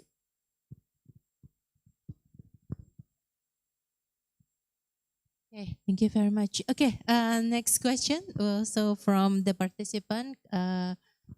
Hello, my name is Hendra. I'm from Faculty of Engineering and Marine Technology, Umrah. I have questions to Dr. Capello. I quite interesting about the detection accuracy of your projects. It have like 89 to 90% of the YOLO V11. Could you tell me the detail, like how you mitigate of the object movement, because like underwater have low light to detect the fish or any objects in the low light. And the second one, like you train the model using annotated data sets. Can you explain to me, like to us, how you collect your data out or processing or pre-processing about the data set? Okay, thank you. Okay, thank you very much. Okay, so I think for now we limit the 3 questions first. Perhaps Dr. Freitas and Dr. Capello would like to answer. Perhaps we go to Dr. Freitas first because the first question is addressed to you. Oh, thank you. First of all, I forgot to congrats Dr. Capello for the presentation that I watched. It was very interesting. Well, the first question about tourism, it is very important in Brazil. Unfortunately, we have many informal workers in the tourism sector that compromise their gains, their wages. So the sector needs to have a better policy in Brazil. It diminished in 2020 because of the COVID pandemic, of course. So it is that problem. But today, Brazil is reaching historical records of international tourists in Brazil. So the tourism sector is big again. I think in 2023 calculus that we are doing, it will appear, but in 2014 and 2025, 2024 and 2025 this year, tourism is big again. So it is not problem. About fishing, unfortunately in Brazil, it is an underdeveloped sector in the ocean economy. I don't know, it's a historical one. We have many artisanal cooperatives here in Rio and many provinces of Brazil, but they have no political representation whatsoever. So they are the fishermen are the more endangered communities in Brazil. When we have some oil exploitation, now energy renewables, any activity in the ocean, the fishers are the last one to be hear about it. So it's a very difficult situation for them. This overexploitation, it is research that was made in Brazil I think 3 years ago. So I don't know if he is very trustful, not because the quality of the research, because we have a lot of to work in the sector about numbers of the fishing sector. So I don't know if we can assure that it is 80% of overexploitation. I like to put in the presentation to show how we do not have numbers in this sector. IUU fishing, we have a lot in Brazil, and you are right. We have many foreign countries fishing in Brazilian coast, not only Brazil, in South Atlantic coast here, Argentina, Uruguay, and Brazil. It is a very rich ocean space for fishing, and we have vessels from around the world doing IUU fishing in our ocean waters. It's a problem. The Navy are trying to build new vessels to take a look on our coast, but it's a big coast, so mainly in the south part of Brazil, we are many countries come here to do this IUU fishing, so it's a problem. I don't know if I answer well.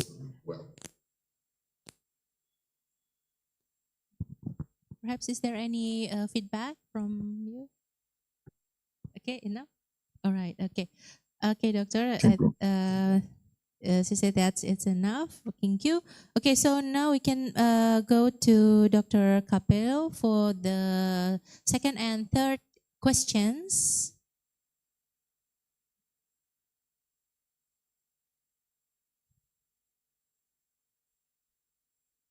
Thank you very much. Sorry, I could not unmute myself. Yes, so thank you very much for the interesting questions. And regarding the first question, which was focused on eDNA,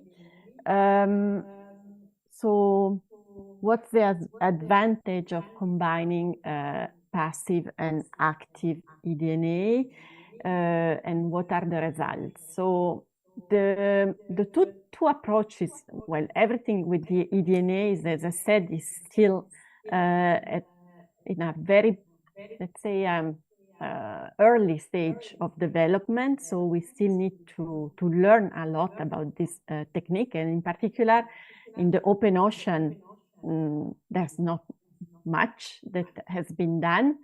So the two approaches are complementary, let's say, because the active filtering allows to take a given amount of water that we can control. In our case, it's between 3 and 4 liters, and directly filter the water on board. So there is a control of what we are doing. We know how much water is passing through the filter. We know where we took it, at which time. For the passive eDNA, there's less control because that depends on many other variables. For example, the currents that may change during the deployment also, whether there are some species or fish individuals that stick nearby the metaprops. We cannot see them. They are 60 meters down, so we don't know what happens.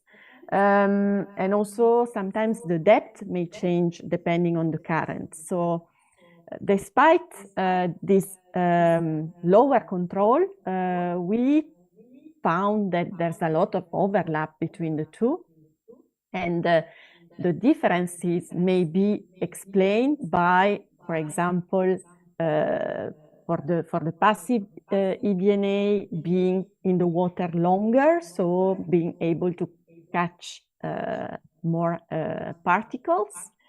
I don't have a clear explanation for the active eDNA, why we detected more species with this. But yeah, so there's still a lot to learn, and I think it could be useful even to conduct some experiments in a controlled environment, like in a tank, knowing which species we put to really understand the dynamics better.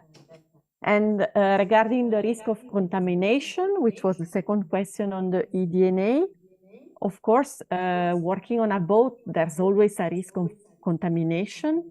And this is why we also conducted some blanks. So we took, for example, distilled water and we filtered the water and then checked whether we had some species, and in that case that was due to contamination. So that's the way we try to control the contamination.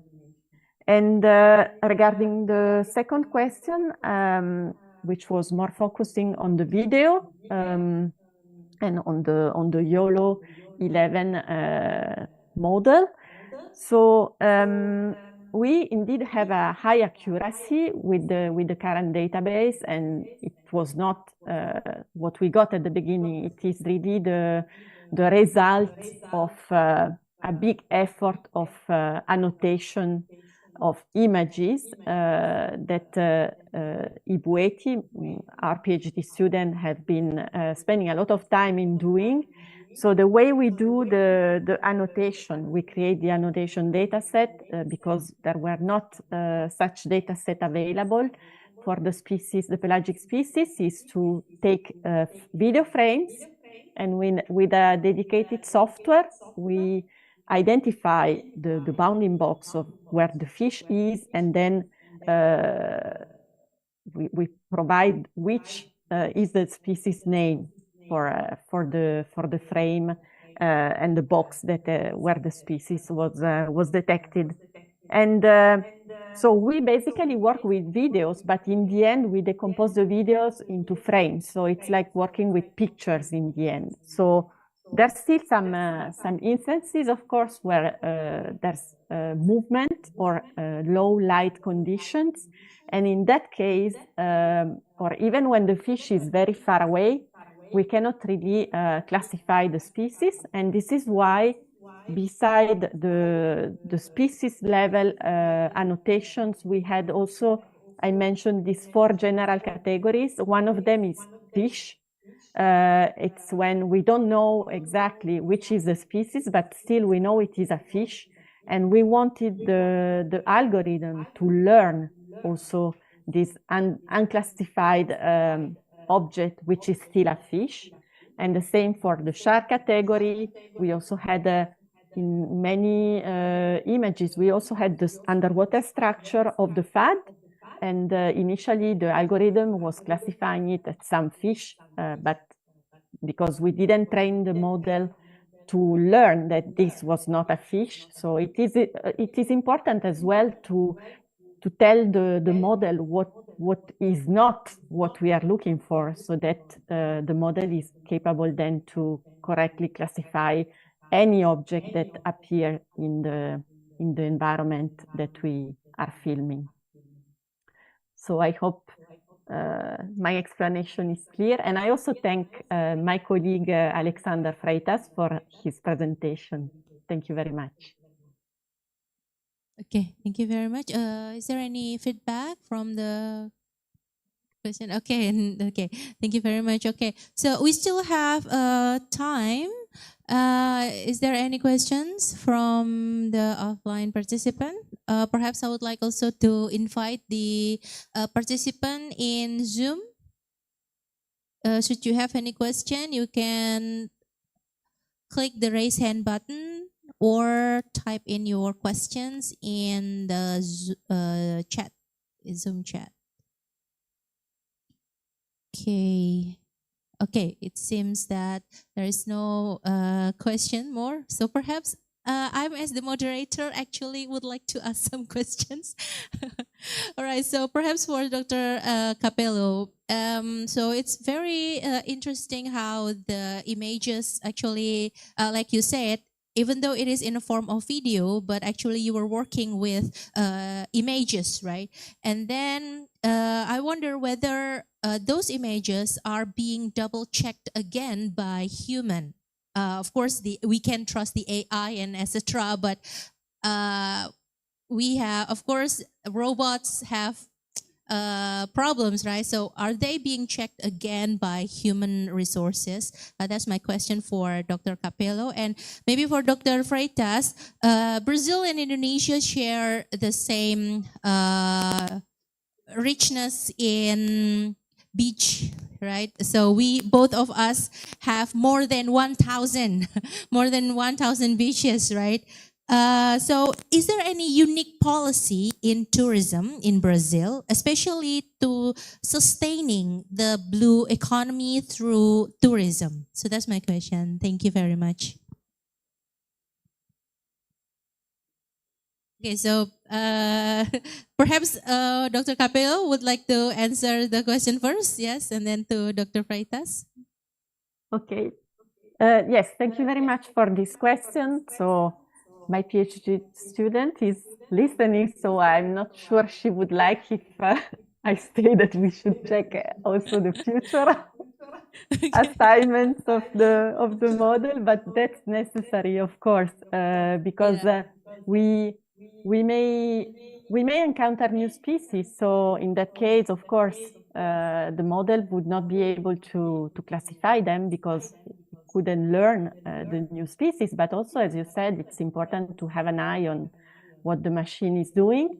That means that we are not watching all the videos that we record. Otherwise, there's no point of having developed this artificial intelligence approach. But we definitely need to subsample in a random way the recordings and to check what the model is doing and if it is still accurate, if other species arise, for sure. The humans are still necessary. Okay, thank you very much, Dr. Capello. Okay, maybe to my second question to Dr. Freitas. You're still muted, please.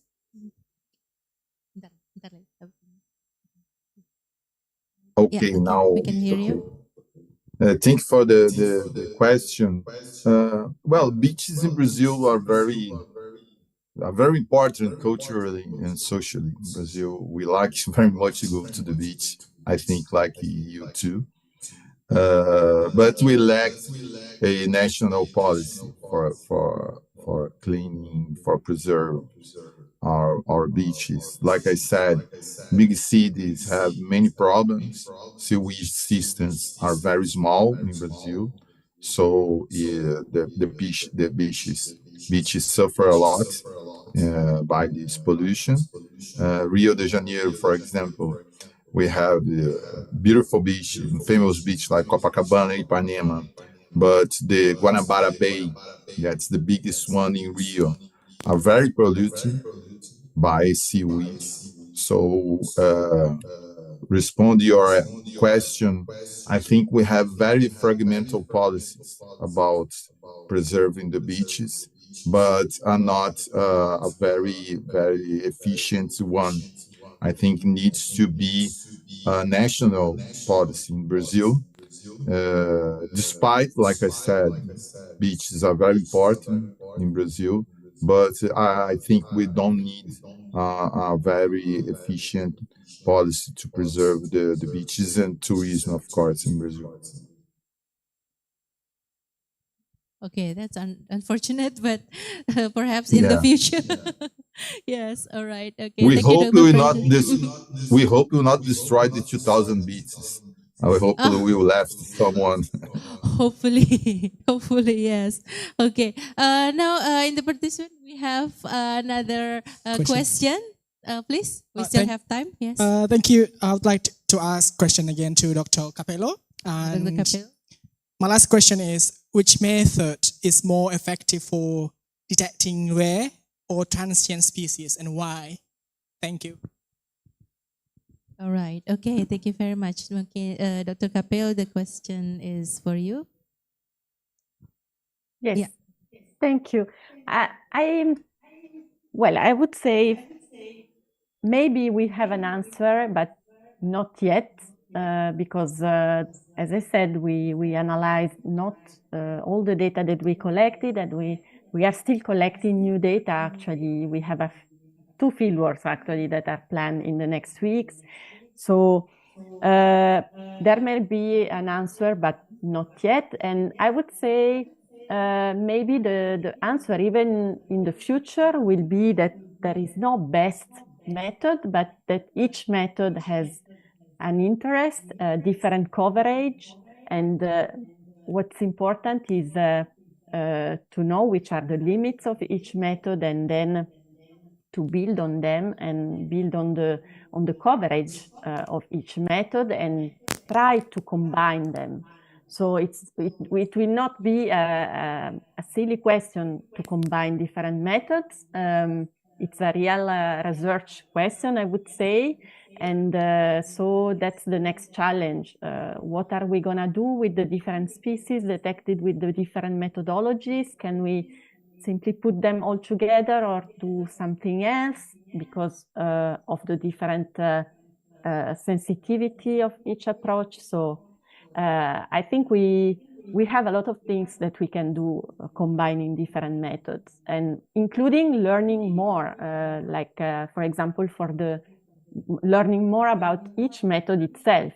For example, the bioacoustics, these fish sounds, that's quite a new domain, quite unexplored, and combining this with the classic active acoustic approach has never been done, and I think we can learn a lot from what we are gonna hear and what we are gonna detect with the active acoustic methodologies. So yes, I'm sorry, I don't have a real answer, but a lot of new questions that arise from these different methodologies that we combine. Okay, thank you very much, Dr. Capello, for the answer.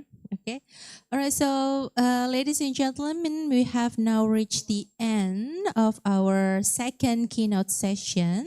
On behalf of the conference committee, I would like to sincerely thank Dr. Manuela Capello and Dr. Alexander Geronimo de Freitas for sharing their valuable knowledge and perspectives with us today.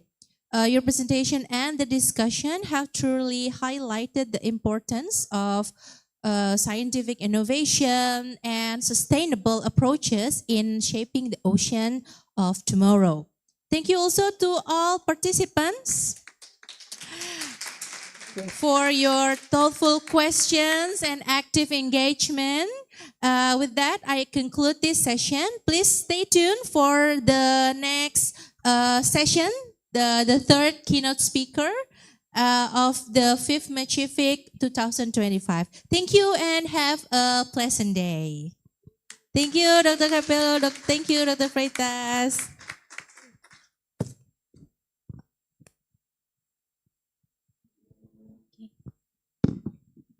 Thank you, Moderator Mrs. Pradipta Agustina S. MPD.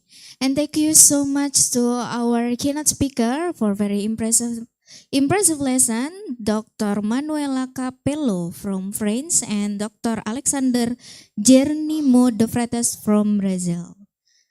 Okay, ladies and gentlemen, now we will take a short break, maybe around 10 minutes before we continue to next session. Thank you.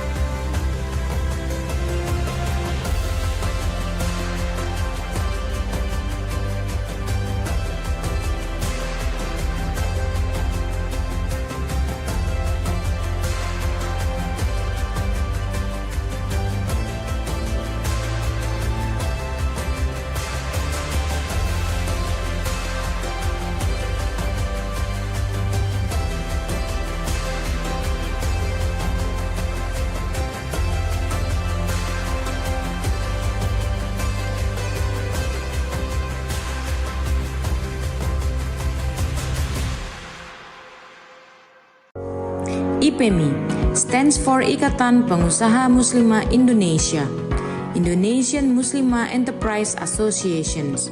It's an organization that supports and represents the interests of micro and small enterprises in Indonesia. They're supported by Muslimah entrepreneurs, especially in Riau Islands. Our missions and goals are supporting the growth and development of micro and small enterprises in Riau Islands, providing a platform for entrepreneurs to network, share experiences, and access resources, advocating for policies and regulations that benefit micro and small enterprises. We also work on few services such as training and capacity building programs, access to funding and financial resources, market access and business networking opportunities, policy advocacy, and representations.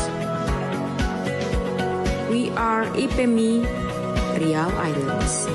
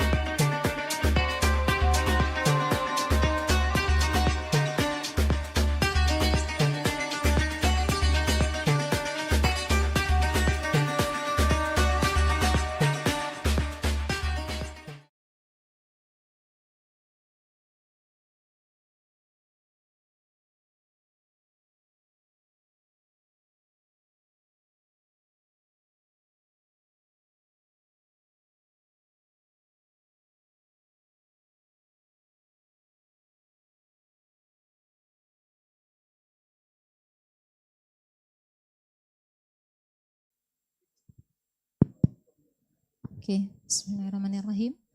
Assalamualaikum warahmatullahi wabarakatuh. Hello, good afternoon everyone. Okay, thank you so much for all of the attention. So, honorable to distinguished guests, and then respected colleagues and ladies and gentlemen in this session. Then welcome to the keynote sessions of the 5th MaCiFIC 2025 hosted by Universitas Maritime Raja Ali Haji. Our conference theme in this year is Shaping the Oceans of Tomorrow through Science and Sustainable Solutions. So it is my honor to serve as your moderator in this session. This is the last keynote session, but I'm sure that all of the audiences here still in a good spirit. Yeah, I hope that all of us pay attention till the end. Okay, without any further ado, then in this session, let me invite our last keynote speaker to the stage. Yeah. Please coming Amandine Fulstake, if I'm not mistaken. Okay, please welcome. Give a round of applause for our last keynote speaker. Okay, Amandine, maybe before coming to your session, let me read a short biography of yours. Okay, Amandine Fulstake is a passionate marine biologist and conservation manager known for her dedication to ocean preservation through meaningful engagement with people who enjoy and use marine environment. Inspired from a young age by a movie about marine biology, she focuses on blending luxury tourism with conservation's effort to create impactful guest experiences. With 7 years of experience, Amandine has held roles such as sustainability manager and marine biologist at luxury resort including Raffle Maldives, Marado, and Pullman Maldives, Mamuta, yeah, where she developed coral restoration programs and conducted reef monitoring. So, such an amazing program. Okay.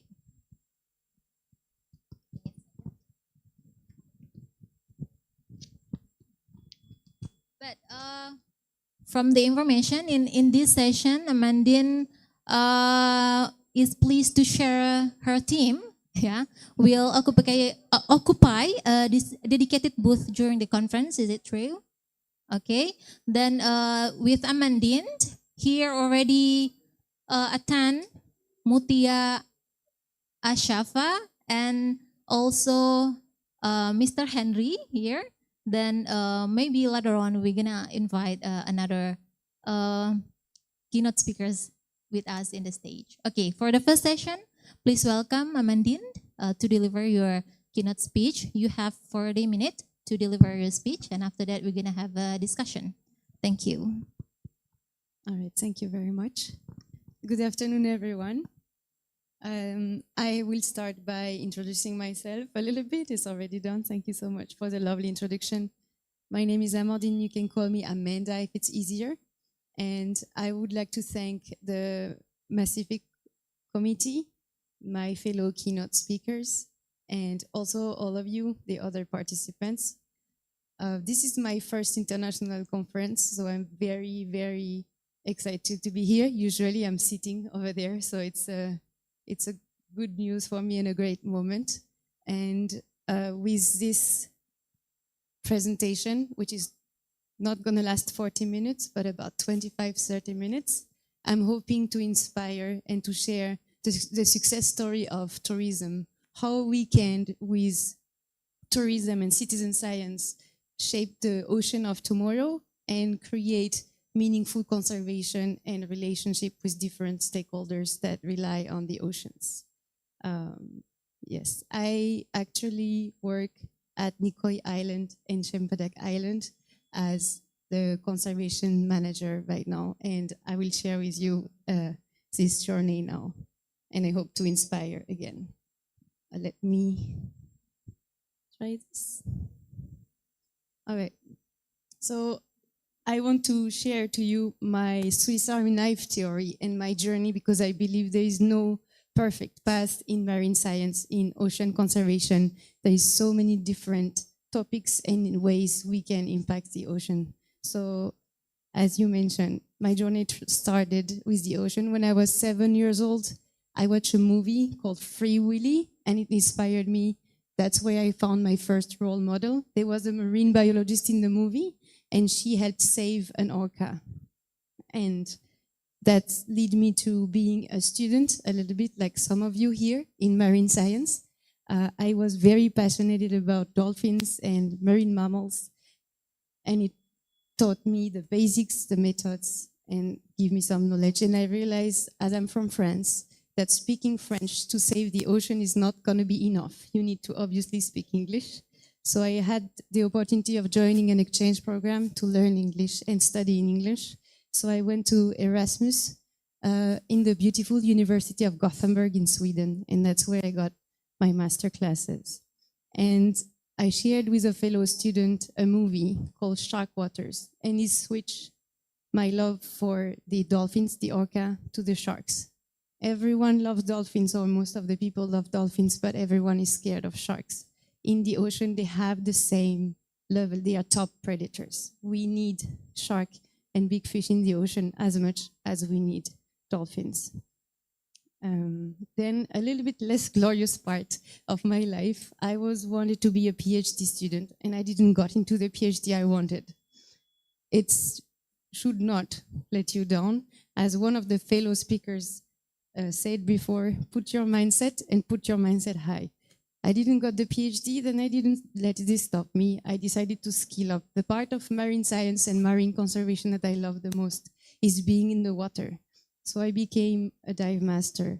And that is when I also realized that the people that are shaping the ocean is not only the policymakers, the rule makers, they are the people that are using the ocean, the local communities, but also the tourists in tourism and hospitality industry, because it's very big on the coastlines.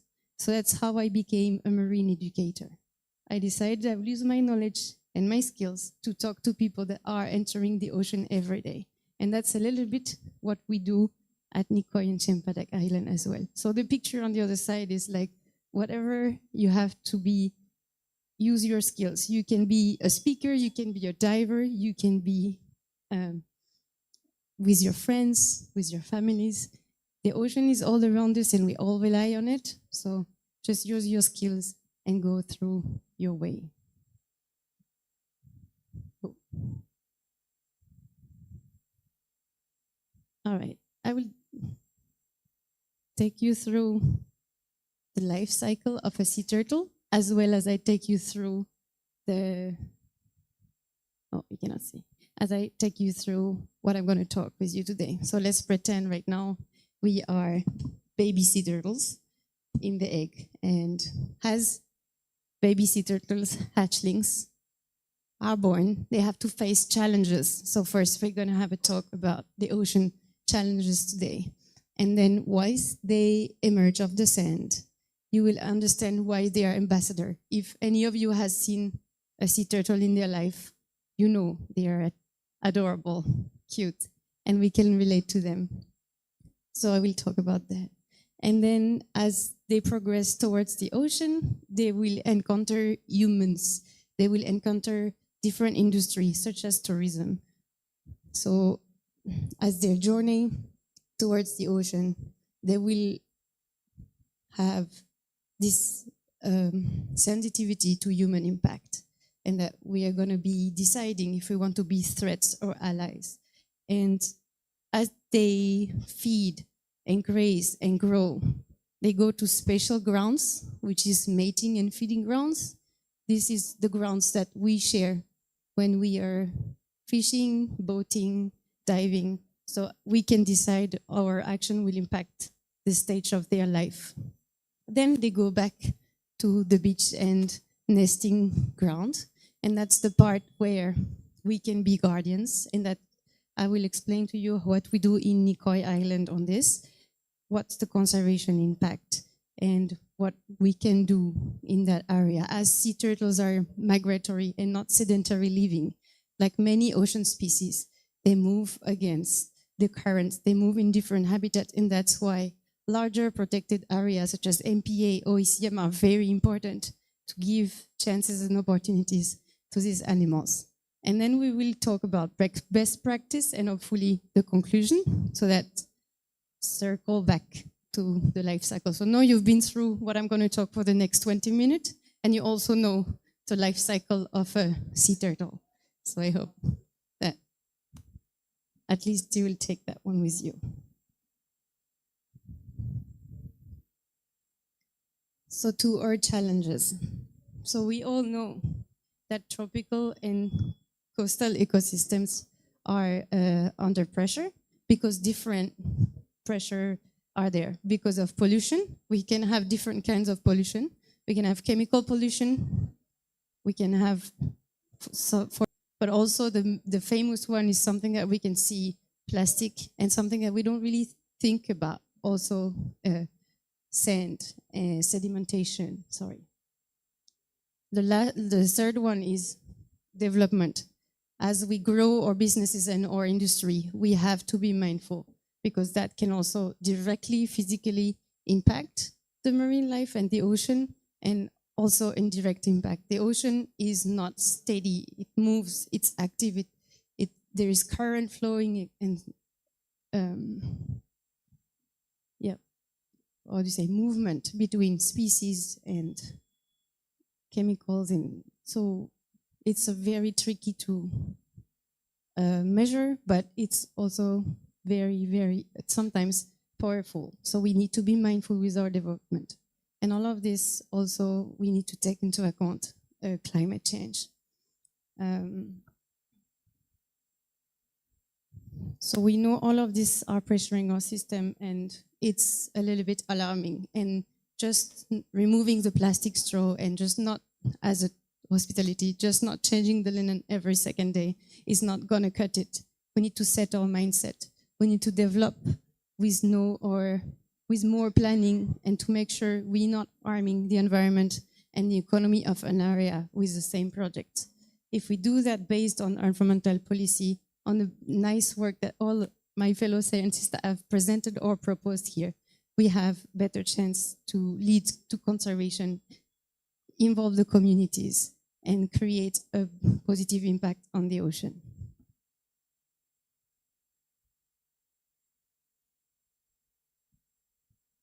So I hope you can see how cute are sea turtle. If you have never seen in real life, I really suggest you to have a look in some areas. In Nicoy and Cempedak Island, we are lucky enough to have to be a nesting ground, which means we have mother turtle coming on the beach to lay the eggs, and we have hatchlings emerging.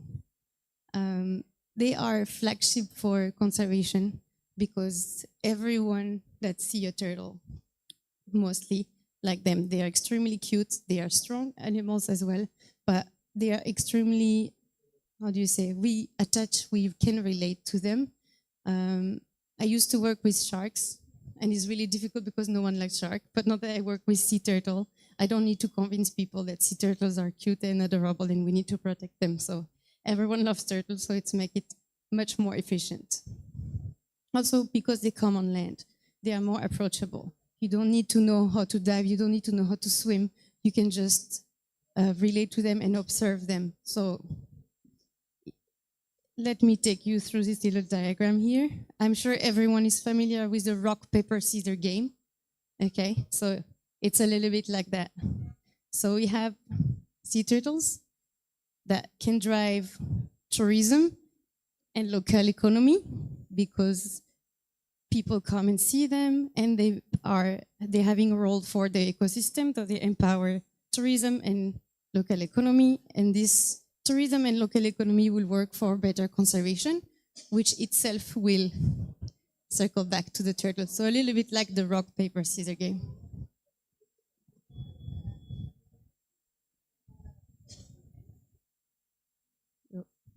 Right.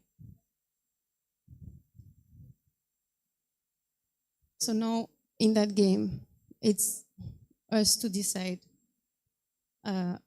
what we want to be. the secret weapon of conservation, I believe, is people. And hospitality is the industry of working with people and for people. So I think in that case, using tourism for ocean conservation and sustainable action makes a lot of sense. The reach through tourism is incredible. You work with people and for people. You can work with the local community. You can educate your staff, your team members, but also your guests that are coming within through your resort. And so the key question here is, do you manage tourism to maximize conservation and involve the local communities? Because if you do, then you create conservation. How you can do that? You can educate and involve to reduce pollution. Here I have an example of not the pollution that everyone knows about, not the plastic pollution, not the chemical pollution, the light pollution. For sea turtles, light is really different than from humans. They are extremely sensitive, and when they go on land, they guide themselves with the light. So here we have a picture of a little girl helping a little hatchling to go towards the ocean, because that's the night sky next to our resort, unfortunately. So when there are like light pollution from industries or things like that, the sky look like this and they might get confused and go to the wrong direction, because that's not necessarily the ocean. But when the light is dimmed and more respectful for all the sea turtles, then they are not disturbed and they find their way on their own.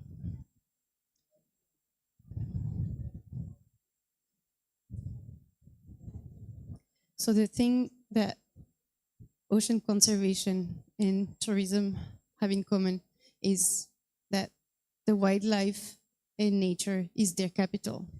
So with the right mindset and the collaboration, we can coexist and be part of the blue economy. I'm not going to go through the blue economy. Again, we had an amazing presentation on that. But if we go through the challenge again, we can tackle this challenge with the both collaboration and tourism.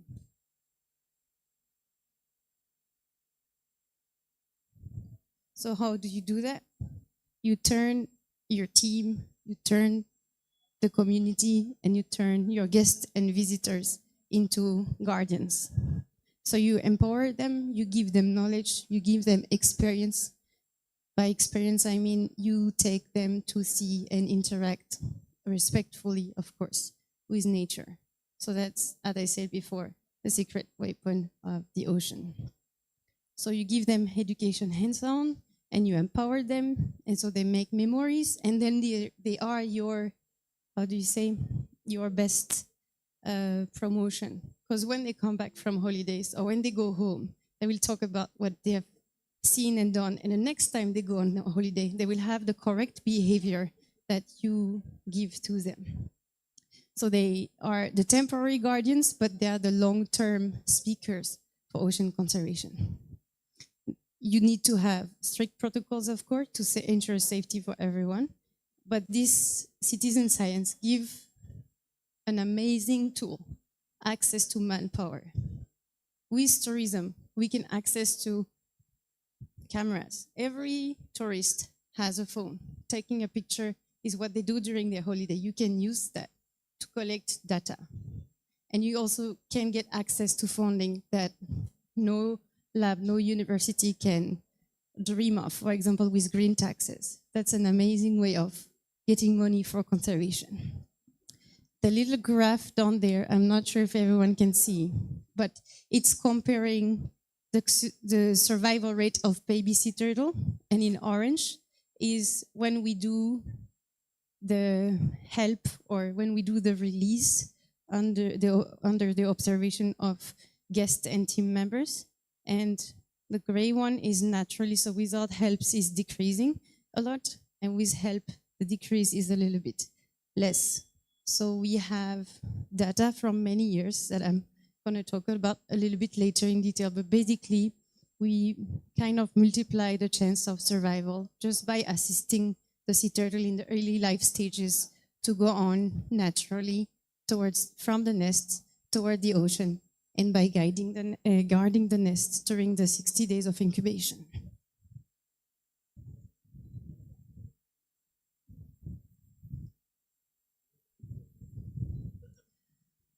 So Nicoy Island, as a case study, is a private island, and it has the sea turtle conservation program since many years. It's also was instigating with the help of the government, UMRA, the MPA since 2022, and we empower our guests and team members and local communities through our operation.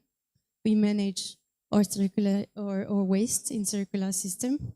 You can have a look at the booth. We're really happy to explain that to you, but basically we manage our food waste with black soldier fly larvae, and we also use compost.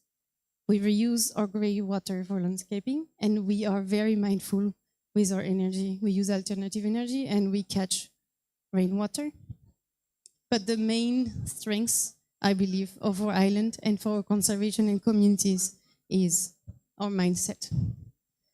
So we keep mindset of community, conservation, culture, and commerce that we get from the long run. I go a little bit to that later. But basically, everything is conservation. Sea turtle conservation does not start or stop only at the beach. Whatever we do in our daily life will impact the ocean, especially when we are on small islands like many in Indonesia and like Nicoy and Cempedak.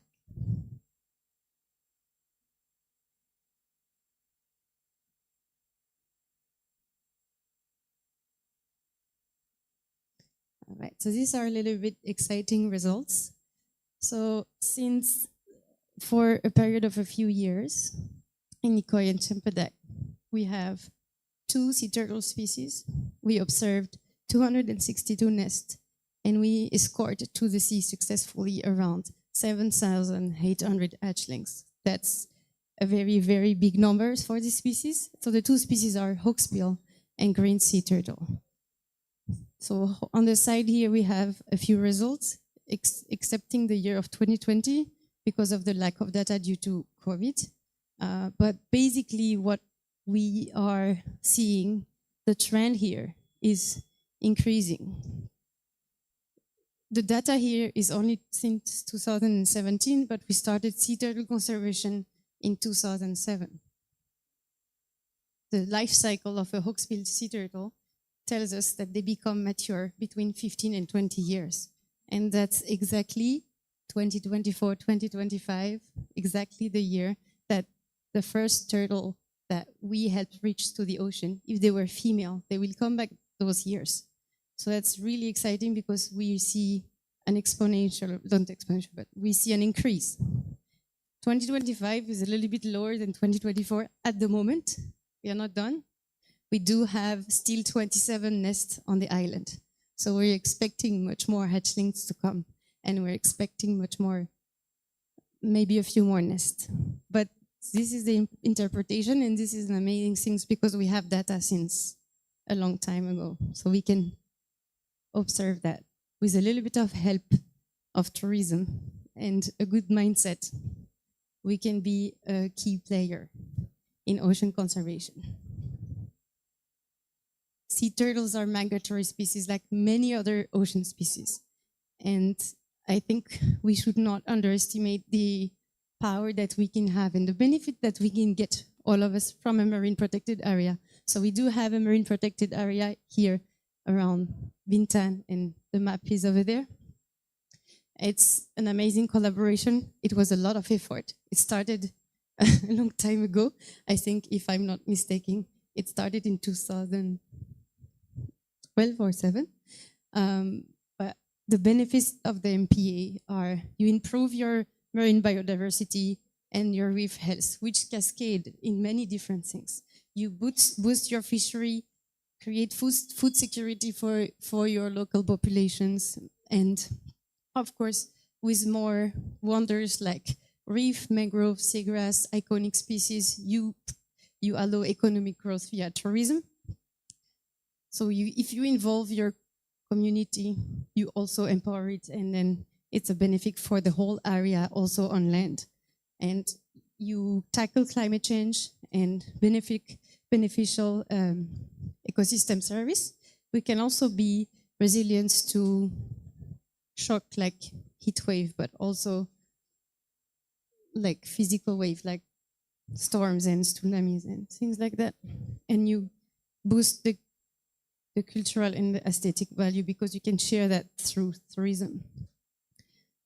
This model is replicable and it's an opportunity. We have a project for Cempedak Island, for example, and it goes with the 30 by 45 initiative from the government of Indonesia, but it's not only for Nicoya and Cempedak, neither Bintan area. It can be replicated many places. So because MPA works as bank for resources and they are replicable, we are not the exception, and we need to be mindful because MPAs are also suitable or not suitable, but also submitted to threat. Fish and marine species don't know boundaries, so we need to be very careful when we establish the MPAs to make it significant and worth protecting, because, for example, development can harm, wrong development next door can harm an MPA. So how do we engage our community to avoid that and make sense? In Nicoya, we have different ways. We trained our local staff to help patrol and monitor the beach and release the sea turtle. We share education. We develop smooth school programs. We have a deepen connection with the local community through the food that we purchase, and our guests can join cultural exchange to understand, appreciate, and that leads to some respect. We have some co-design project together with the local community and villager, and we, as I mentioned, source our food within the local community. The mindset is also there for sharing with loans and different project approach that we have all from different backgrounds and different community have different strengths. So the important is that we can, this is not a negative thing, it's a strength. So we can all benefit from what we know best. Sorry. Right. So what did we learn and what are your best practices? Well, conservation in development or conservation in any industry is a choice. It's a choice from the right beginning, from the owners and the manufacturers. So you have to create a concept that is respectful, but it's also a choice from the customer. The customer will value your choice and your service, and it will cascade back at you. So, for example, in tourism in Nicoya, it's eco-friendly design. Let's put it a little bit on an example. We do not have ACs in the room. The room used traditional material and traditional shape of Indonesia to allow airflow so that we do not need to use a very high consuming energy device, which is the aircon. It's a choice. We took a step, and it's very well received by most of our guests and staff members. So this goes to the minimal energy use. We are very, very mindful of our water, and we are very good on recycling. To use the words of someone I work with, we've pushed sustainability further than any other hotel in the region. And in doing so, the owners have shown that responsible tourism can be both profitable and environmentally positive, all without compromising our guest comfort. So basically, it's doable. It has to be structured. We need code of conduct. We need guests. We need a good timing, especially with conservation. If you work with nature, it's you're going to have night patrols, early morning, and maybe sleepless nights. We do some predator management as well, but basically it's all worth it because when you look at what we have achieved, we know it's working. So just a little bit more in detail of that. Our project have seen sea turtle nests and hatchling increase. We are, I believe, well managing our tourism, and if you do it with the community in collaboration, it's also finance expansion, and with that you can increase the expansion of the area or the species that you want to protect. It's a replicable model, and it's very, very turtle friendly, but we cannot limit ourselves to that. We need to scale up, and we can also give advice for other MPA worldwide. What are these tips to replicate? You need to base yourself on protocol. I think one of my fellow keynote speakers was saying, listen to the scientist. Basically, that's what I'm trying to say here. You need to be mindful of your situation, but base your data on science. Of course, involve guests and community.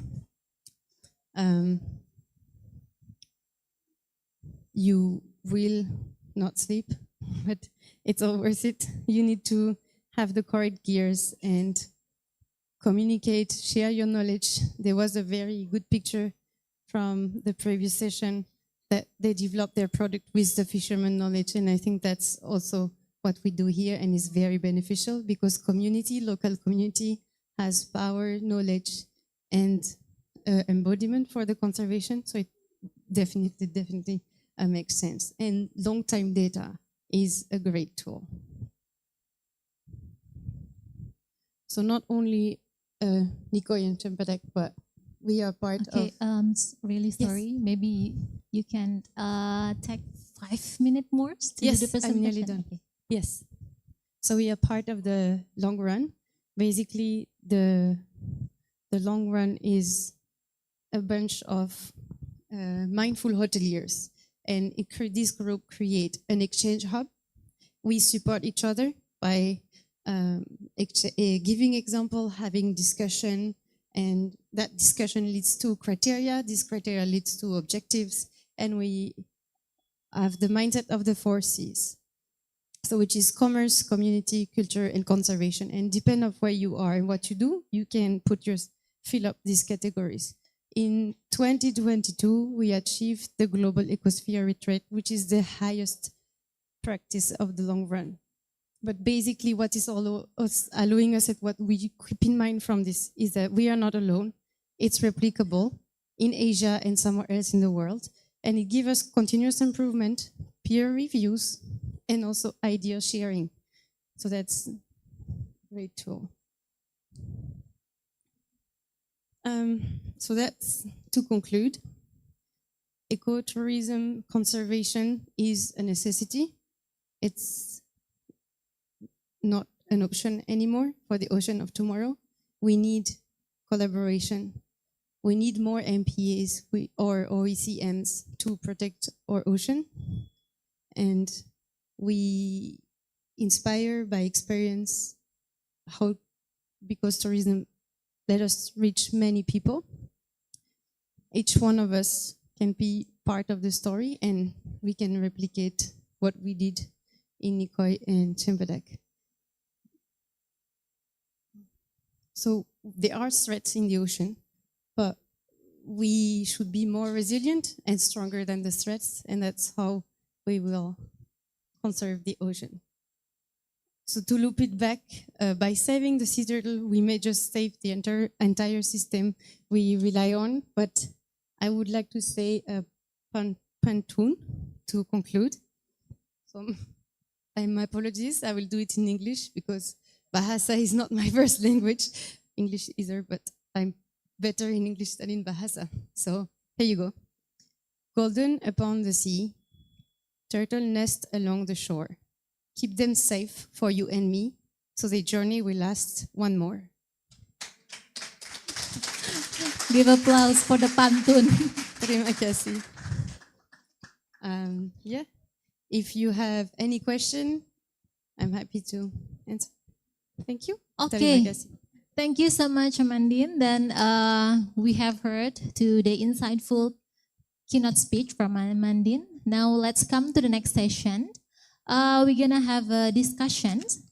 Of course, we invite all of the audiences in this room or in Zoom also to ask questions or having a discussion with Amandine.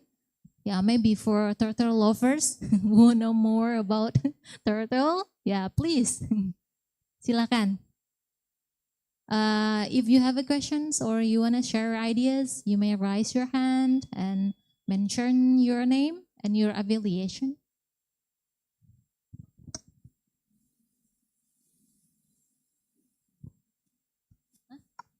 Someone's there want to asking question? Okay, maybe committee can help with a microphone.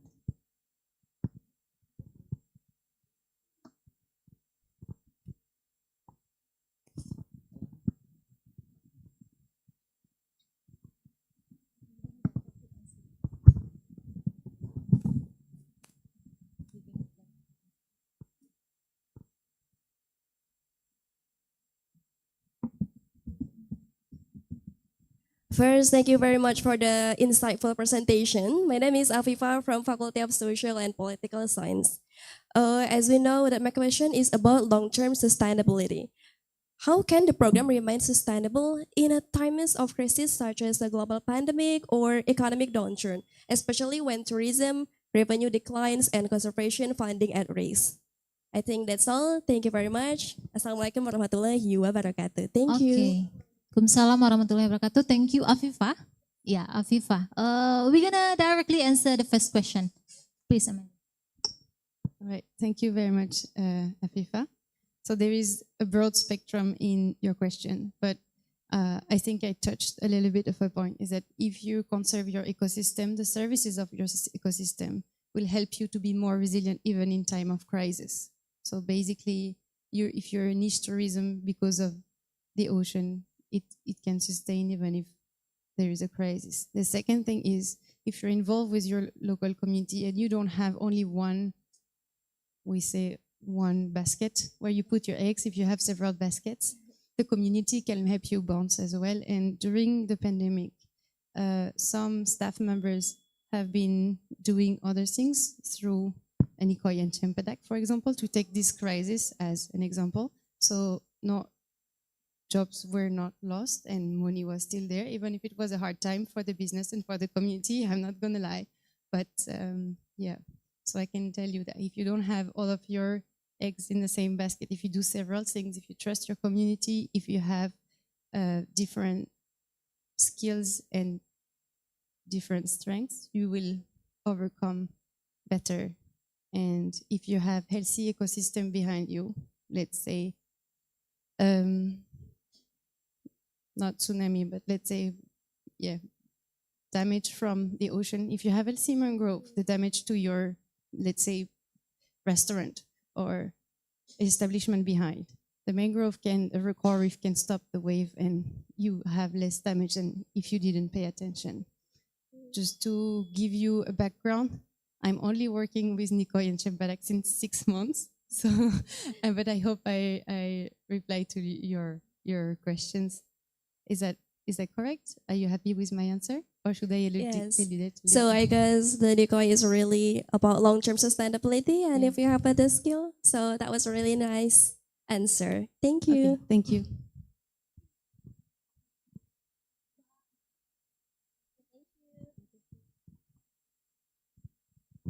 Okay, thank you so much, Afifa, for the questions. We still invite another participants asking question or sharing ideas, please. Yes, silakan Bapak. Thank you. A very interesting presentation from you, Amandine. Okay. Okay, Amandine. Today you save sea turtle for a part solution for marine protection or marine conservation. So, what's your next? You're planning for the next time? besides she charger. Okay. Oke, dengan Bapak Arif Pratomo. Arif Pratomo. Arif Pratomo. Thank you, Dari Bapak. program studi ilmu kelautan. Oke. Yes, from Marine Science Faculty. Study Program. Oh, from Marine Science Study Program, Universitas Maritime Raja Ali Haji. Oke. Thank you very much. I think that's a not handy question. I could talk about what I want to do with no end. I think in a short term, we're gonna publish an article with our data and hopefully inspire other tourism holders, gather different tourism stakeholders as well, and go a little bit deeper into turtle conservation. I also want to touch on coral restoration. I already have a background of that in the Maldives where I used to work before. I want to expand it here and I don't want to stop at that. I also love mangrove. We also need seagrass. There is no ending. But also as a part of a business, there is an opportunity with the government initiative of protecting the Indonesian marine resources, the 30 by 45, which is 30% of the ocean by 2045. And that's a big part of what I would like to do next, increase the marine protected area. I truly believe that they go hand in hand with tourism and they are bank for ocean resources. Doesn't matter if you see the ocean resources as economic resources or if you see them as bioresources, biodiversity and tourism resources as well. It goes hand in hand. So yeah, that's to make it short. It's the next steps and a lot more of collaborations with local community. At least on my side, I'm trying to improve my Bahasa, but it's not there yet. Thank you so much for your question. And I would be very happy to keep talking about that, but I think we need to give space for other questions. Terima kasih. Amandine already ran, terima kasih. Okay, maybe we can receive one last question or sharing from the audiences, if any questions.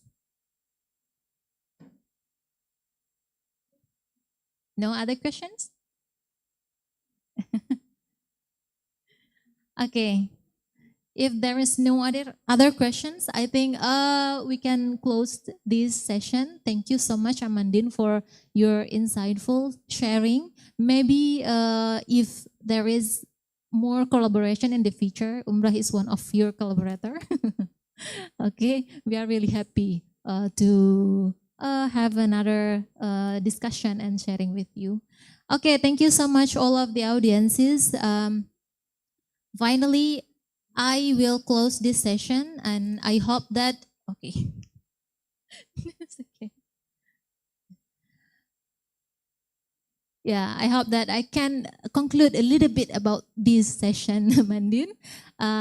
What I can conclude is we can do, we can protect turtle together, although we have different background, right? For example, we are from education faculty, or Bapak Arif from Marine, from other faculty, I mean, and also other audiences. We can do it together, hand in hand. Okay, thank you so much. I think that's all. Last I say Assalamualaikum warahmatullahi wabarakatuh dan sampai berjumpa kembali di sesi berikutnya. Baik, terima kasih untuk moderator kita Ibu Hanifah SPDI MPD untuk sesi ketiga di hari ini. Selanjutnya penyerahan cenderamata kepada narasumber kita siang hari ini. Kami silahkan Mrs. Amandine Fullstack untuk bisa maju ke depan. Dan kami mengundang Ketua Panitia Kegiatan Seminar Internasional MaCiFIC kelima tahun 2025, Bapak Dr. Eka Putra Ramdhani, STMSI, untuk menyerahkan cenderamata kepada narasumber. Okay, ladies and gentlemen, this is giving souvenirs to our keynote speaker, Amandine Fullstack from French.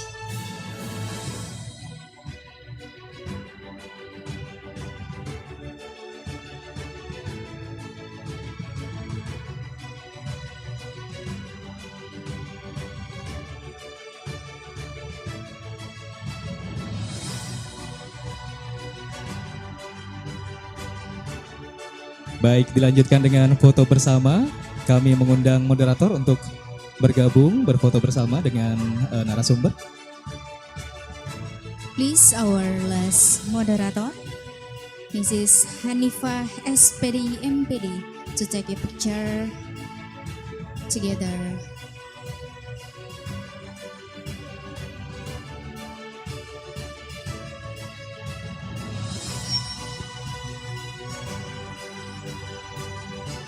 Baik, terima kasih. Kami silahkan kembali ke tempat dan boleh kita berikan aplaus yang meriah untuk Mrs. Amandine Fulstek yang telah memberikan paparan materi kepada kita di siang hari ini. Bapak dan Ibu hadirin undangan yang kami hormati, para peserta seminar internasional MaCiFIC kelima tahun 2025. Sesaat lagi kita akan ikuti rangkaian acara penutupan MaCiFIC tahun 2025 ini. Namun kami akan umumkan best presenter untuk kegiatan seminar internasional. Okay, ladies and gentlemen, next agenda, we will announce some of the best presenters in this international conference. Para presenter terbaik dalam seminar internasional ini nanti akan mendapatkan cenderamata dari panitia dan kami akan umumkan untuk best presenter dalam rangkaian kegiatan seminar internasional MaCiFIC kelima tahun 2025. Yang pertama, kami silakan nanti untuk maju ke depan. Best Presenter, Bapak Satria Agus SSMPD Ciar MCE. Disilakan. Please welcome to the stage Mr. Satria Agus SS MPD CRMC. Kemudian best presenter yang kedua, kami silakan untuk maju ke depan. Saudara Bagus Narendra. Please welcome to the stage Mr. Bagus Narendra as a second best presenter in this international conference. Best presenter ketiga, kami silahkan untuk bergabung di depan. Nabila Zaskia Zikra. Please welcome Nabila Zaskia Zikra as a third best presenter. Ada? Boleh bergabung di depan?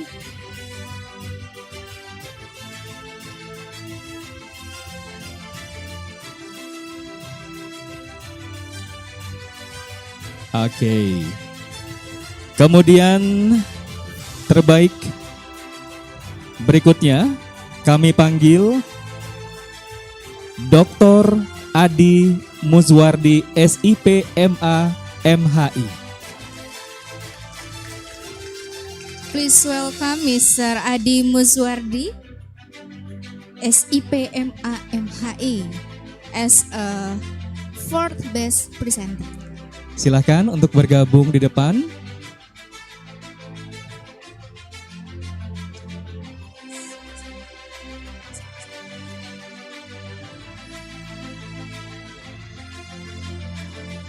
Kemudian kita panggil untuk poster terbaik diraih oleh Dr.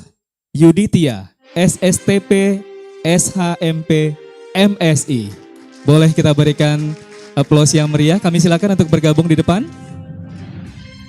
Please welcome Dr. Yuditya SSTP SHMP MSI as a best poster in our seminar international conference. Baik, sambil menunggu para terbaik lainnya untuk bergabung di depan, kami silakan kepada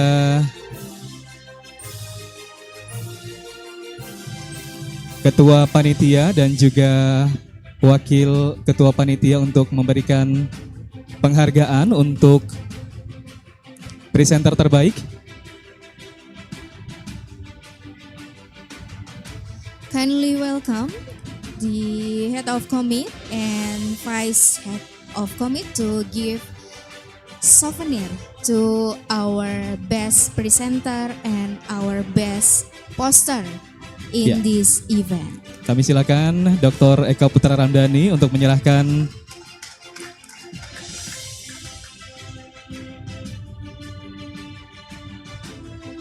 plakat terbaik.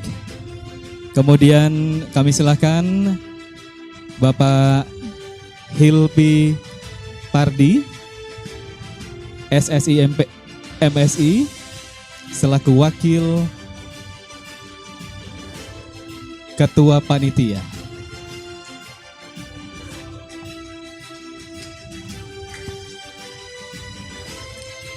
Baik, kami silakan untuk berfoto bersama untuk seluruh peserta terbaik. Maksud kami presenter terbaik dan juga poster terbaik. Boleh sekali lagi kita berikan aplaus yang meriah untuk presenter terbaik dalam rangkaian kegiatan seminar internasional MaCiFIC kelima tahun 2025 yang diselenggarakan oleh Universitas Maritime Raja Ali Haji.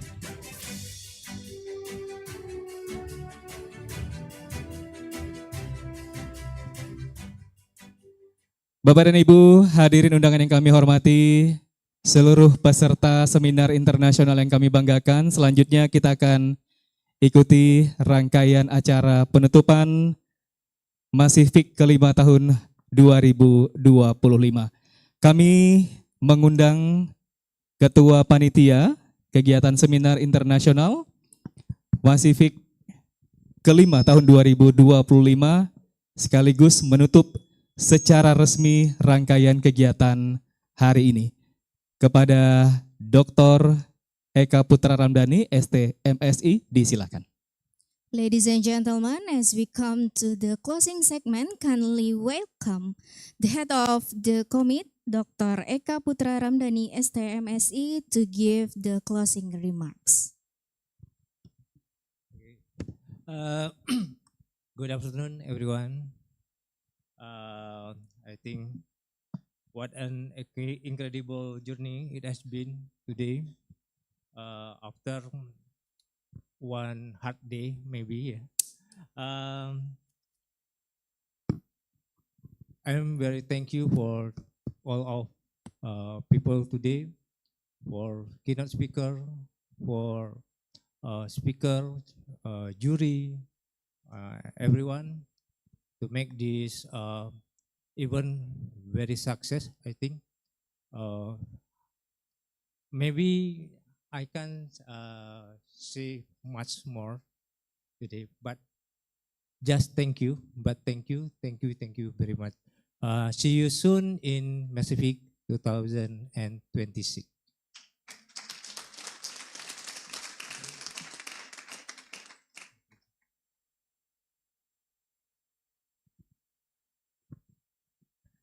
Terima kasih kami ucapkan kepada Dr. Eka Putra Ramdhani, STMSI, selaku Ketua Panitia Kegiatan Seminar Internasional MaCiFIC kelima tahun 2025. Boleh kita berikan aplaus yang meriah. Bapak dan Ibu, hadirin undangan yang kami hormati, dengan berakhirnya sambutan tadi, maka berakhir pula seluruh rangkaian kegiatan Seminar Internasional MaCiFIC kelima tahun 2025 yang diselenggarakan oleh Universitas Maritime Raja Ali Haji hari ini tanggal 24 September 2025. Ladies and gentlemen, finally that concludes the closing ceremony of the 5th Maritime Continent Fulcrum International Conference 2025 organized by Universitas Maritime Raja Ali Haji. Terima kasih atas segala perhatian, mohon maaf atas segala kekurangan. Kita jumpa lagi di kegiatan MaCiFIC ke-6 di tahun 2026. Saya undur diri, kami akhiri dengan wabillahi taufik wal hidayah. Wassalamualaikum warahmatullahi wabarakatuh. And good afternoon.